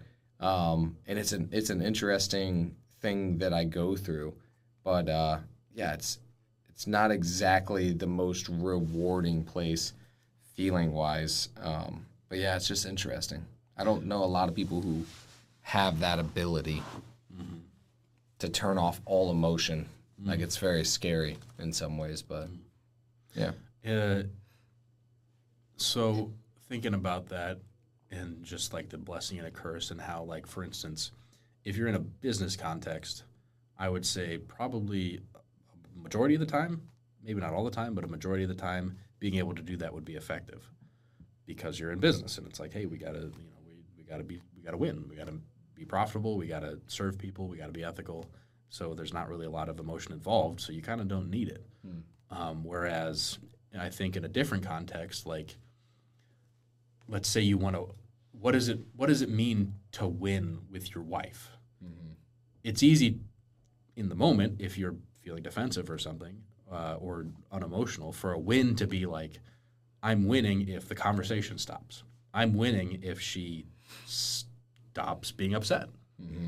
I'm winning if there are no problems or something like that. And it makes me think about how you were just mentioning in the book of, like, you felt like you were winning even as that relationship itself was probably slowly dying. And so, yeah, that's just an interesting thing to grapple with, and I can only imagine. And so I guess I think maybe people can't relate necessarily to, like, being purely a robot, where it's like, maybe not a lot of people can go all the way where it's like I'm completely just like pure focus mode. But I do think that I think it's more common for people to experience some level of dissociation where you're in the moment with the person, but you're not really. So like you're at home with your wife or whoever, but you're not really with her because you're thinking about whatever it is. It could be business, it could be not being there, it could be something, or like something that you wanted to say. So, I mean... Yeah, that's a great point. I honestly think that's really what it comes down to, is going to be exactly what you just said, is that a disassociation with where you're presently at. I mean, even right now, while we're recording this, I'm thinking about, oh man, I looked at my text messages. I've got 37 text messages. I don't know how many emails I've got. I'm thinking about everything that's coming next. And I'm thinking, oh man, like it's almost 6 o'clock, which means that my alarm's going to go off and I need to get home. So like, even while all of that's like, we're here doing this for all of you guys, and I'm thinking about what's next, when really the way that I can serve what's next the best way is for me to be right here, give this absolutely everything I have while I'm presently here, and then go give it everything I have when I'm at home with my fiance, when I'm going at the office and I'm going to be doing a presentation, whatever it is, just being all the way present is really where I think it's at. That you can feel better about life and use the energy because you didn't leave anything on the table and like you're half in, half out kind of thing. Yeah, that's a really interesting thing about being all in. Like, you're all in with so many things. So now, because you're all in with so many things, people are blowing you up. You got messages. You do have a lot going on. So by choosing to go all in, now like there's just so much happening, and so it's like the thing comes full circle where it's like, hey, you're actually all in, but now is the test. Now, like in this moment, is the test of like, are you going to be here now? When we leave and you go to be with your fiance, are you going to be there now? Yeah. So it seems like you're kind of feeling that test directly, and I know for me, I experience that in my own ways too, of like just like, the mind wanders because it's and for some people it wanders because they're thinking of the future. Some people it wanders because they're thinking of the past. And so I think in either way, I mean, for you it's the future more, but I think it's probably the same experience of like, if you're just not here right now, the person you're with or the situation you're in, you're not actually all in because part of you's over here. Yeah. So 100%. Yeah. I do think that that's a very common thing, even if it kind of manifests a little bit different for other people. 100%. Dude, what else I think is very interesting about this chapter is I think that in my story, I wrote it in such a way that I wanted to remind people that everybody has these ups and downs in their lives. And I thought that my life started down and I was just going to be on the up the rest of the time. And that's what I felt like, and I'm not even kidding. Like, that's what I thought was happening during this whole time. I'm like, man, my life was not great in the beginning, and now I got, bam, now I'm good. That's good. Yeah. That's not how it turned out, which we'll get to in the future, but that's how I felt at that time. And so I wasn't being reflective. I wasn't thinking, am I being present? I wasn't thinking, am I showing up? I'm like, man, this is great. Life is really good. I got a crappy hand when I was young. Well, dude, I'm playing it now. Yeah, I think that it's helpful for people to realize that life is not always going to be up and it's not always going to be down, but hopefully people can relate to every single spot in between on no matter where you're at. Because I've had some highs, I've had some lows, and we're all at different parts of our journey. But what I think is very important is even when you're up, still evaluate where you're at. Still continue to have those conversations. Make sure you're improving it. Because if not, I promise, even if you are doing those things, it still might fall through, but it's more likely that stuff's going to fall through. But I think it's just an interesting time in my story that I don't talk about. It's like, man, I was really up there. The other thing that I thought was interesting in this one is just identifying that core problem. I think that is so important, man. Yeah. I see so many people that build boundaries around that they're now stopping the very thing that they want. They're like, man, I want love and connection, but I was married, and so I'm never getting married again, even though they're basically putting up a wall on the thing that they want the most. They're holding themselves back based on pain that they experience called trauma, and they create these rules, but that's not what actually got you to where you're at. It's not because you're in a relationship, and I talk a lot about that, but the other analogy I was thinking about when you said it is like, let's just say that there's a doctor and he sees you're coughing and he gives you something for your cough and it fixes it. Well, come to find out the reason you were coughing was because it was cancer. It's like, dude, let's solve the actual thing that is causing it. Let's go all the way down and figure out that. Sometimes it might be the people that you're picking. Sometimes it might be a childhood wound that you haven't dealt with or a way of thinking. You have to figure out, is it you? Is it them? Is it the way that you're choosing? But what can you do to change what you're experiencing on a consistent basis and still get the thing that you want? It actually makes me curious if you're willing to kind of dive into that a little bit specifically. So, you mentioned a little bit how you've, because of stuff that happened with your mom, it's been more troublesome for you to learn how to trust and commit and go all in a healthy way and all this stuff when it comes to women. So I think that you have a lot to offer because of your experience of going through divorce, and now you're in a situation where you have a fiance, you have a beautiful child coming on the way. So can you share with people something that I would assume you're still in the process of going through, but how have you been approaching this woman where it's like, hey, okay, I had this experience in the past. A lot of people would say, I'm never getting married or blah, blah, blah, like you're saying. So how have you put yourself in a position to actually be open to being present, to being with someone new, to trusting again, to going all in again? I know we'll talk more about that with the future with Infinite Chips, but can you kind of tease, maybe a little teaser of what's that been like? So I can't go too much into it, but what I will say is I'll talk about how I actually found out that I had this thing with women than I did with men. My mom used to tell me, and we saw it in the way that I behaved with teachers when I was young. It was usually if there was a man teacher, I was more respectful. I listened more. And she always said that. I didn't believe her. And then I went to a seminar, and it was a seminar, is actually PSI 7. And so there was men and women there, and I felt so scared to stand up and talk and all this stuff. Well, the next one after that is men's leadership. It's all men. I didn't fear anything. I stood up. I don't care if the guys like me, don't like me. I was willing to do whatever it took.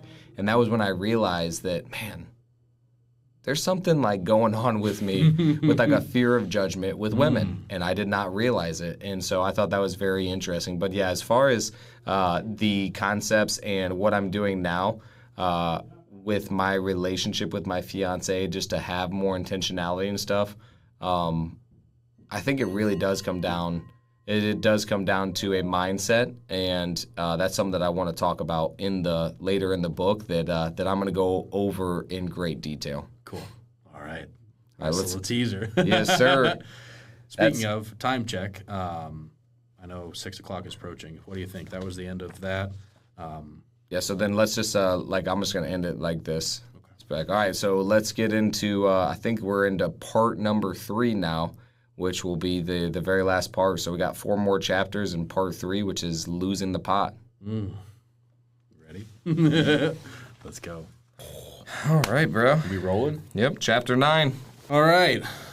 Welcome back to part 3 of Foster Care to Millionaire. This part is called Losing the Pot. Chapter 9 is Wild Card. It was 5:30 in the morning when my alarm clock went off, signaling it was time to get ready for the gym. I turned over and noticed my wife at the time wasn't in bed. I got up and looked all around the house for her before finally checking the garage. I saw her vehicle wasn't there. I called her immediately but got no answer. My mind went into panic mode. I started thinking of all the possible things that could have happened. I knew she had been out with her friends the night before, so I thought maybe she had gotten into a car accident. I didn't know what to do or where to look, so I kept calling her, hoping she would pick up. When finally she answered, I felt so relieved to finally hear her voice. She said she was at a friend's house because she had been drinking and didn't want to drive. She told me I could come pick her up. Once we got home, she apologized and said she understood why I was so concerned and promised she would never do that again. She promised to text me if she was planning on not coming home at the end of the night, so I was not scared for her safety. Less than 2 weeks later, almost the same exact scenario happened. I woke up around 5 a.m., and she was nowhere to be found. I was even more scared this time because she had promised me that she would let me know. I definitely thought she was hurt or kidnapped. I didn't know what to do, so I drove the same place I picked her up last time while frantically continuing to call her. After I continued to call her, she finally answered and said, "I will be home soon." I decided to skip my workout and wait for her. She walked in the door, sat down, and told me she wanted a divorce.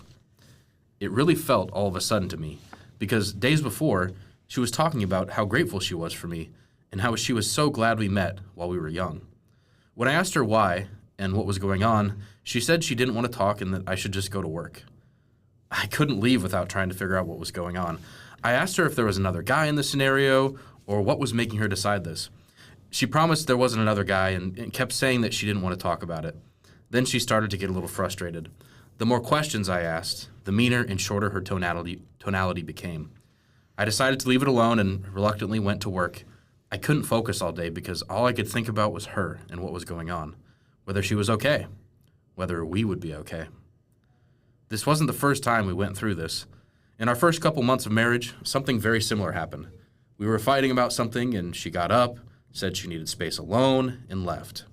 I couldn't get a hold of her for hours. Once she got back, she told me that she was hanging out with her manager of the Starbucks that she worked at. He was also married. She then left and went to live with her parents for a couple weeks, so I thought it was over for sure. I didn't want to give up, but I was also questioning whether or not to stay with her. It was very difficult for me because I told her for better or worse, and I wanted to stay true to my word. I always believed marriage was forever. I went to my pastor at the time and talked to him about it. He told me that I could leave biblically and I wouldn't be in the wrong. He also told me about the story of Hosea and Gomer. The really short story is God told prophet Hosea to marry a promiscuous woman named Gomer. However, Gomer was repeatedly unfaithful to Hosea. She eventually left him completely for her lovers. Later, God told Hosea to go find Gomer and love her again, despite her unfaithfulness. Hosea obeyed and brought Gomer back home, showing her love and devotion, even though she had greatly wronged him and did not deserve his mercy and forgiveness. To be honest, deep down, I think I really wanted that answer. I wanted a reason to stay with her. I remembered her vehicle broke down and she needed a ride to work, so I would take her. Most of the time on the way there, I would try to talk to her about getting back together. That seemed to frustrate her a lot. I remember she borrowed her stepdad's truck and wrecked it on the way home because there was ice on the bridge. That was when she broke down and called me, asking me to come fix the truck and pick her up. I went over and fixed the truck and spray painted the bumper so it looked almost new. Then she felt like this was God causing the obstacles for her to go back to me. So she did, and we were together for almost 4 years, until that morning. Once I came home from work, I read a letter that she had written to me. The letter was one that changed me for a while and brought me to a traumatic state. I eventually had to throw it away because the more times I read it, the more my heart hurt, and I would start spiraling into depression.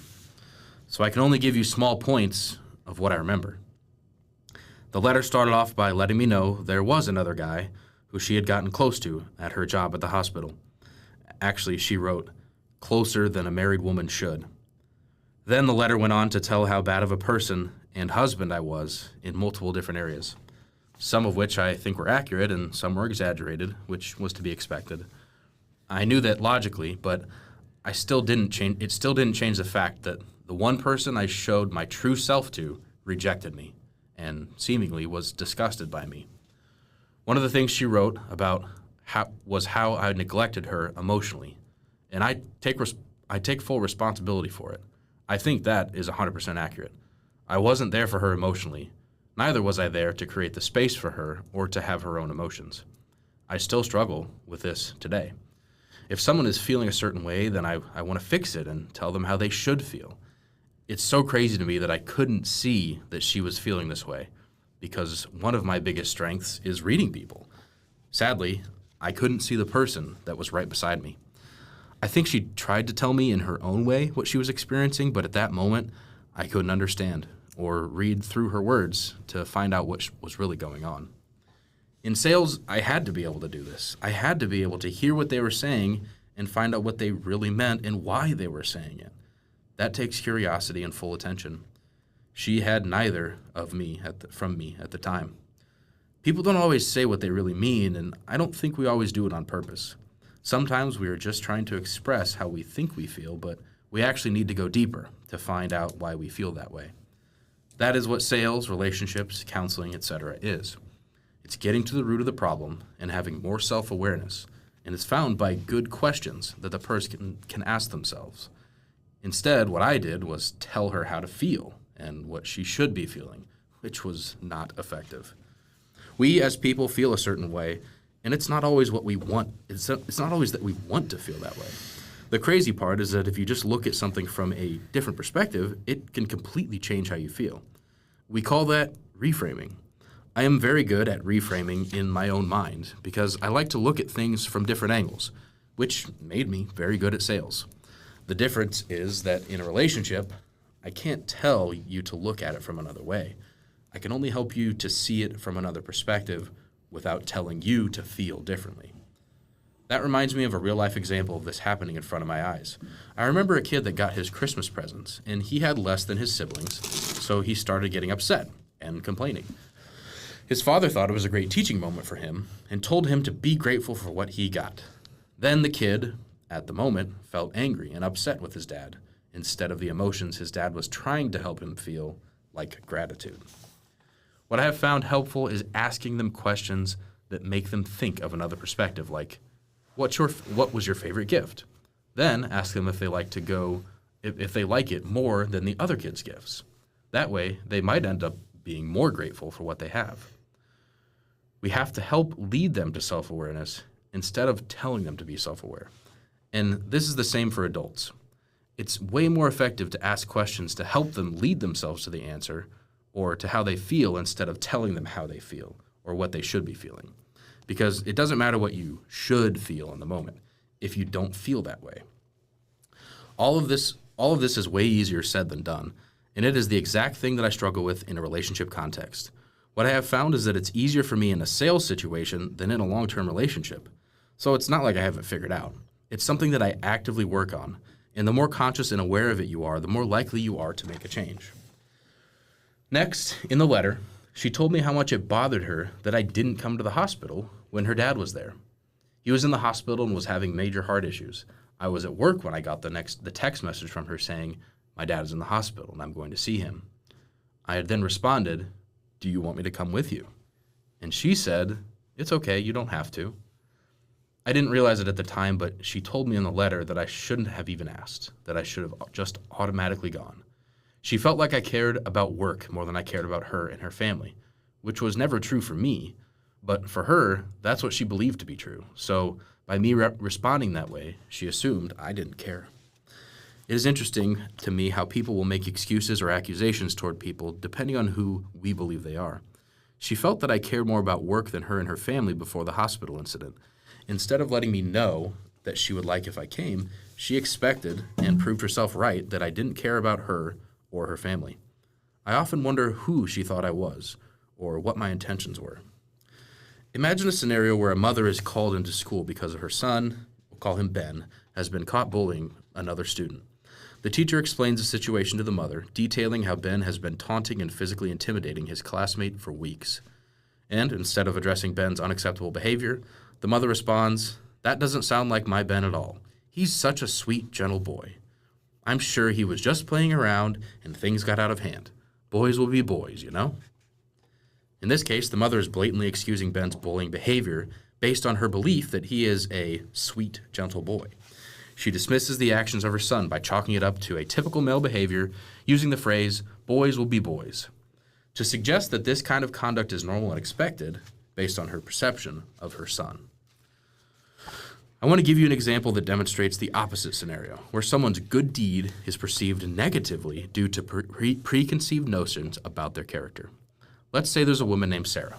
Sarah has a reputation for being cold, aloof, selfish. She's known in her community as someone who rarely participates in social events and doesn't go out of her way to help others. One day, Sarah sees an elderly neighbor struggling to carry groceries into their house.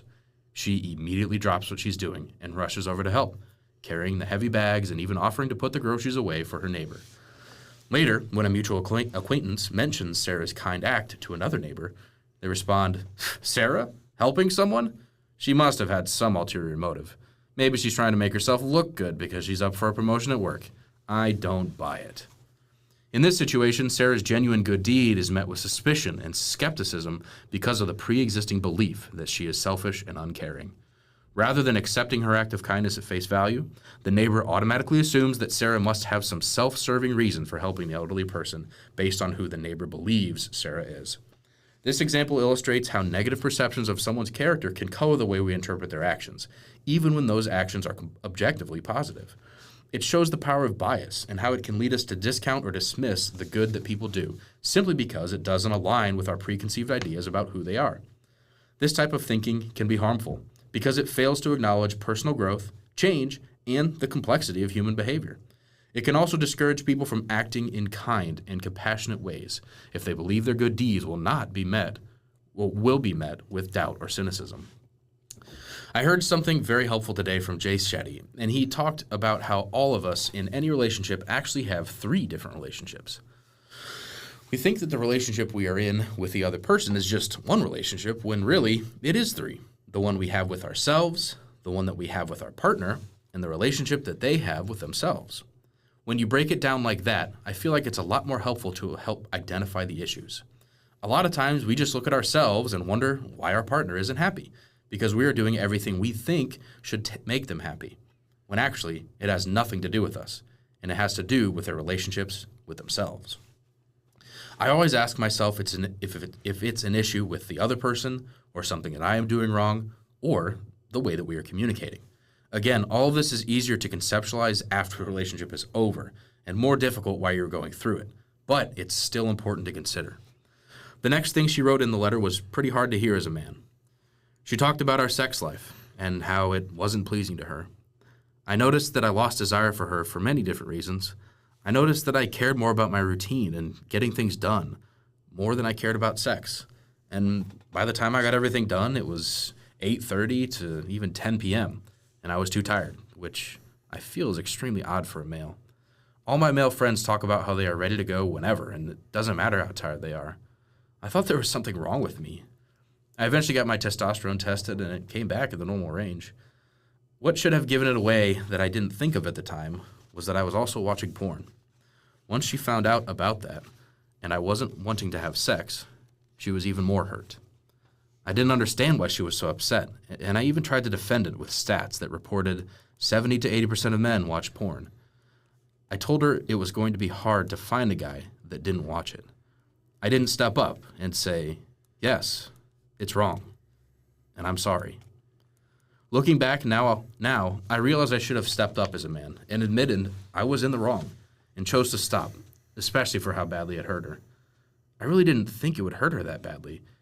It's interesting to think about why I went to porn instead of going to her, and I have asked that question of myself many times. The conclusion I have come to is that when I am more emotionally intimate and in a good spot in a relationship, I would want to have sex more often. So intimacy means a lot more now than just sex. It means that we are open to sharing how we are feeling, and there is space to do that.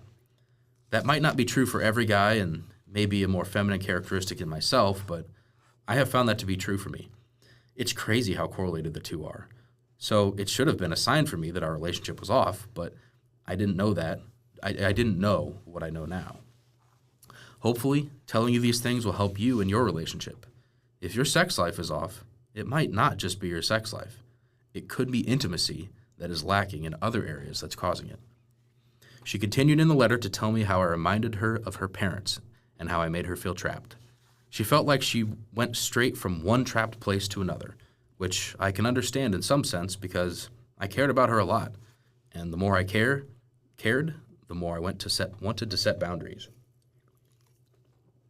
It is an interesting thing that I'm still working through. The more I cared, the more I wanted to push her to be more of something that I believed would be good for her. It is a very similar thing that I think most humans and parents do. I think I know what is best for someone, so I will tell them and then push them to be better. I believe it is a form of love, but it can be easily misconstrued as control. So the more I care for the person, the more I want them to make good choices and have a better life, though I didn't show that in the best way. There's a fine line between wanting the best for someone and forcing your version of best on them. Real love gives people room to grow in their own direction, not just the direction you think they should go. The conclusive part of the letter was her attacking my personality and sense of humor. She told me that I wasn't really funny at all, and everything I said was very mean. That hurt a lot, because the person I loved to have fun and make jokes with told me I wasn't funny at all. A lot of my jokes come from true stuff that happened or that people did, so I do understand how it could be offensive. When someone lets me know directly that I said something that hurt or bothered them, I will make sure to not bring it up again. My intentions are to have fun and poke fun at different things that people do. I make fun of myself as well. But all of that being said, it felt like when she mentioned that I wasn't funny, that she never really liked me the whole time we were married or together, which was almost 6 years. It felt like she liked who she thought I was, but not the real me. Then I started to question myself, and not just her, wondering if my other friends thought the same thing. It truly brought me to a dark place, where I questioned everything that I thought I knew about myself, my friends, and the world. It truly felt like I couldn't trust what anyone said, or if what they said was reality, because this person that told me she cared and loved me only weeks before was telling me now how much she doesn't. How much she doesn't like me and my character as a person, how I am mean to people, and that she doesn't think I'm funny. It felt like I lost my identity, because I thought she really knew me and loved me. But now she was saying all these things, and I thought might be true about myself. I thought she saw me for who I really was and liked it. But then when she told me things like I didn't care about people and all I wanted to do was work and I would never stop, then I really started to question myself and who I was. It brought me to the darkest place I have ever been in my life.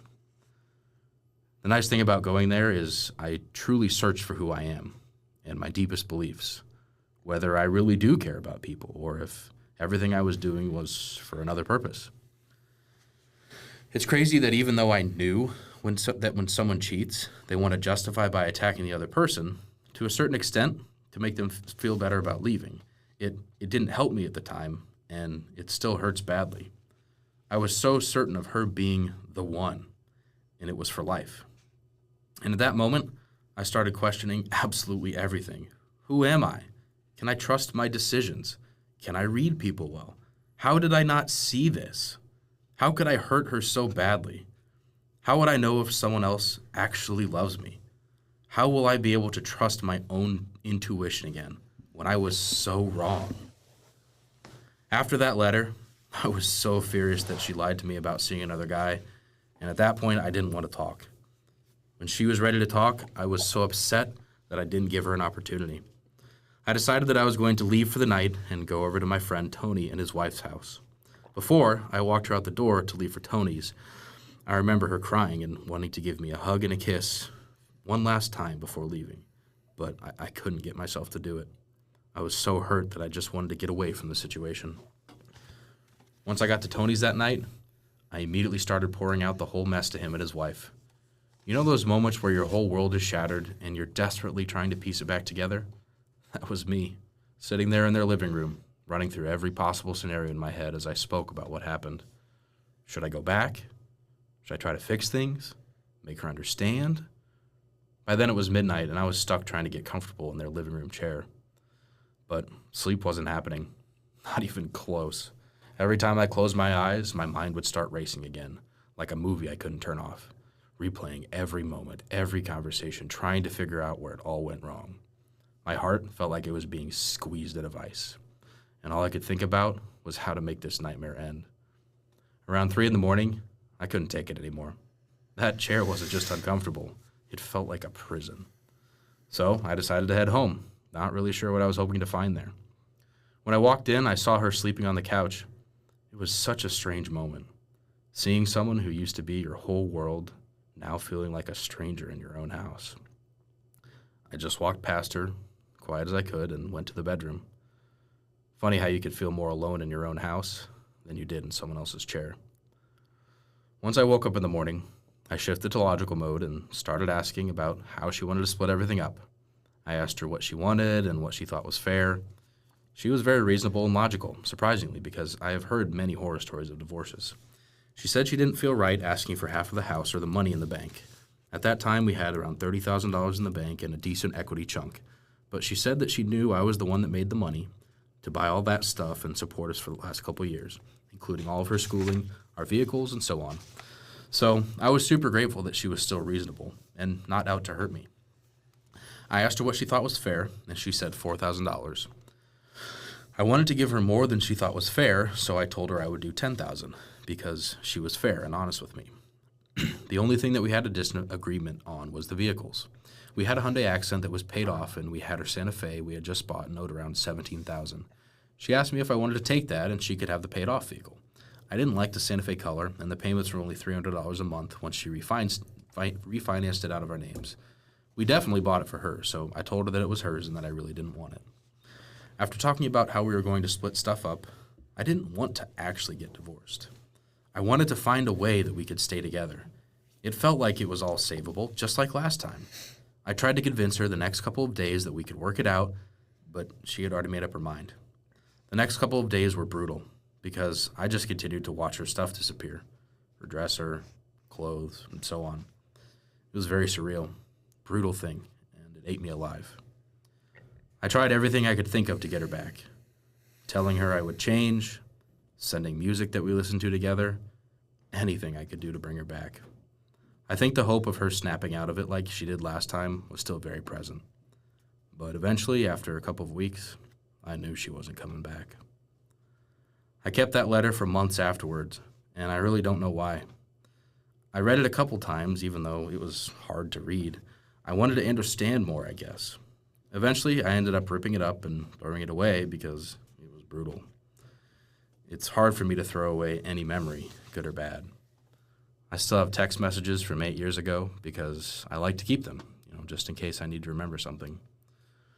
One night, I woke up and read the letter around 2 a.m., and it sent my body into a weird panic mode I'd never been in. I had huge red hives all over my body, head to toe. It scared me a lot, until I Googled what it was and realized it would go away after a couple hours. That same night, I decided to write her a letter to let her know that I didn't blame her and that if she truly felt unhappy with me, then I was grateful that she did what she did. Even though it hurt me worse than I had ever been hurt, I would rather be hurt than have someone that doesn't even want to be with me stay with me and continue to be unhappy and then regret being with me their whole life. That, to me, would have been way worse in the long run for both of us. So I let her know that I understood, to some extent, why she did it. I wish that she would have told me what she was feeling or how unhappy she was more directly. I know she hinted at it, but I was so oblivious that I needed it to be loud and clear. I do believe that conflict can lead to more intimacy if resolved in a healthy way, Because at the end of the day, I think we both truly wanted and still want the same thing, and that is for both of us to be happy, fulfilled, and live out our God-given potential, whether that is with or without each other. You want to know what real happiness looks like in a relationship? It's being able to be completely yourself, the good, the bad, and the messy parts, while giving your partner the same freedom. But here's what usually happens, at least in my experience. We play it safe. We start hiding pieces of ourselves because we're scared of rocking the boat. I've been guilty of this more times than I can count. I'll feel something, but instead of speaking up, I swallow it down because I'm convinced I know how my partner will react. Oh, they won't understand this, or this will just start a fight. So I keep quiet, thinking I'm keeping the peace. But here's the thing, that emotion doesn't just disappear. It sits there, growing into resentment, like a poison slowly spreading through the relationship. And from my experience, I blame it on the other person. But you want to know the craziest part? I'm doing this to myself. Nobody's forcing me to stay quiet. I'm choosing to, based on reactions I've already had scripted in my head. Before long, I'm walking on eggshells in my own relationship, feeling like I can't truly be myself. This is exactly what happened in my marriage, and I see it happening in relationships all around me. Think about it. When you're only showing the parts of yourself you think your partner will accept, you're not actually building intimacy. You're building a relationship with a version of yourself that isn't real. It's like trying to build a house on half a foundation. Eventually, those hidden parts of you are going to want to break free, and the whole thing starts cracking. Now, I'm not saying you should just blurt out every thought that crosses your mind without a filter.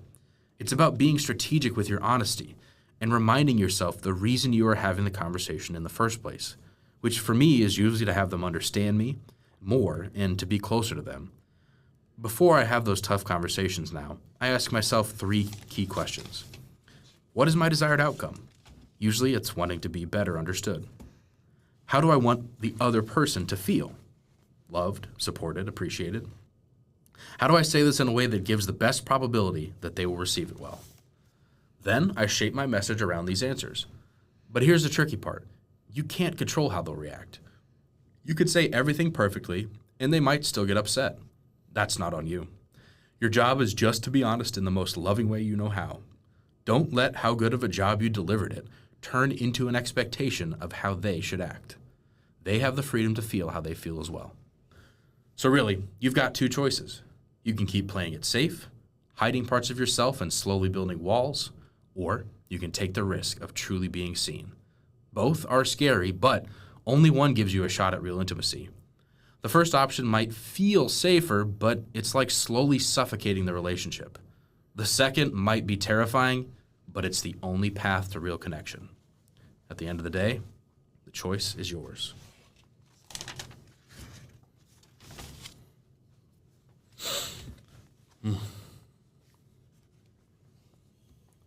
That was a story. Yeah. As I was reading it, I could, not literally, but I could almost see that image of you walking into the house when she's sleeping on the couch and just feel like Yeah. how your whole world just upside down. Yeah, it's interesting how fast things change, especially feeling-wise, and how, like, in a room it feels so, and it just felt so different in that house and just in general and how my life switched. So, yeah, that was, again, like I said in the book, that was one of the hardest times I've ever been through. And it's multi-layered because, obviously stuff with my mom kind of fed into that. It kind of ignited that belief that I had before about, you can't trust people. And then I just remember in a lot of ways I blamed myself a lot. And I took like a lot of, I want to call it responsibility, but that sounds more noble than what it actually was in the moment. It was more of like a shame where I shamed myself for like, man, like I didn't show up the way I was supposed to. I wasn't the husband I should have been. And I know I wasn't. And I've had some people that tell me like, hey man, you don't got to share that side of the story. You don't need to whenever you're talking about the divorce and stuff. And I really do feel like I do need to share that I have a lot of responsibility for what I could have done to show up better. And I know I didn't show up the best. And I also recognize now that there was some responsibility on her side to be more direct and to share that with me. But also, it's like, man, like my intentionality wasn't there. I was putting her on the back burner.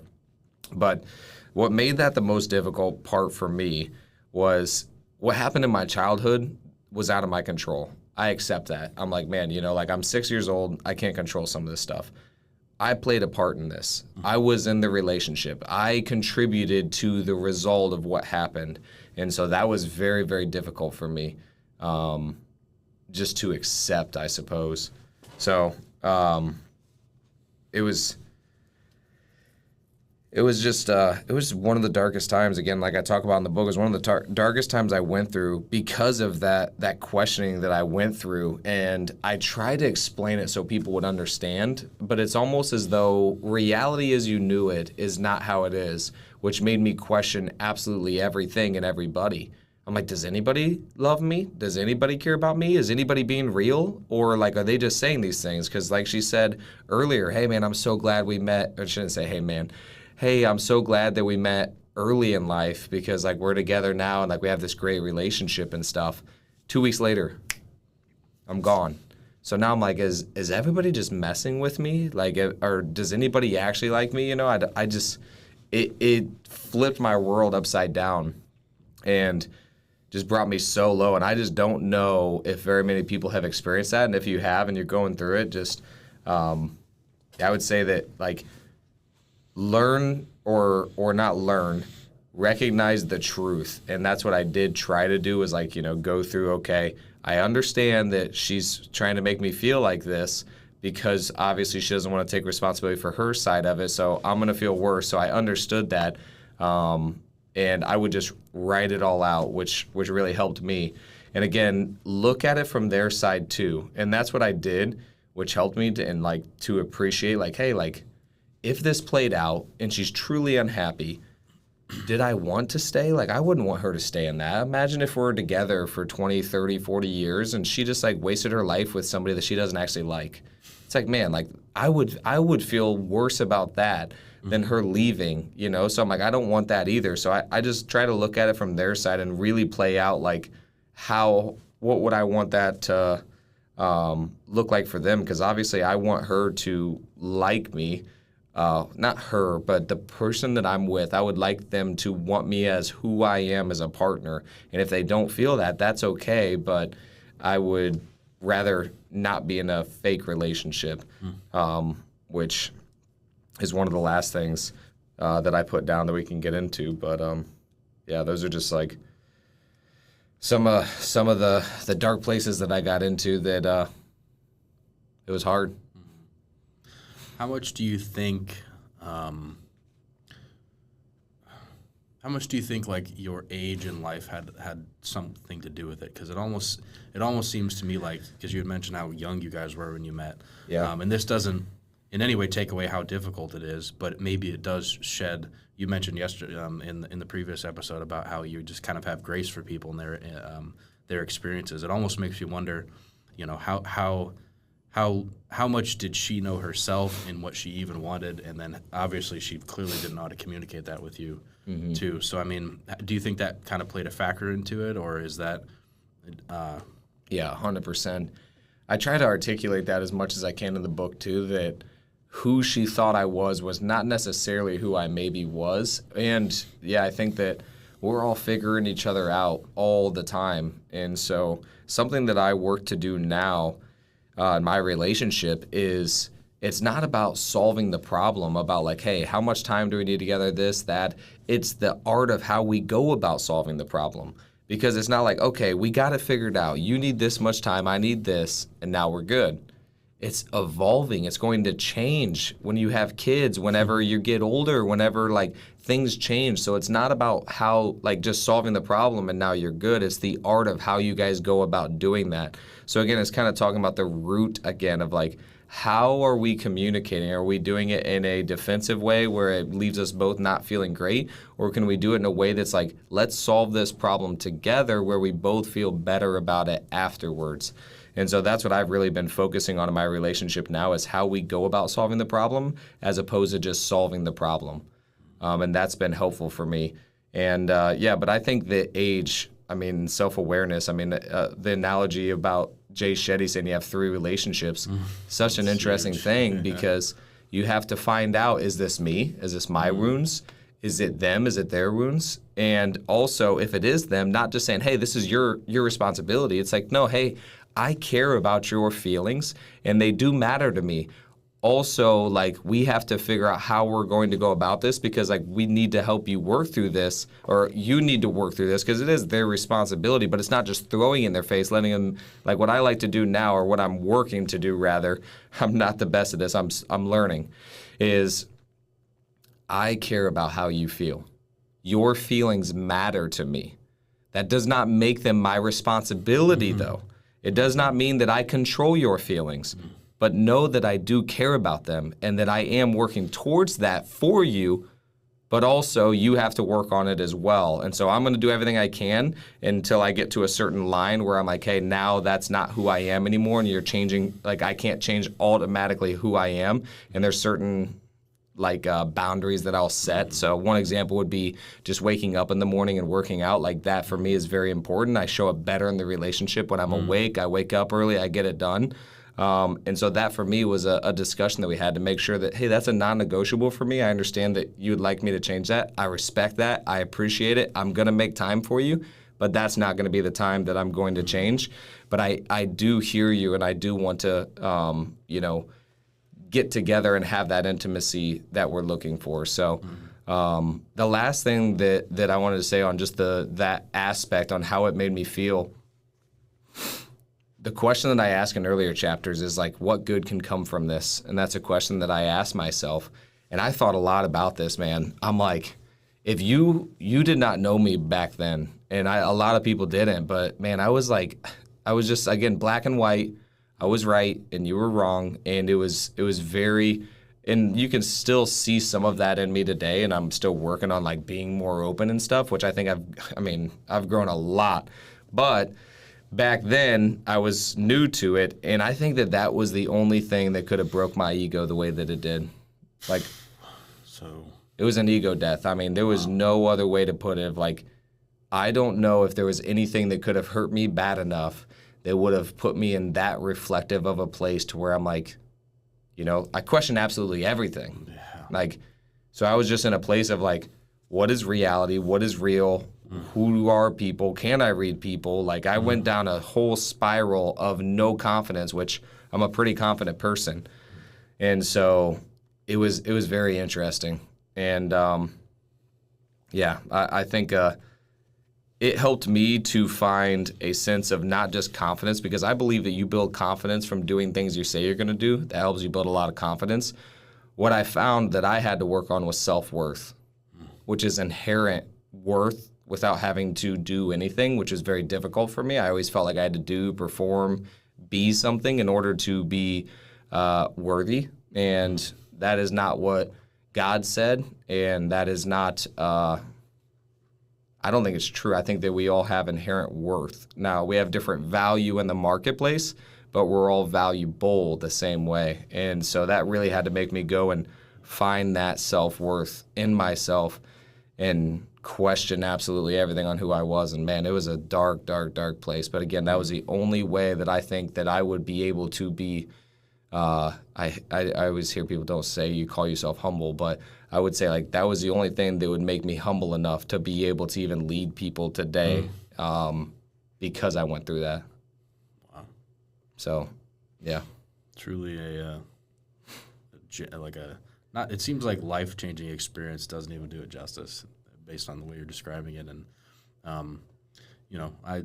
for those who don't know, I've known him for probably maybe 4 years now. And even I, only knowing you for 4 years, and this was after the divorce and stuff, I also have definitely seen that shift.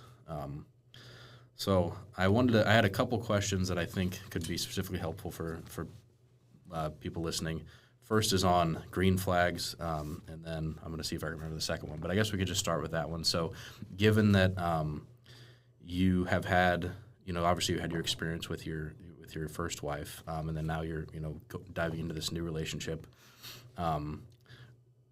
what it's like to not have effective communication because you look at the first marriage and you're like, well, what I thought was effective obviously didn't turn out to be. So when you're like in your relationship now or just in your experience, like what are some signs that people can look for where, you know, if someone is maybe questioning like, oh, is this the right person? And kind of getting to the bottom of like, is this the right person where we're on the right trajectory with each other. So what are some of the green flags that you found with your fiance where you're like, okay, like this is actually good. Like you were talking about how you work things out is more important than that you work things out. So can you just share some of the green flags that you found that you think that give you confidence in your new relationship?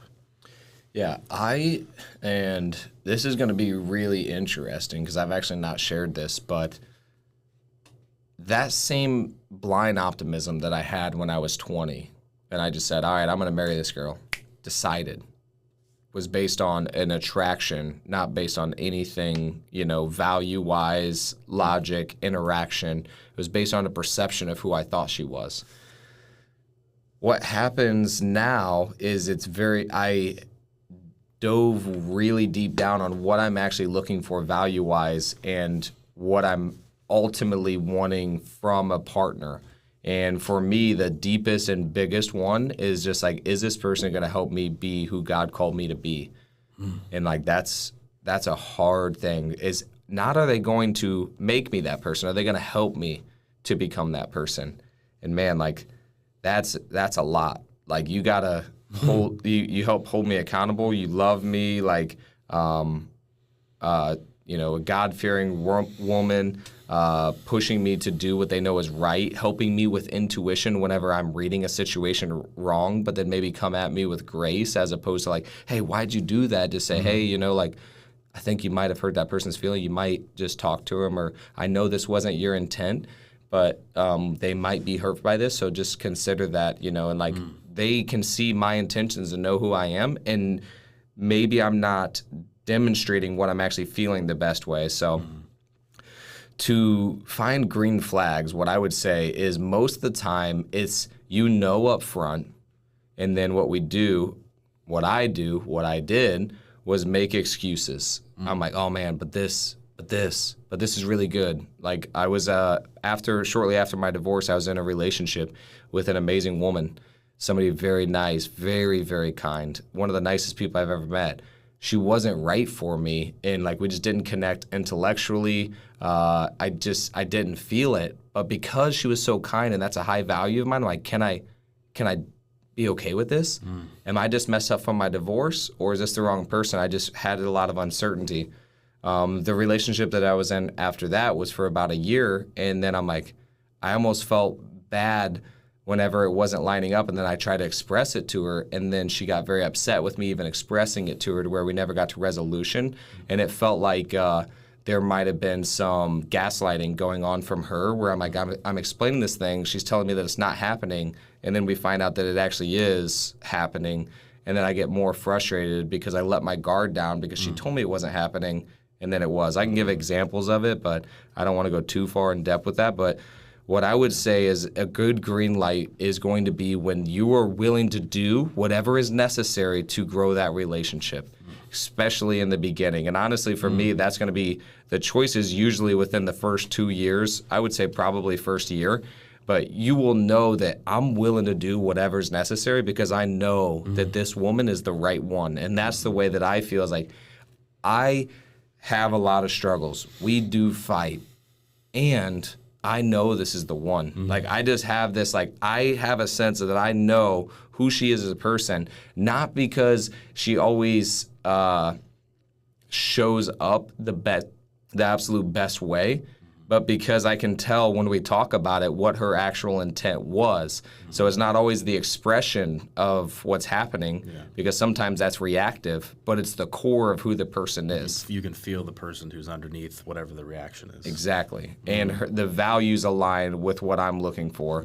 And so that's what I would say is going to be, is like, is this person, are you willing to do what you need to do to show up the way that you would like to show up? If you're not showing up the way that you want to, and you're like, I know I should have this hard conversation, I don't want to. Man, I should take her out. I don't want to.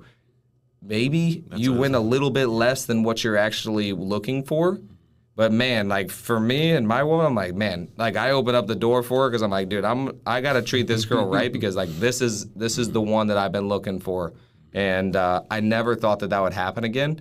But we'll get into more of that in the later chapter. But I never thought that I could feel that way again based on the brokenness that I feel. So that would be my encouragement to anybody before we get to the next chapters. Is if you're going through some hard times in the divorce and you feel like you're not good enough and it's never going to happen again, just know that like rebuild, reflect, and you can rebuild and find somebody that you will feel that way again.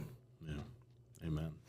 That's awesome. Yeah, we could talk forever about just the different changes and evolutions and what we've learned. Then the other question or the thing that I was thinking about is you mentioned the non-negotiables. This is actually I think would be a pretty like very tactical sort of advice.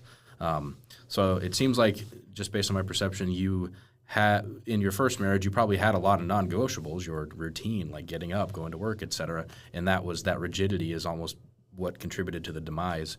And so now, can you share how do you go about maintaining your non-negotiables, and then also just communicating that with the other person? Because I know for me particularly, I would say that I struggle more towards the other side of the spectrum, where I am much more kind of go with the flow type situation, where I do feel better just sort of flowing through things and not having that rigidity as much. However, I do know that there's massive benefits to that. So just can you kind of dive in a little bit with like a little bit more of a tactical side of like communicating your non-negotiables and like your values and those sorts of things? Yeah, it's funny because I'm actually the more free flower as well, which most people would not think, especially like with the business structure and how structured I am. But yeah, in the relationship, I'm actually the free flow. I'm more like, all right, like let's go with the flow. I don't want to get anything scheduled because I don't want to commit to this and then change it. And then like so we were just talking about that earlier actually. But she's actually more structured than I am, which is crazy for. Just so I can understand the context. She's more structured in like the relationship between you two, because I still think like you mentioned, I have to get up and go to work out and stuff. So are you more so saying like in your nights and weekends and that sort of thing, you are more free flowing and she's a little bit more structured with that? Yeah, I would say so. Like calendar, time, like stuff like that. Like she's a little bit more rigid than I am, which is just it's so crazy because I'm like. I would not have expected that just based off of how you show up in terms of your health and fitness and business and stuff. So that is interesting. Yeah. So what we've done is I'm pretty go with the flow. And then whenever I have something, what I found that works, I could tell you what doesn't work. What I'm working on, because man, like I'm telling you, like I've learned a lot. I'm still got a lot to learn. I got a lot to learn in relationships. Relationships is my hardest one, which is funny why I wrote this book, because a lot of it is just a lot of it's tactful advice, but a lot of it's relationships too. And I'm still going through it, which actually does lead me to one last thing that I wanted to say, and then I'll go into your question. But I think it's always interesting that when you're going through something, it's more difficult to share. You know what I mean? Like, hey, here's what's working. Because you're not through it. Yeah, you're like, I don't have this figured out. I don't have anything to say. Yeah. And that's what's interesting even about my porn addiction was I can talk about it now openly, freely, because I beat it. But when I'm going through it, it was hidden in the dark. I'm like, dude, I'm not sharing this with anybody. I don't want to talk about it. I don't want anybody to know. And like it was almost like this weird thing. Now that I'm through it, it's like, dude, let's talk about it. So it does feel hard for me to talk about. Here's how to do it in relationships. Because and I will say, learning what not to do is very valuable. Eventually, you want to know what to do, but sometimes it is a process of sort of, like bouncing off the sides, getting towards your goal. So there's value in there. So what my counselor told me, and that I've been working on, that I think is pretty effective, is instead of she says, hey, I would like to spend more time with you. I was thinking maybe you could work out at lunch or at, nighttime. And I was like, nope, non-negotiable. Not doing that. We're getting to the same outcome that we're going to, but the way that you go about getting to the outcome is more important for how they feel. Because that way is just like wall. Yep. It's like, no, hey, I'm not willing to budge, and it's my way or the highway. And the walls go right up. Yep. And that's what she feels. And so I was like, but how and this is a question I asked my counselor, I said, how do I listen to what she says? I'm not willing to do what she says. and then relay that back to her in a way that she doesn't feel invalidated. Here's what he said. He said, acknowledge what she says first, make sure you understand it, and then you can state your boundary. So an example of that would be, hey, it sounds to me like you want to spend more time with me and you're not feeling like we always get that. Is that accurate? Make sure you understand. Repeat it back to her. Make sure you understand. Does that sound right? Yeah. Yep, that's right. I love that. I would like to spend more time with you. Agreeance. I would like that too, because most of the time, usually we want the same thing as them. That's the most interesting part. Is usually we do want the same thing. Yeah. Like even if it's like, hey, I'd want to go out more, and I need some time with the girls or whatever. Like I want that for her too. You know, like whatever her desires is. Usually I want that for her, and she feels like I'm holding her back when really I want her to go do what she wants to do as well. It's just a matter of getting to there. Yeah. So the first thing is going to be recognizing that you're probably in agreement with what you want. Probably. If you're not, that's a whole nother discussion. But in this case, it's like we both want to spend more time together. That's great. So I just say, hey, thank you for bringing this to my attention. I actually do want to spend more time with you. I feel, and this is where I tell my feelings, I feel like I can show up more whenever I'm with you if I wake up and work out in the morning. And a lot of times the day gets away from me to where I can't even work out in the middle of the day or at night. Half the time I forget to eat because I got so many meetings, and that's a fact. So working out might not happen, and then I feel like I would lose my health for you, for kids, for all of this. And so for me, working out in the morning is super important to me. Is there another time that we can do this? And then, Which shows that you still want to reach her actual goal, because she doesn't want to see you at 6 a.m. She wants to see you. So how can we make that happen? exactly. Yep. So that is one thing that I learned from my counselor that I'm working to implement is acknowledging what they say first, and then you can go to how you feel. But if you skip the acknowledgement, it just goes right to defensive for both of you guys. And usually we get there about 45 minutes to 2 hours later. Yeah. But I think it could go a lot faster if we just acknowledge it. Yeah. And the interesting thing for maybe other fellows out there is that what I hear in that too, also being the man in my own relationship, is that oftentimes I am able to create that space. You mentioned here in the book, like actually creating the space. I think that is something that, every relationship is different, so I don't want to put anybody in a box. But, typically speaking, a man is able to essentially create the container for that situation to happen. Because if you do the whole thing of like, nope, not happening, then you have created you haven't even created a container where you can have a conversation. You've just put up a wall. Whereas if you lead with creating this space where we're together in it, like that's just like, I think it's a privilege and a responsibility that we as men have, at least in any sort of relationship like that. So I agree. Yeah, the last thing that I had that I really like that we can kind of dive into is I believe that relationships is authenticity. And that's kind of what we're talking about here is like, how can you feel how you feel? I might not feel the same way, which is going to happen in a relationship at some point. You guys are not going to feel the same way all the time. You might want the same things, but you're not going to feel exactly the same way about how you go about getting those things that you both want. And so for me, relationships, the authenticity is just at almost the highest of importance for me. I want them to be authentic and feel free to be who they are, not having to be somebody all the time. Yeah. And I just wanted to share that I thought this was very interesting. And I don't know if it's true, but I heard that there were studies done on the highest forms of frequency. And I always thought, man, if you're testing the frequency based on what somebody's feeling, they're basically like testing the frequency of the room. You're talking about like the actual energy in the room. Correct. Okay. Yeah, the actual energy of frequency. What's the highest frequency? I thought it would be love. And that is really high. Love is very high. They said that authenticity was the highest form of frequency. And I'm like, that is so interesting. But you can feel that. I mean, and I feel this way, even when I disagree with people, even when I don't like them, when they're being authentic, I respect them. I'm like, dude, I disagree so much. Yeah. But thank you for sharing that. Really mean it. Yeah, and I'm like, dude, I love that you believe that, and I respect that because you're being real about how you feel. And I disagree. Aubrey Marcus is a great example. He's not somebody that I agree with all of his stuff, but that guy I can tell is being as authentic as he can possibly be about what his experiences is. And I'm like, man, I love that. And so relationships for me, authenticity is just very important. And while we were reading that, I actually texted Nicole and was just like, man, like, I really appreciate that we're just able to have that. So yeah, I'm like, that's man, huge. Yeah, I've not been able to have that in relationships in a long, long time. And so it's just been important to me. So huge, man. Yeah. I love it. Well, anything else that we want to touch on for this particular chapter? That's it. All right. Chapter 10, Recover Like a Pro. After she moved out, I did what a lot of people do. Started going out more, trying to fill that void. One night at a local bar with my best friend and his wife, I ran into a girl I knew from high school. Looking back now, I can see how desperate I was just to feel worthy of someone's attention. When she started flirting back with me, it was like getting a hit of something I'd been craving. Validation maybe, or just proof that I wasn't completely unlovable.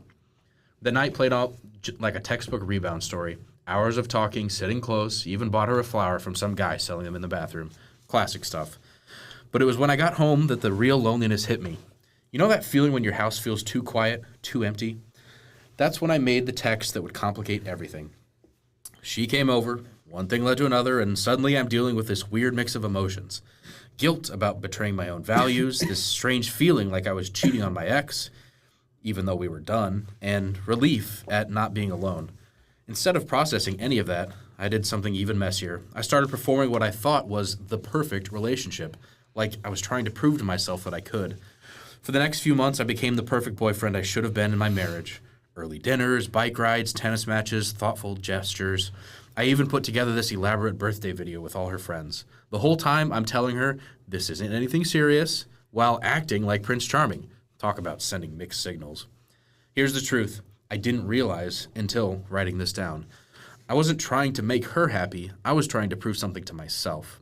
Every sweet gesture, every perfect date, every intimate moment was me saying, see, I'm not the terrible person my ex described in that letter.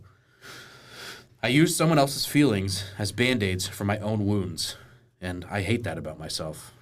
But because the really messed up part, I knew exactly what I was doing would hurt her, but I kept going anyways. After about 4 or 5 months, I couldn't keep up the charade. The guilt of knowing she was developing real feelings while I was just practicing, I guess, became too much. When I finally ended it, she was devastated, obviously. The worst part was I'd actually had fun with her. It was easy because I never felt any pressure. I knew it wasn't real, at least not for me. After all of that, I went back to reflection and depression. While everyone at work saw this successful guy living his best single life, I was actually just sliding into a pretty dark place. Started listening to breakup rap songs like NF's I Just Wanna Know on repeat. Funny how people think you are winning when you're feeling your lowest. This song felt like everything I was going through at the time, and it felt like I wrote it myself. It is hard to know if songs like this helped or if they put me further into depression, because on one hand I knew I was not alone, but on the other hand it made me focus more on the problem and blame my ex-wife more. Either way, I continued to listen, and sometimes I would even send her songs like this that made me think of her. I think it was a ploy to make her feel bad and change her mind and come back, but it didn't work. She would just say things like, why are you sending me this? And I wouldn't respond because I didn't really know how to answer. Then there would be other times I would blame her for leaving me, for cheating on me, for not trying to make it work, for not continuing to try, and then feeling as if she lied to me. I asked her how she was going to be in a relationship with anyone, and how would she know if she could stay loyal in the future? It's crazy how sometimes I would defend her and other times I would choose to attack her, in my mind or talking to other people. I remember a time when her mom called me shortly after everything happened, and her mom was basically apologizing for her. I defended her in that moment and told her mom that it was not just her in the situation and that I neglected her and was not there for her emotionally. I also said if she truly felt like it was better for her to be with somebody else, then that was okay. The truth in her words hit me harder than any punch I'd ever taken in the boxing ring. Even through the anger and exaggeration in that letter, I knew there were bits of truth I couldn't ignore. It crushed me, not just emotionally, but physically. I got to such a dark place that thoughts of ending it all started creeping in. They weren't serious plans, but just the fact that my mind went there scared me. Looking back now, even those dark thoughts feel like they were partly a desperate plea for her to come back, though I had never told her about them. I wouldn't have wanted her back out of guilt anyway. That wouldn't have been real. But something kicked in, maybe that fighter's instinct, maybe something deeper. Instead of letting myself spiral down, I decided to channel all that pain into rebuilding every other area of my life. I call it recovering like a pro. Here's the thing about recovery. You've got two paths. You can take the easy route that feels good in the moment but leaves you worse off, or you could take the harder path that actually helps you heal. It's like having a hangover. Sure, you could stuff yourself with greasy food to feel better right now, or you could do what athletes do. Hit the sauna, replenish with electrolytes, fuel your body with protein. Both approaches might work, but only one makes you stronger in the long run. So that's the approach I took with my life. Instead of drowning in the pain, I turned it into fuel. I started hitting the gym hard. I actually managed to put on 5 pounds, which was crazy considering I could barely eat. Those first few weeks, protein shakes were about all I could force down, and even those were a struggle. But I kept pushing because moving forward, even just an inch, felt better than standing still with my pain. Other things that I did that really helped me a lot was I got into a small group Bible study and ended up starting one with a good friend of mine named Jimmy. I got around good people where I could actually share my thoughts and be vulnerable with them. Having someone there to listen and care for me was super helpful. The good friend I started the small group with was also a huge help while I was going through it. He was great at helping me work through my feelings and talked with me about positive things that I also did in the relationship because I was very self-sabotaging, in a very self-sabotaging frame of mind. He was basically a counselor and supported me in that phase of my life, which made a big difference in my day-to-day. He helped me to see another perspective and the good that was still in me. The same friend and I were talking about how we really wanted to give back to the community and how it is best to become helpful whenever you're feeling helpless. And that's exactly what we did. So we decided to volunteer at a low-income housing group for children. We hung out with the kids, taught them about Jesus, and played music and sang with them, and just had a lot of fun. Doing all those things really helped bring me out and helped me focus on myself, on what I was doing, where I was going, what I was doing wrong, what I could be doing better, and really just helped me live and love other people more, which truly made a huge difference in my well-being and happiness.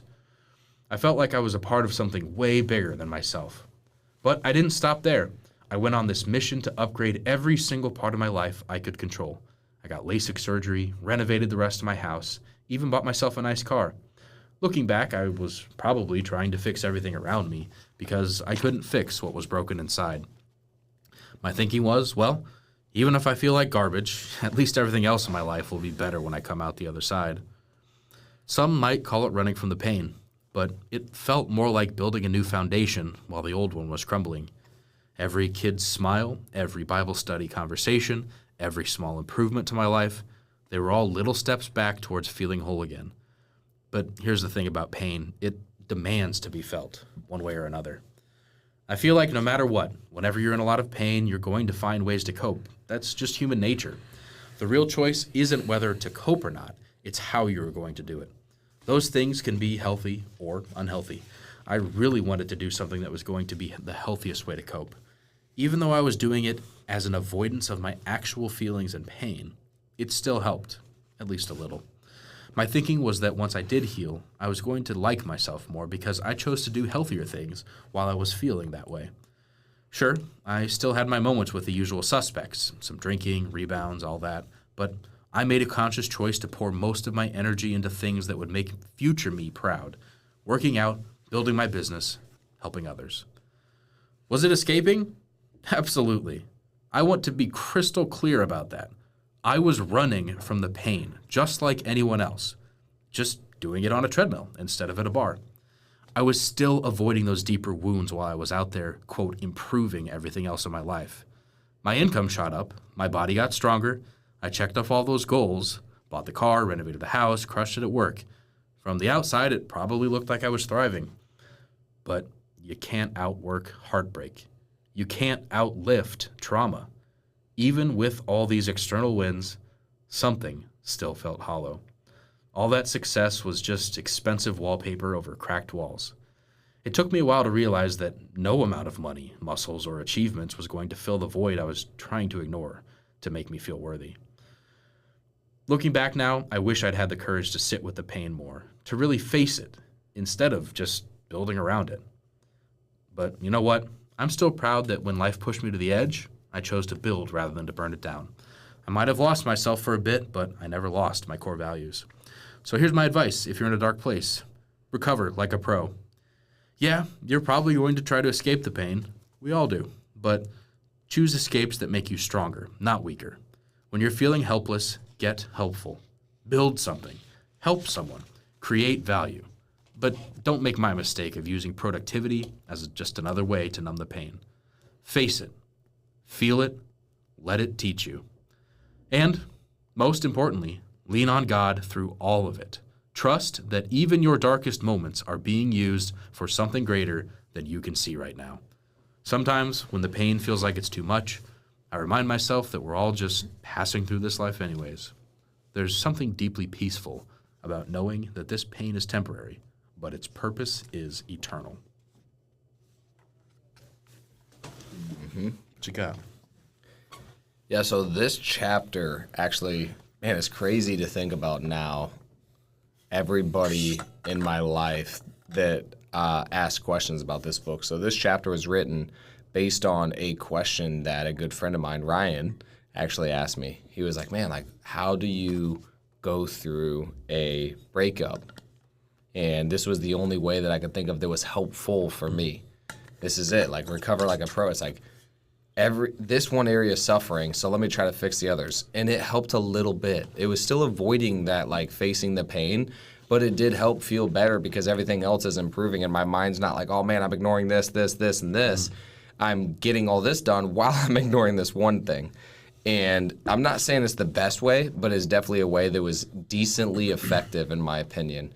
And so that's how this whole chapter got written, was somebody asking me for advice, and I thought about how I did it and how effective it was. I like that. And, you know, it makes me think, it makes me think a lot of things, but I think it's undeniable to say earlier in the book we were talking about how, you know, if all you do is level up your business and your health, and that's all you ever do, you're going to be imbalanced because you can be 10 out of 10 in those two areas, and then you're at a 0 in these other ones. Mm-hmm. So I think the big lesson is having this one thing crumble apart really isn't an excuse to let that other stuff go. It's not like, okay, I went through a divorce. Now I have to stop everything and sink deep into the mud of my pain. Mm-hmm. It's not quite that. Mm-hmm. Yes, did you avoid it by working out and doing business? Probably. And I think the reality is, like, if there's ever something in the future, God willing, not a divorce, but something very difficult that you go through, maintaining those positive habits of, like, your health and fitness and relationship and spirituality as you go through the difficult thing, like, the only change that could be made in the future is to also address that. I really don't think it's an either or thing, and I've 100%. I've heard other people just kind of think that it is like, oh, you went through this horrible thing, so it's like, oh, you can't recover, you can't keep doing these good things because you're a victim now, or some, you know, that sort of mindset really creeps in. And so I think for me, it's like, yeah, is it like you acknowledged in the book, like, were you running from it with the weights? You know, probably. And so in the future, don't stop the weights, but actually also face the thing at the same time. So to me, it's focusing on the fact that, like, hey, dude, like, you can, like, it's really good to have these good habits, but also make sure you're actually facing it, which, again, I think, you know, very clearly, at least from my perspective, you are facing these other areas now. Yeah. So that's kind of what I got out of it. That was the point I was trying to make in the whole chapter, is like, hey, like, this was the best way I knew how to at that time. Yep. It did work fairly well because we're here now, and, like, it's working. The time of which it took me to learn the relationships took longer than I would like to, based on how I went about it. That's basically the main thing that I'm trying to express there. Yeah. But like you said, I think a lot of times what happens is your confidence goes down in one area, which was my relationships, which shot my entire confidence for every other area, which almost spiraled me out to where I could lose my job, lose my health, lose my spirituality, lose everything because of that one area that really drug me down. Instead, I said, no, I'm going to maintain my confidence in these ones, and I'm going to try to slingshot myself out of this relationship, use my confidence from other areas to work on this one. And that's kind of what I did, was built up and then said, all right, it's time. Mm-hmm. And I encourage anyone who's listening, because I know I've personally had to continue still to work through like scarcity, negative sorts of mindsets. And so for anyone out there who's listening who is immediately jumping to like, oh, well, this whole chapter was just him running away from it. If that's truly what your main takeaway from this chapter is right now, I would ask you to reconsider why you're thinking that.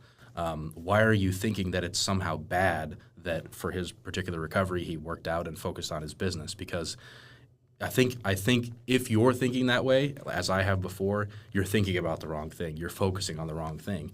So focus on how like it is actually good to do that. And so then the opportunity is to also focus on the relationship, which was struggling too. So I just, for anybody facing that negative mindset of,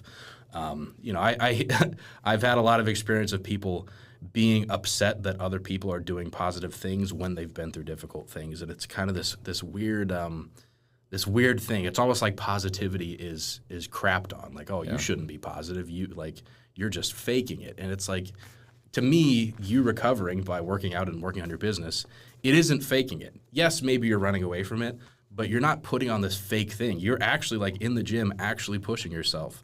And so that just as someone who has struggled with those negative mindsets before, like really here, to recover like a pro, it's actually good. It's actually better to do that than to just spiral downward in all areas. Yeah. Like, seriously, it's better. Sure, it's not perfect. Sure, you're avoiding it. But, dude, at least you're not spiraling down everywhere. Yeah, and there's a lot of other options. That's what I think about is, like, there's a lot of other options out there that happen. And it's not to say that it won't ever happen. I would hope that it never happens because we also don't know how we're going to react, what happens to you whenever you go through these traumatic things. But sometimes people go to way worse things. And so what I look at is what I chose to do because something else that I hope that I really reiterated in that chapter, you're going to do something. You are going to do something the bottle or the weights, man. You are going to do something with this pain to overcome it. It can be a lot of different things. And so again, think about what's going to be the best thing that can help you that will actually work. And that's what I was trying to do in this. So absolutely. And that, I think that's what people hear if they choose to focus on it is you can recover well. You can. Yep. The last thing that I was thinking that just add in a tiny little bit to the chapter was like that relationship right afterwards. I don't think I really expressed how much I let her know that, hey, like this is not a good idea to be around me. Like I wanted to let her know. I was very self-aware in the sense of like it is not a good time to be around me. And I remember several times I let her know that because I was hurting, man. And I remember one time, we're in my living room and she's just like, I was letting her know like, hey, I don't think this is a good idea. Like I don't see anything long term with us. And she's like, well, what do you think I should do? And when people ask me what I think they should do, I'm going to be very upfront with them. I'm like, I think you should run as far away as you can from me and like, do not talk to me again. But then she asked me a follow-up question. She said, what do you want me to do?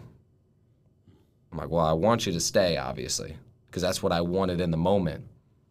And it was just a very difficult thing to desire this because I felt like I didn't want to deal with the pain. And so like it was like almost like this numbing sense.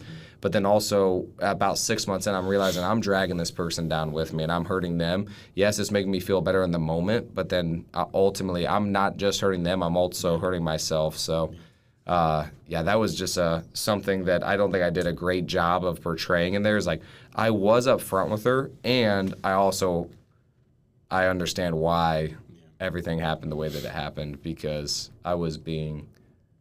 my words and my actions were not lining up. What a beautiful example of the grayness of life, where that is certainly not a black and white thing. Yeah. At least from my perspective. So thank you for sharing that. Was there anything else that you wanted to share that came up for this particular chapter? That was it. Okay. We're rounding the corner, my friends. Here we are at Chapter 11, Infinite Chips. This is the good stuff. All right. So, you're at a poker table, and luck is on your side tonight. Your hot streak just won't quit. Sure, the night started off a little rough, but you played the best you could out of those mediocre hands. And now? Now it's like the universe is making up for lost time, throwing you one monster hand after another. Then it happens.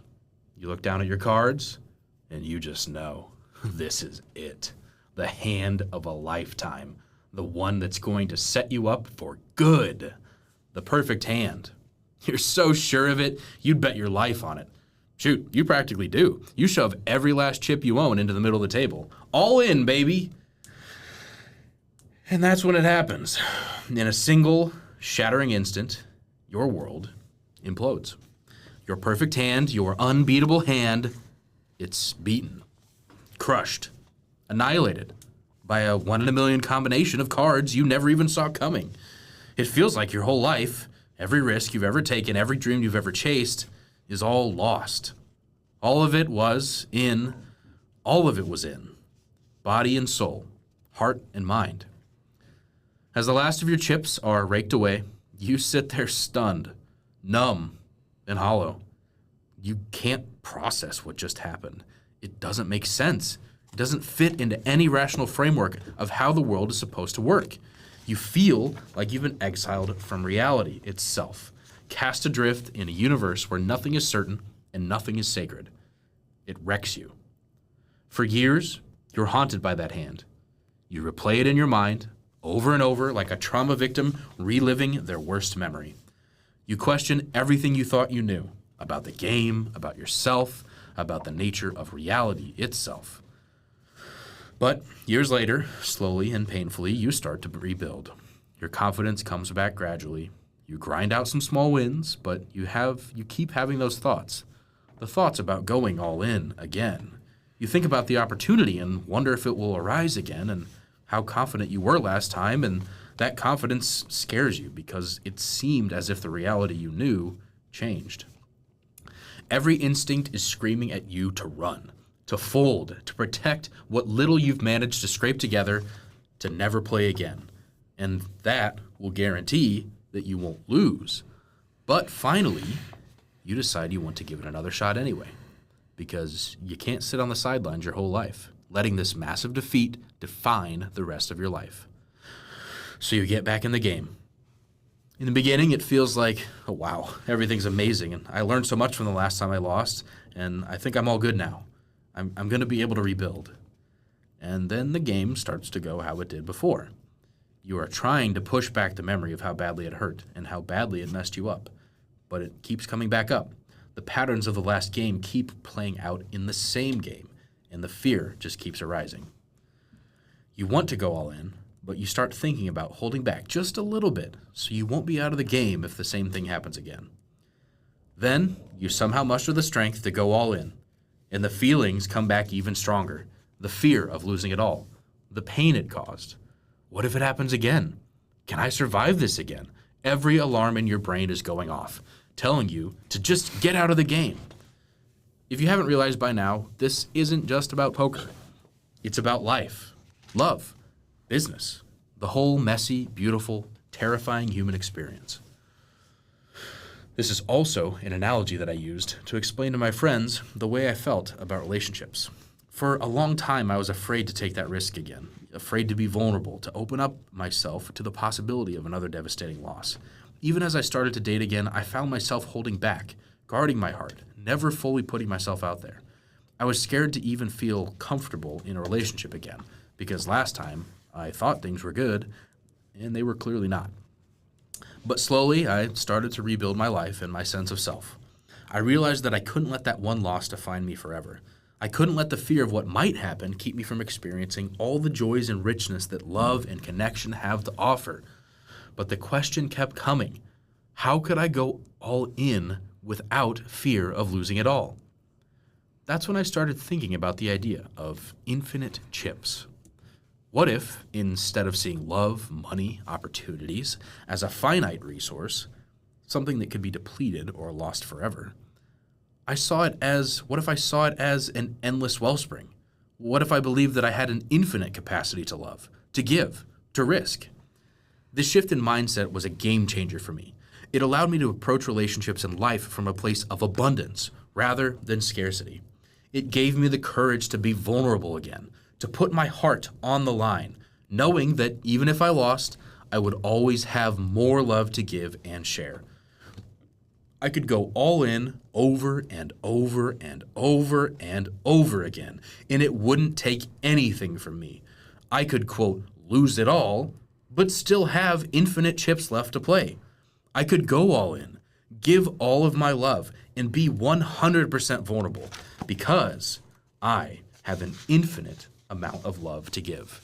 I am not limited on how much love I have or how many times I show it. I've played this out in every area of my life. When I lost everything in business, just another hand. There's always more opportunity to create value. When relationships ended, just another round. There's always more capacity to love. It's not about pretending the losses don't hurt. They do. It's about knowing that the pain is temporary, but your chips are infinite. You're not limited by what you have right now. You're only limited by what you're willing to risk, what you're willing to give. I remember the first time I really embraced this mindset. I was starting to fall for someone, and that old familiar voice kicked in, the one telling me to hold back, to protect myself. But this time, something was different. During one late-night conversation about hopes and fears, I made a conscious choice to go all in.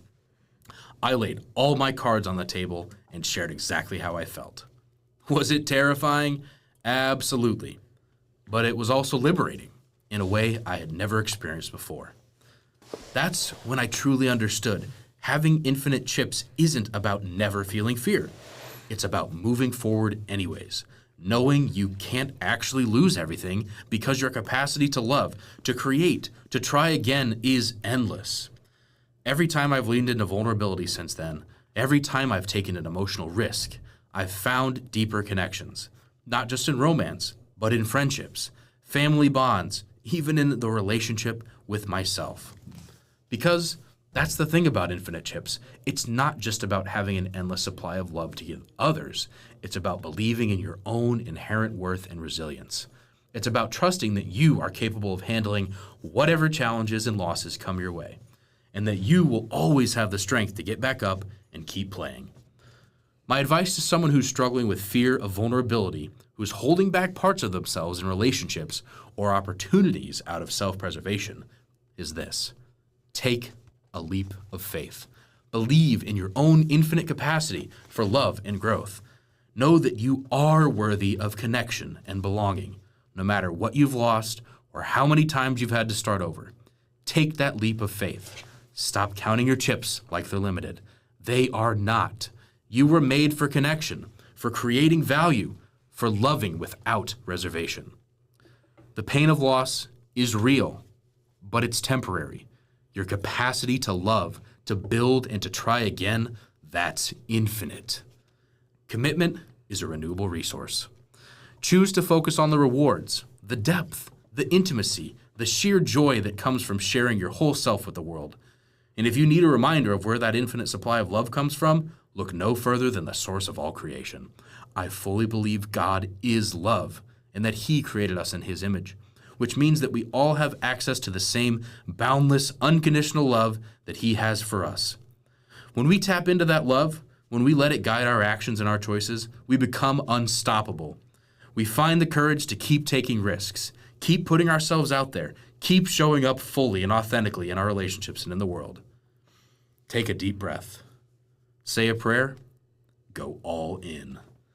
Play the hand you were dealt. Love with everything you have. Build with all your energy and risk with your whole heart. Because you're not just playing with the chips that you can see. You're playing with an infinite supply. Play it with courage, with abandon, with the reckless optimism of someone who knows they can never really lose. And always remember, the question isn't whether you have enough chips. The question is, what game are you going to play with them?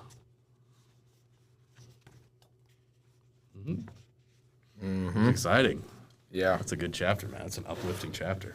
I love that chapter. Mm-hmm. That analogy is one that I had in my mind for a while, and I don't think that people realize that I use that analogy in a limiting belief sort of way. because I didn't add on the infinite chips part. I was just using that to explain to somebody how I analogy, felt. you mean? The poker analogy, correct, not the infinite chips. So I didn't have that part. So I had the limiting belief of the poker of like, hey man, imagine you go all in. Like this is your life savings, everything you've got, all of it's on the table, and go even a step further, like, you know, your emotions, your relationships, all of that. Because I wanted to like try to give somebody how I felt. And that's what I was trying to do is how could I frame this in a way and help them to understand, because I like to use analogies and stories to help people to understand how I feel. And I just didn't know how to do that the best way. And so I just came up with this analogy. But I use it as a limiting belief for so long. Just like somebody's like, man, like, you know, well, why don't you do this? Well, you know, you don't know what it's like. And I did the same thing that we all do. And something that I realized is like I use that story as a limiting belief to try to help them understand for so long. And what I thought would be helpful for other people is like, you're probably doing the same thing, but this is a quote that I remember now. Fight for your limiting beliefs and you get to keep them. And just sit with that. If you continue to fight for your beliefs, your limiting beliefs on why you can't get in a relationship, why you found the one, because that's really what it came down to as well. Is like, everybody's like, well, when you know, you know. Like, I thought I knew. I thought I knew, and it turned out to not be. So how can I be that certain again when I was so certain before, and then what I was certain about ended up not being true? So reality itself flipped. So that's what I was trying to explain on how I thought I did know. Have you ever been certain and you thought you knew something for certain, like gravity exists, and then it just flips on itself? Yeah, oh my gosh. And that's what I was trying to describe to people. And so then when I started to realize that I was using it and it was this story that I was telling myself was holding me back, I thought, what would change this story? What would I need to believe in order to help me get past this limited belief using the same analogy? And I'm like, I'm in my mind, this is all I have. And I gave it away. I had that certainty. I gave the certainty away. It's gone. Well, what if there's unlimited amount of certainty? Because it's not like I gave it to her or to somebody and they can take it from me. It's like I'm connected with God. That's where my worth is. That's where my inherent worth is. And when I'm connected to God and the all-powerful universe and the infinite, well, then there's an infinite supply. And that was what really broke through in my mind on everything. And I've had that mindset in business a lot. And I think that you and I have had that conversation. It's very easy for me with money, with business. It's like, bro, all right, like we lost some money. Cool. We'll get on the next one. Yeah, not a big deal. In relationships, it hurt worse. And there was just a mindset because a lot of people fear losing money and they feel scared of like not being able to survive. I don't feel that same fear. I'm like, I survived without food. It's like, you know, I'll figure it out. Relationships, though, it was harder for me. I'm like, man, maybe I won't find somebody. Maybe I won't have that connection. And so there was more of that fear-based thing there instead of realizing that, man, like, we have infinite amount of everything is there. It's just what are you willing to put in? Yeah, it seemed like the way you've described it and like comparing like business failures versus like the failure of your first marriage, like maybe in a way you don't identify with the money in the same way that you identified in your marriage. So it's like when you went through the divorce, it's almost like you questioned your identity, you questioned reality, you questioned everything. So it's almost like maybe that your relationship in that way like was just felt more of like in a way who you were. I don't know if it's exactly right, but whereas with the money, it's almost like the money's kind of out here. It's like the money comes in, the money comes out, but it's like it's not this thing that's like if I don't have money, I don't exist or I'm not worth anything. Whereas with the relationship, it almost was like, oh shoot, maybe I'm not worth anything because I don't have this. So it almost sounds to me like just with the way that your identity was more tied into the relationship, that could have been why you felt more scarcity around it. Because you felt like, oh, I had one shot. I had one shot at the perfect thing, and I blew it, or it blew up, and so now I'm screwed, which is not true, but it's... I can definitely see that, especially with my mindset then, because again, I was so black and white, and I never thought about that actually until you just said it. I was so black and white that I said I would only get married once. I was saving myself to have sex for her, And so then like now I can't live this like perfectly good life. And so, yeah, maybe that is what spiraled, because it changed all of my identity and I can't change it now. And so, yeah, that's interesting. Wow, it's almost like life forced you either to accept that you must change or simply accept the story and then spiral downward forever. Because you can never, like the first time you're married, you can only get married for the first time one time. Yep. And so if you're going to change your story ever, you literally didn't have an option. Yeah. So maybe that, you mentioned your ego death earlier, like when you're so certain about something and then you literally you can't go back and do your first marriage again. Yep. It's impossible in this plane. So, yeah. wow. One other thing that you just made me think of is I remember when I was younger, I used to have a lot of judgment around people that were doing things that I had not done. Like I didn't drink until I was 21. Like there's certain things that I did that I was like judging other people for, and like, sex outside of marriage was one of them. And I was like, man, like that's wrong.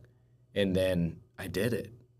And so like I didn't even think it was possible for me to do that.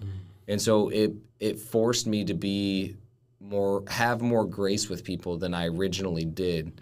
And like accept that, man, we're human, we will mess up, and like kind of just, again, love people more. I was so rigid and so like pushing people away that I think that it formed just an intimacy that I'm able to have with people, and an empathy where I'm like, man, like I understand what you're feeling, and I never thought that I'd do the things that I did either.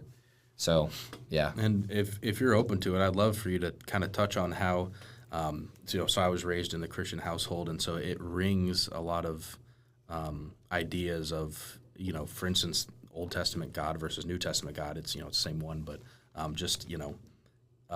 it seems like because of what you've been through, you've really been opened up to like the grace that God shows us, or that, that Jesus shows us, where it's like, the story of Hosea and Gomer, where Gomer she was making mistakes, like she was doing the wrong thing, and yet God still loved her anyway. He wanted her to be loved anyways.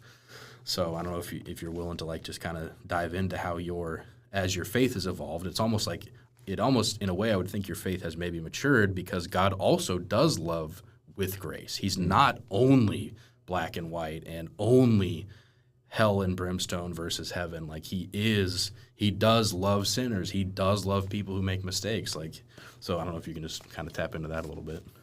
Yeah, that's a tough one, because we go into a lot of theology. We don't have to I was going to say like just maybe how your experience has changed, because it's almost like you are now loving people in the way that God loves you in a way. Yeah, and that's really, I think, what it comes down to is going to be forgiving other people. It's easier to do when you've done the thing that you need to forgive them for. Yeah. It's more difficult when you have not done it, because you don't understand it, which kind of goes back full circle to what we talked about with the normie thing, with, just other people are like, man, you don't understand it. And now I'm realizing that I don't need to understand it to forgive people. And that's really what evolved with me, was like, I don't need to understand. That is God. That is God's responsibility. My responsibility is to still forgive, to still love, to be at peace with all men if possible. And so that's really my responsibility, and the rest is in God's hand. But yeah, I'm called to forgive and to love, because I get a lot on they shouldn't be doing that. Well, yeah, neither should I have done some stuff that I've done. So I'm gonna give as much grace as possible, and still hold them as accountable as possible, because I still think accountability is very important. I think that's something we're missing a lot today, is in today's culture, is like we give so much grace that we're not also authentic and true. It's like, man, like we need to also be real with people and what is actually best for them as well. Because yes, I can give grace and I can empathize, but also if I truly care and love you, I believe that I'm going to tell you the truth. It's like, brother, this is hurting you. I'm seeing it. I know what you're doing to cause this, and I would love to see you choose something else. I can't let you sit in it and just sit by, because I believe that's not really loving loving because I'm not so much worried about how you're going to feel about me. I'm so concerned about your life that I'm willing to risk you being mad at me because I care so much. And so it's this dichotomy of balance that's not defined. Right. It's not just like, you have grace and you have justice. They're both good. They're both good. I love justice. I love when you get what you deserve. I like that. I think that makes sense. It's like, man, we did something wrong. We should be punished for it. I accept that. I like that. I also like grace when I get what I don't deserve. And I like that part too. Both are good values. Both exist at the same time, and those are exact opposites. So the question is not, is one good or bad? Both are good, and how much of each are you going to live in your life? And there's no right answer, in my opinion. Yeah. But at the same time, you have to learn that for yourself because, again, both are very good values. I think it's cool how it's how what you're describing about the willingness to say something to your friend because you love him, even if it's going to hurt him. Just like kind of that interesting dynamic between authenticity and grace. I think about it in my own relationships. Like, if there's something that is, it would be inauthentic for me to not speak up if I'm having having a feeling or some sort of experience. But I can also ask the question of myself, like, hey, is this something that love can cover? Like, am I able to show grace for this? And so there isn't like an exact answer at all for every situation at all times. It truly is that dynamic of like, okay, when is it time to simply just forgive and accept and let go?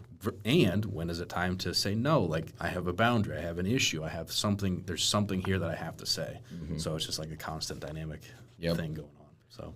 And yeah, for me, it's going to really come down to what I believe is going to be best for them. It's not always about what I need in my life. Sometimes it is, but most of the time it's like, what is going to be best for them? And this is a tough statement, but I've had this conversation a lot of times with different friends of mine who feel differently.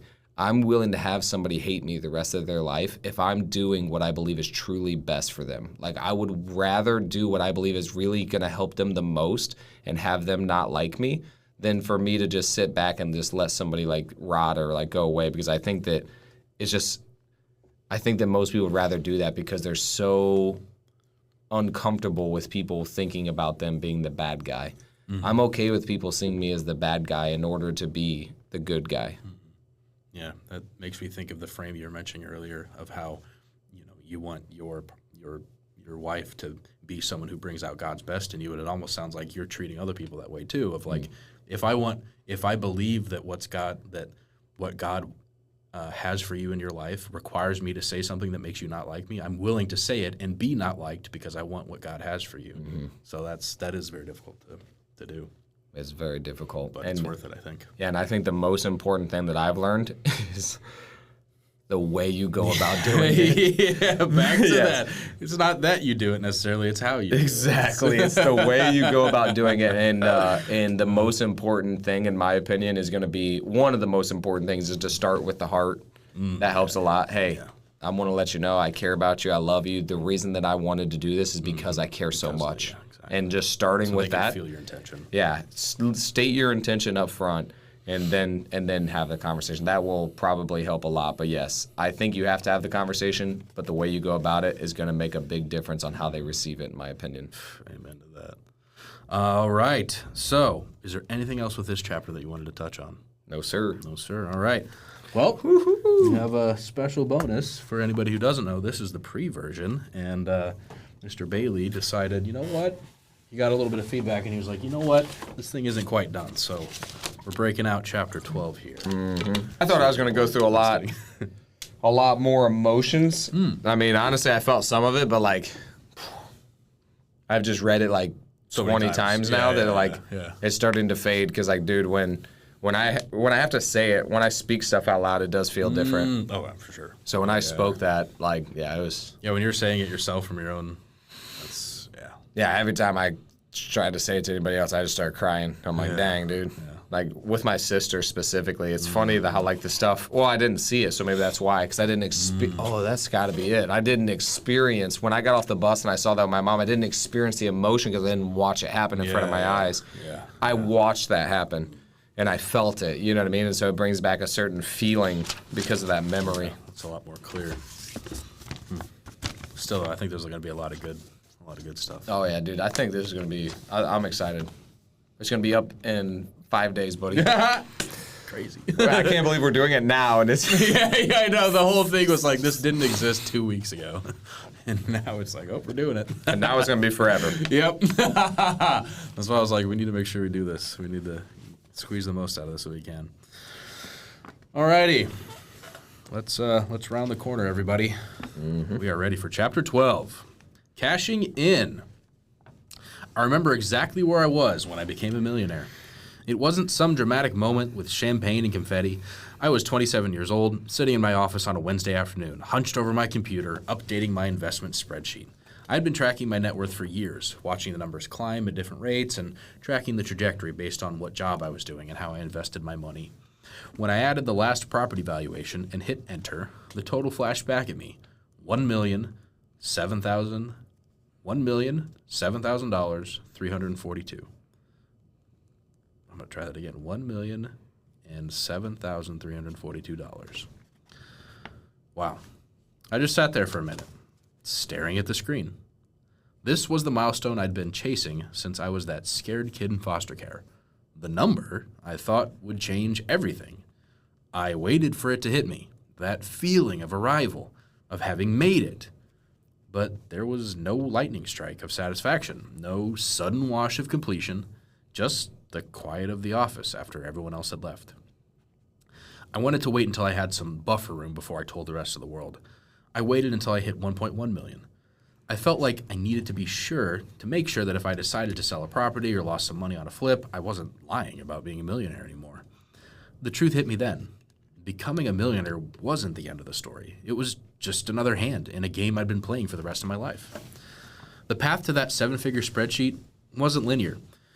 After around 4 years in car sales, I took the leap into real estate, around the same time as the divorce.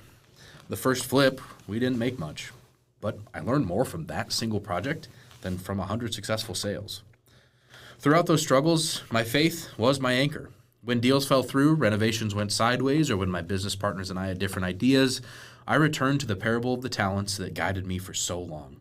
God had given me abilities, resilience, work ethic, vision, not so I could bury them in fear, but so I could multiply them with courage. I used that same infinite chips mindset and faith in what God had for me to find the woman of my dreams. I surrendered and trusted God. That was not easy for me, to trust that God was in control and that I would find the one. Honestly, I wasn't even sure if I would be able to feel that again. But with my new understanding and faith in what God had planned for me, I found the one that He had intended all along. I was looking for a woman who would be by my side and help push me to become the man that God created me to be. A woman whose God-given intuition I could trust, and trust that she was using it for what is best for us, not for manipulation or selfish intent. Years after my divorce, I met her, an amazing woman with the kindest heart, incredible intuition, and someone I truly believe will help me become a better man than I ever would be without knowing her. I also used the infinite chips concept not only in relationships, but also in business with each property we bought. Buy, renovate, rent, refinance, repeat. This is the way that I was able to accumulate my $1 million net worth. I would use my house as a line of credit to buy another house. Then I used my car sales job to get loans from the bank. I had to make sure that I kept my expenses down so that my debt to income was good enough to get the initial loans. From there, it was just repeating the process. To give a very simple example, you find a house that you can buy for $100,000. The bank gives you a $100,000 loan. You get a tenant that covers the loan payment, and you profit every month after all expenses. This is a very simplified version of what we did. There are a few more steps, but the concept is exactly like this. How many of these could you do? Infinite. Think about it. It costs you no money at all. The bank gives you 100% of the money. The tenant pays it down. You get more money coming in every month. That is what I like to call infinite chips. The formula while I was building it wasn't complicated, but the execution took everything I had. 16-hour days, sleepless nights, constant problem solving. The same relentless drive that got me through foster care and those early job struggles became my greatest asset. 3 years in, my business partner and I had a portfolio of 30 rental properties generating monthly cash flow, plus a house flipping operation that was turning 3 to 4 properties every month. I built a team of contractors, developed relationships with lenders who believed in us, and learned systems that allowed us to scale. But here's what they don't tell you about becoming wealthy. The obstacles don't disappear. They just change form. I thought money would solve my problems. Instead, it introduced new ones. Suddenly, I had to worry about asset protection, tax strategies, and wealth management. People came out of the woodwork, some with genuine intentions, others looking for handouts or opportunities to exploit. I had to learn who to trust, when to be generous, and when to set boundaries. My relationship with money evolved too. In the beginning, every dollar represented security, a buffer between me and the chaos of my childhood. Later, money became a scorecard, proof that I was winning at a game everyone else said I would lose. Now, I see it differently. Money is just a tool, a means of creating the impact I want to have in the world.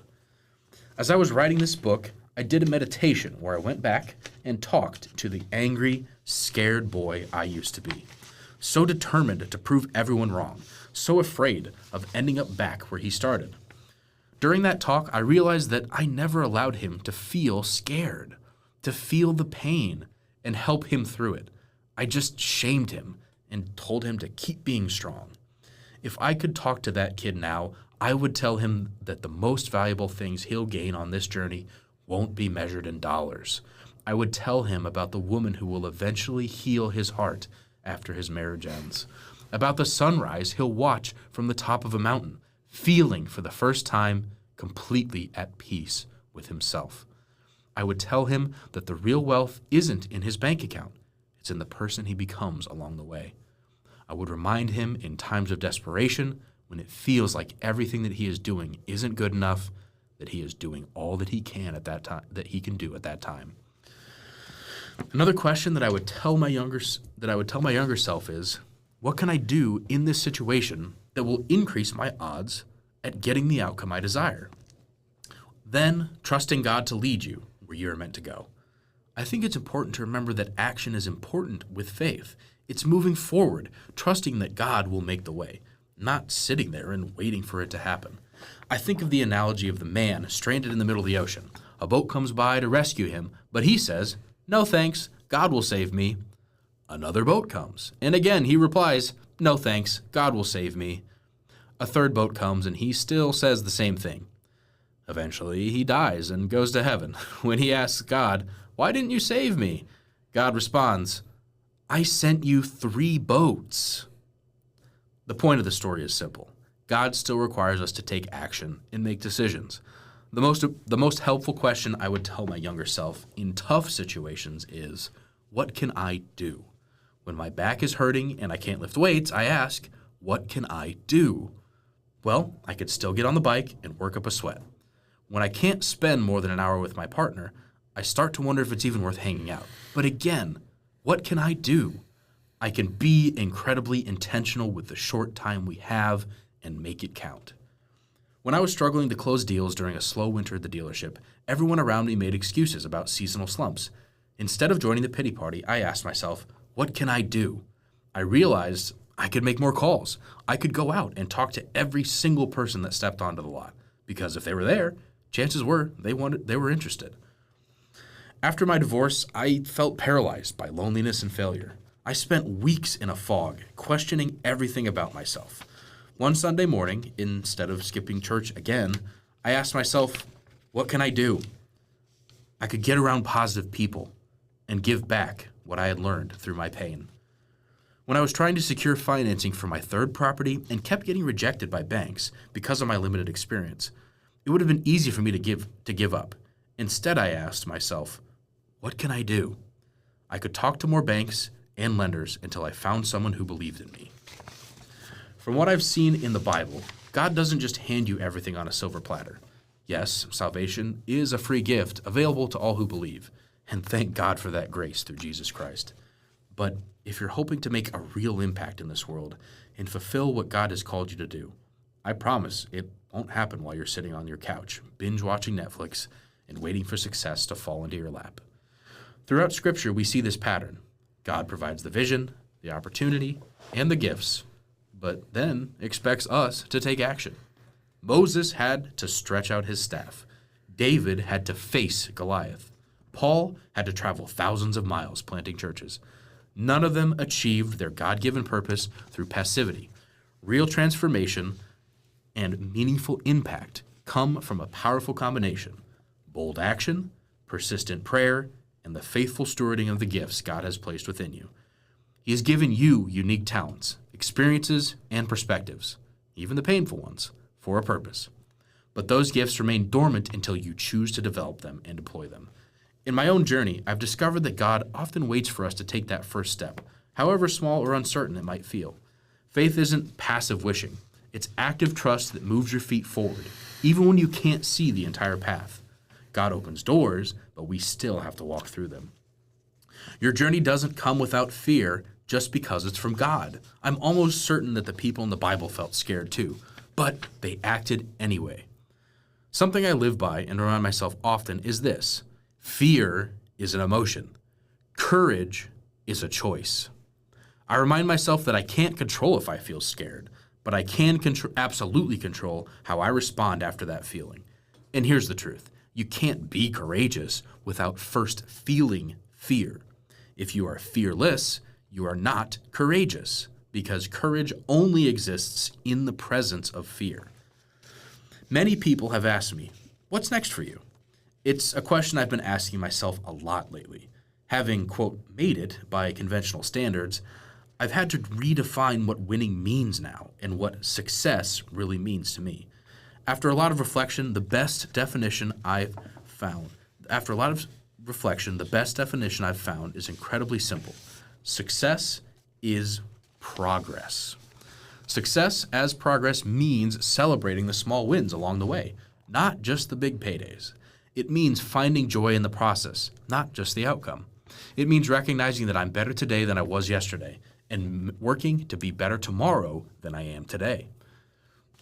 This mindset has freed me from the tyranny of comparison. I'm no longer measuring my success against other people's highlight reels or society's arbitrary standards. Instead, I'm asking, am I growing spiritually? Am I growing physically? Am I developing new skills? Am I becoming more compassionate? Am I using my resources more wisely? If the answer is yes, then I'm successful, no matter what my bank account says. Progress isn't always linear, and that's where faith comes in. There have been seasons where it felt like everything was moving forward. My back was moving backward. My marriage falling apart, deals collapsing, friends shifting.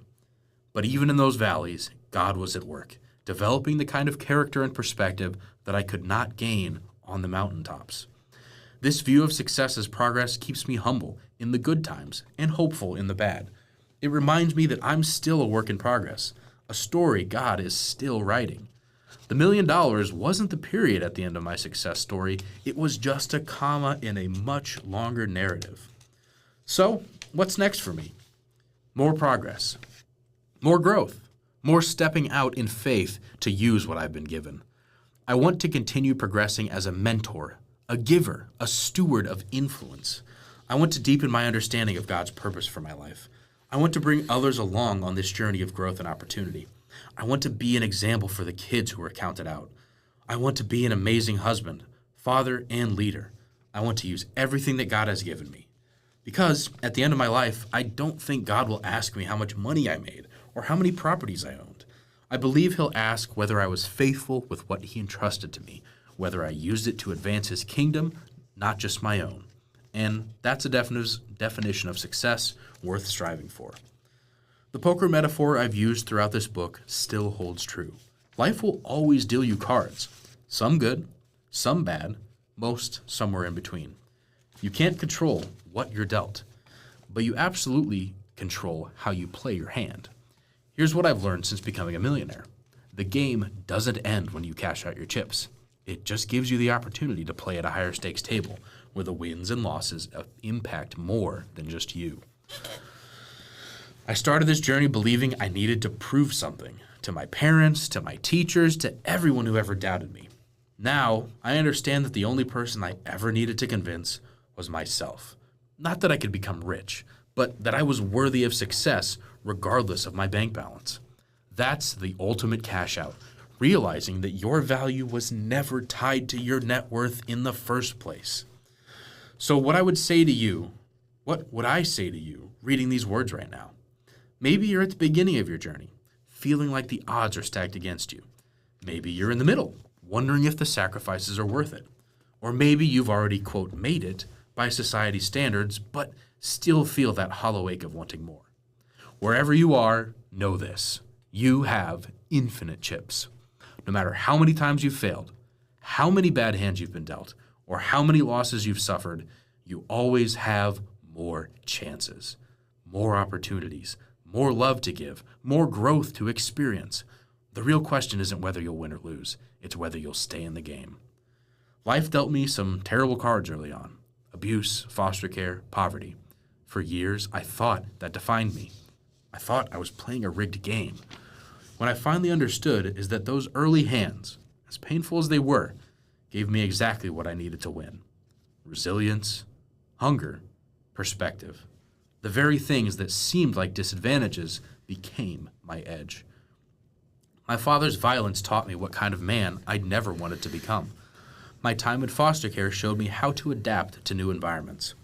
My struggle with poverty gave me a work ethic that outpaced my more privileged competitors. So, take a good look at your own hand. Those cards you've been cursing, they might just be your winning combination. That scar you've been hiding, it might be your greatest strength and asset to connect with others. The deck will always be shuffled with both pain and possibility. The choice to play, boldly, strategically, with everything you've got, is what turns an ordinary hand into a royal flush. I'm still playing, still learning, still making mistakes and finding my way. The $1 million was never the finish line. It was just confirmation that I was on the right track. So deal yourself in. Ante up. Look at your cards and play them with everything you've got. Play them like they were the exact hand you wanted. And always remember, your greatest hand is still waiting to be played. And God is right there at the table with you. The end. Yes, sir. Let's go. Tell me about it. So this was a chapter that was not in the original book that I wrote. Over the course of the last 2.5 years, I wrote this book, and I was like, man, it was draining, man. Like, it was very, very difficult. I went through a lot of emotions. I went through just different feelings of like, man, what's my mom gonna think? What's my sister gonna think? What is all these? You go into a lot of not super details, but you touch on a lot of stuff with a lot of different people in your life. Yeah, and so I was thinking about that while I'm doing it. Then I'm also thinking about what's other people going to think of me, because I don't like to talk about this stuff. I'm like, are they going to think that I'm just trying to get sympathy, which is something I always fought against. And so it was just so interesting, all the different emotions that I went through writing this book. And I think I really wanted it to be done. So I was like, you know what? The infinite chips concepts, like I used that the rest of my life. That was great. After the pre-launch, I had some people get the book, and one of them was my good friend Tony. He read it, and he's like, man, I felt like it was missing something. Like, I just wanted this one last thing. Like, it's from foster care to millionaire, but I didn't hear how you became a millionaire. I didn't hear how you used the infinite chips concepts. And the only way that people knew what actually happened in my story is if they knew me. And so I wanted to show people how I use that. So for me, this was the easiest chapter I wrote, was the last one, because I could talk about what I think right now. What I originally wrote in the book was me thinking, or basically when I first started writing it, I started writing it as a hero's journey. I was basically writing, okay, this is what happened, this is why I'm the hero, this is what, like what I learned is better, all this stuff, like the normal. I had to go into what I felt.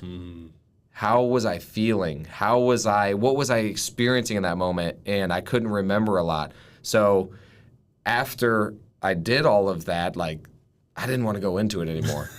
Then I wrote this chapter. I'm like, okay, now I can talk present day. How am I using what I've learned, these concepts, and I could just share my thoughts right now. And it was so. Yeah, you got it done pretty fast. Yeah, I wrote this chapter 3 weeks ago. I wrote it in probably, I think, one day, like one night, and because it's just so simple to.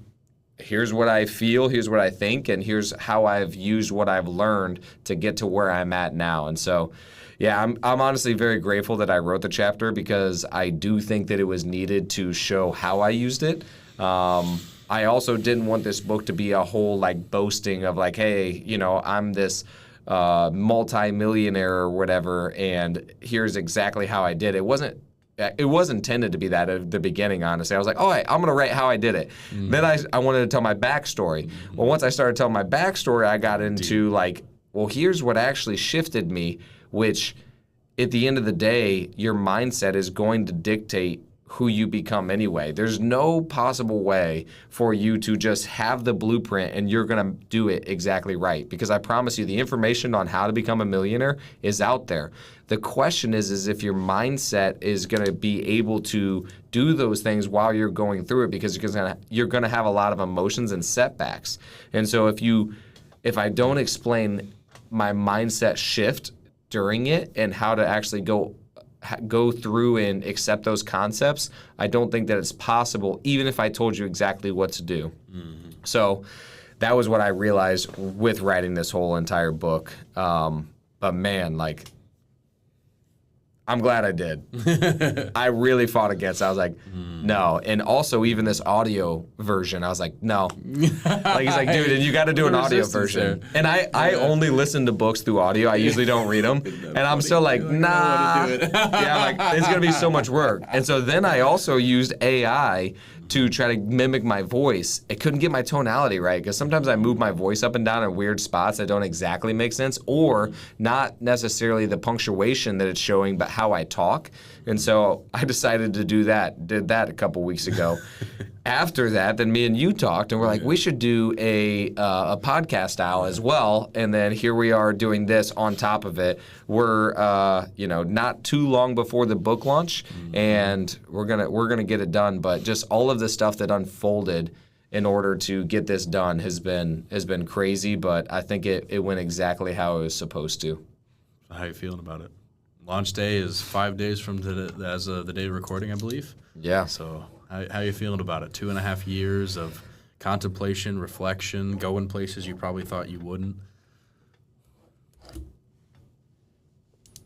I feel as though it changed me as a person writing this book. And that's what my counselor talked to me about, is like, man, like, even if you never release this, you have probably changed as a person. And I know that that's true, because even the relationship with my sister, I would have never known that was affected without writing this book. I didn't know.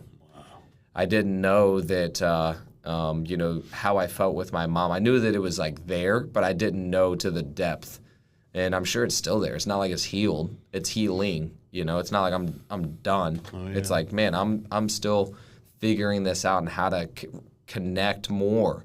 And so, yeah, I think that it's been life-changing for me to write it, and I'm just hoping that it helps a lot of other people to go through similar things and have tactful information and different ways to think, because I do believe that it can help change the feelings and the emotions that you have based on the thought process that you have through it. And so I just wish that I would have read something like this that would have helped me when I was going through it. So that's really also why I wanted to share it with the world. Is like, man, this is honestly, like, it was hard for me to share some of this stuff, like, very difficult. Yeah. And so I just decided, you know what, if my story is going to help other people, again, if it makes me feel uncomfortable, if people don't like me, if they question my intentions, that's okay. I believe it's going to help more people. And so I'm willing to put myself in an uncomfortable spot in order to help these people.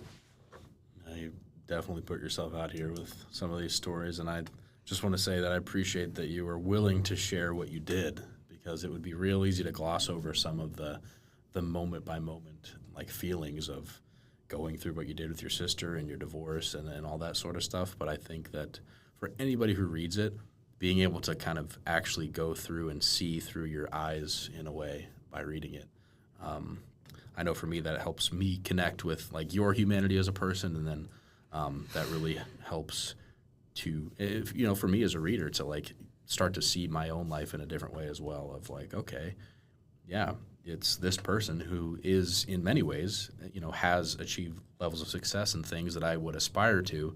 He's also been here. He's been in the depths. So that I know I personally appreciate that, and I'm sure anybody who's listening and watching does too. So Yeah. I mean, is there anything else that you want to leave us with? Anything that you want people to take away from this? I mean, the last thing that I'd like to talk about in this chapter and overall in life is just my definition of success. I've questioned that a lot, and as of right now, I don't know if this is the answer, but it's the best thing that I have found, and I talked about it, and that's growth. It's just growth, man. Like growth in any areas. It looks different for everybody. But at the end of the day, what are you growing towards? And I want to make sure that what I'm growing towards is what I ultimately want to become or who God wants me to become. Like, question I ask is like, what would make me proud of me? And what would make God proud of me? Like, those are two very important questions, because I also think what we focus on in this life is a lot of times usually the stuff that's going to end.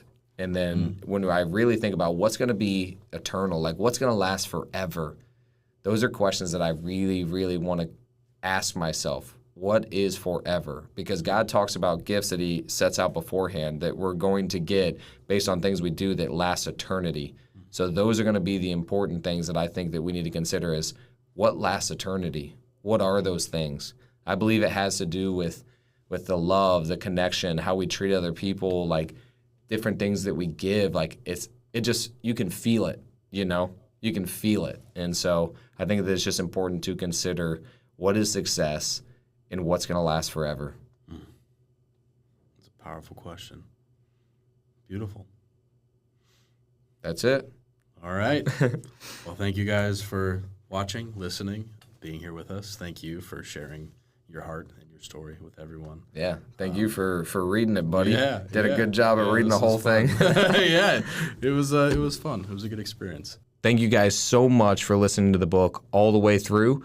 If you guys want to follow me on Instagram, my Instagram handle is dakotabailey.in.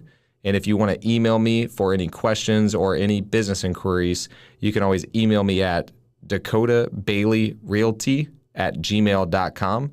That's DAKOTABAILEYREALTY@gmail.com.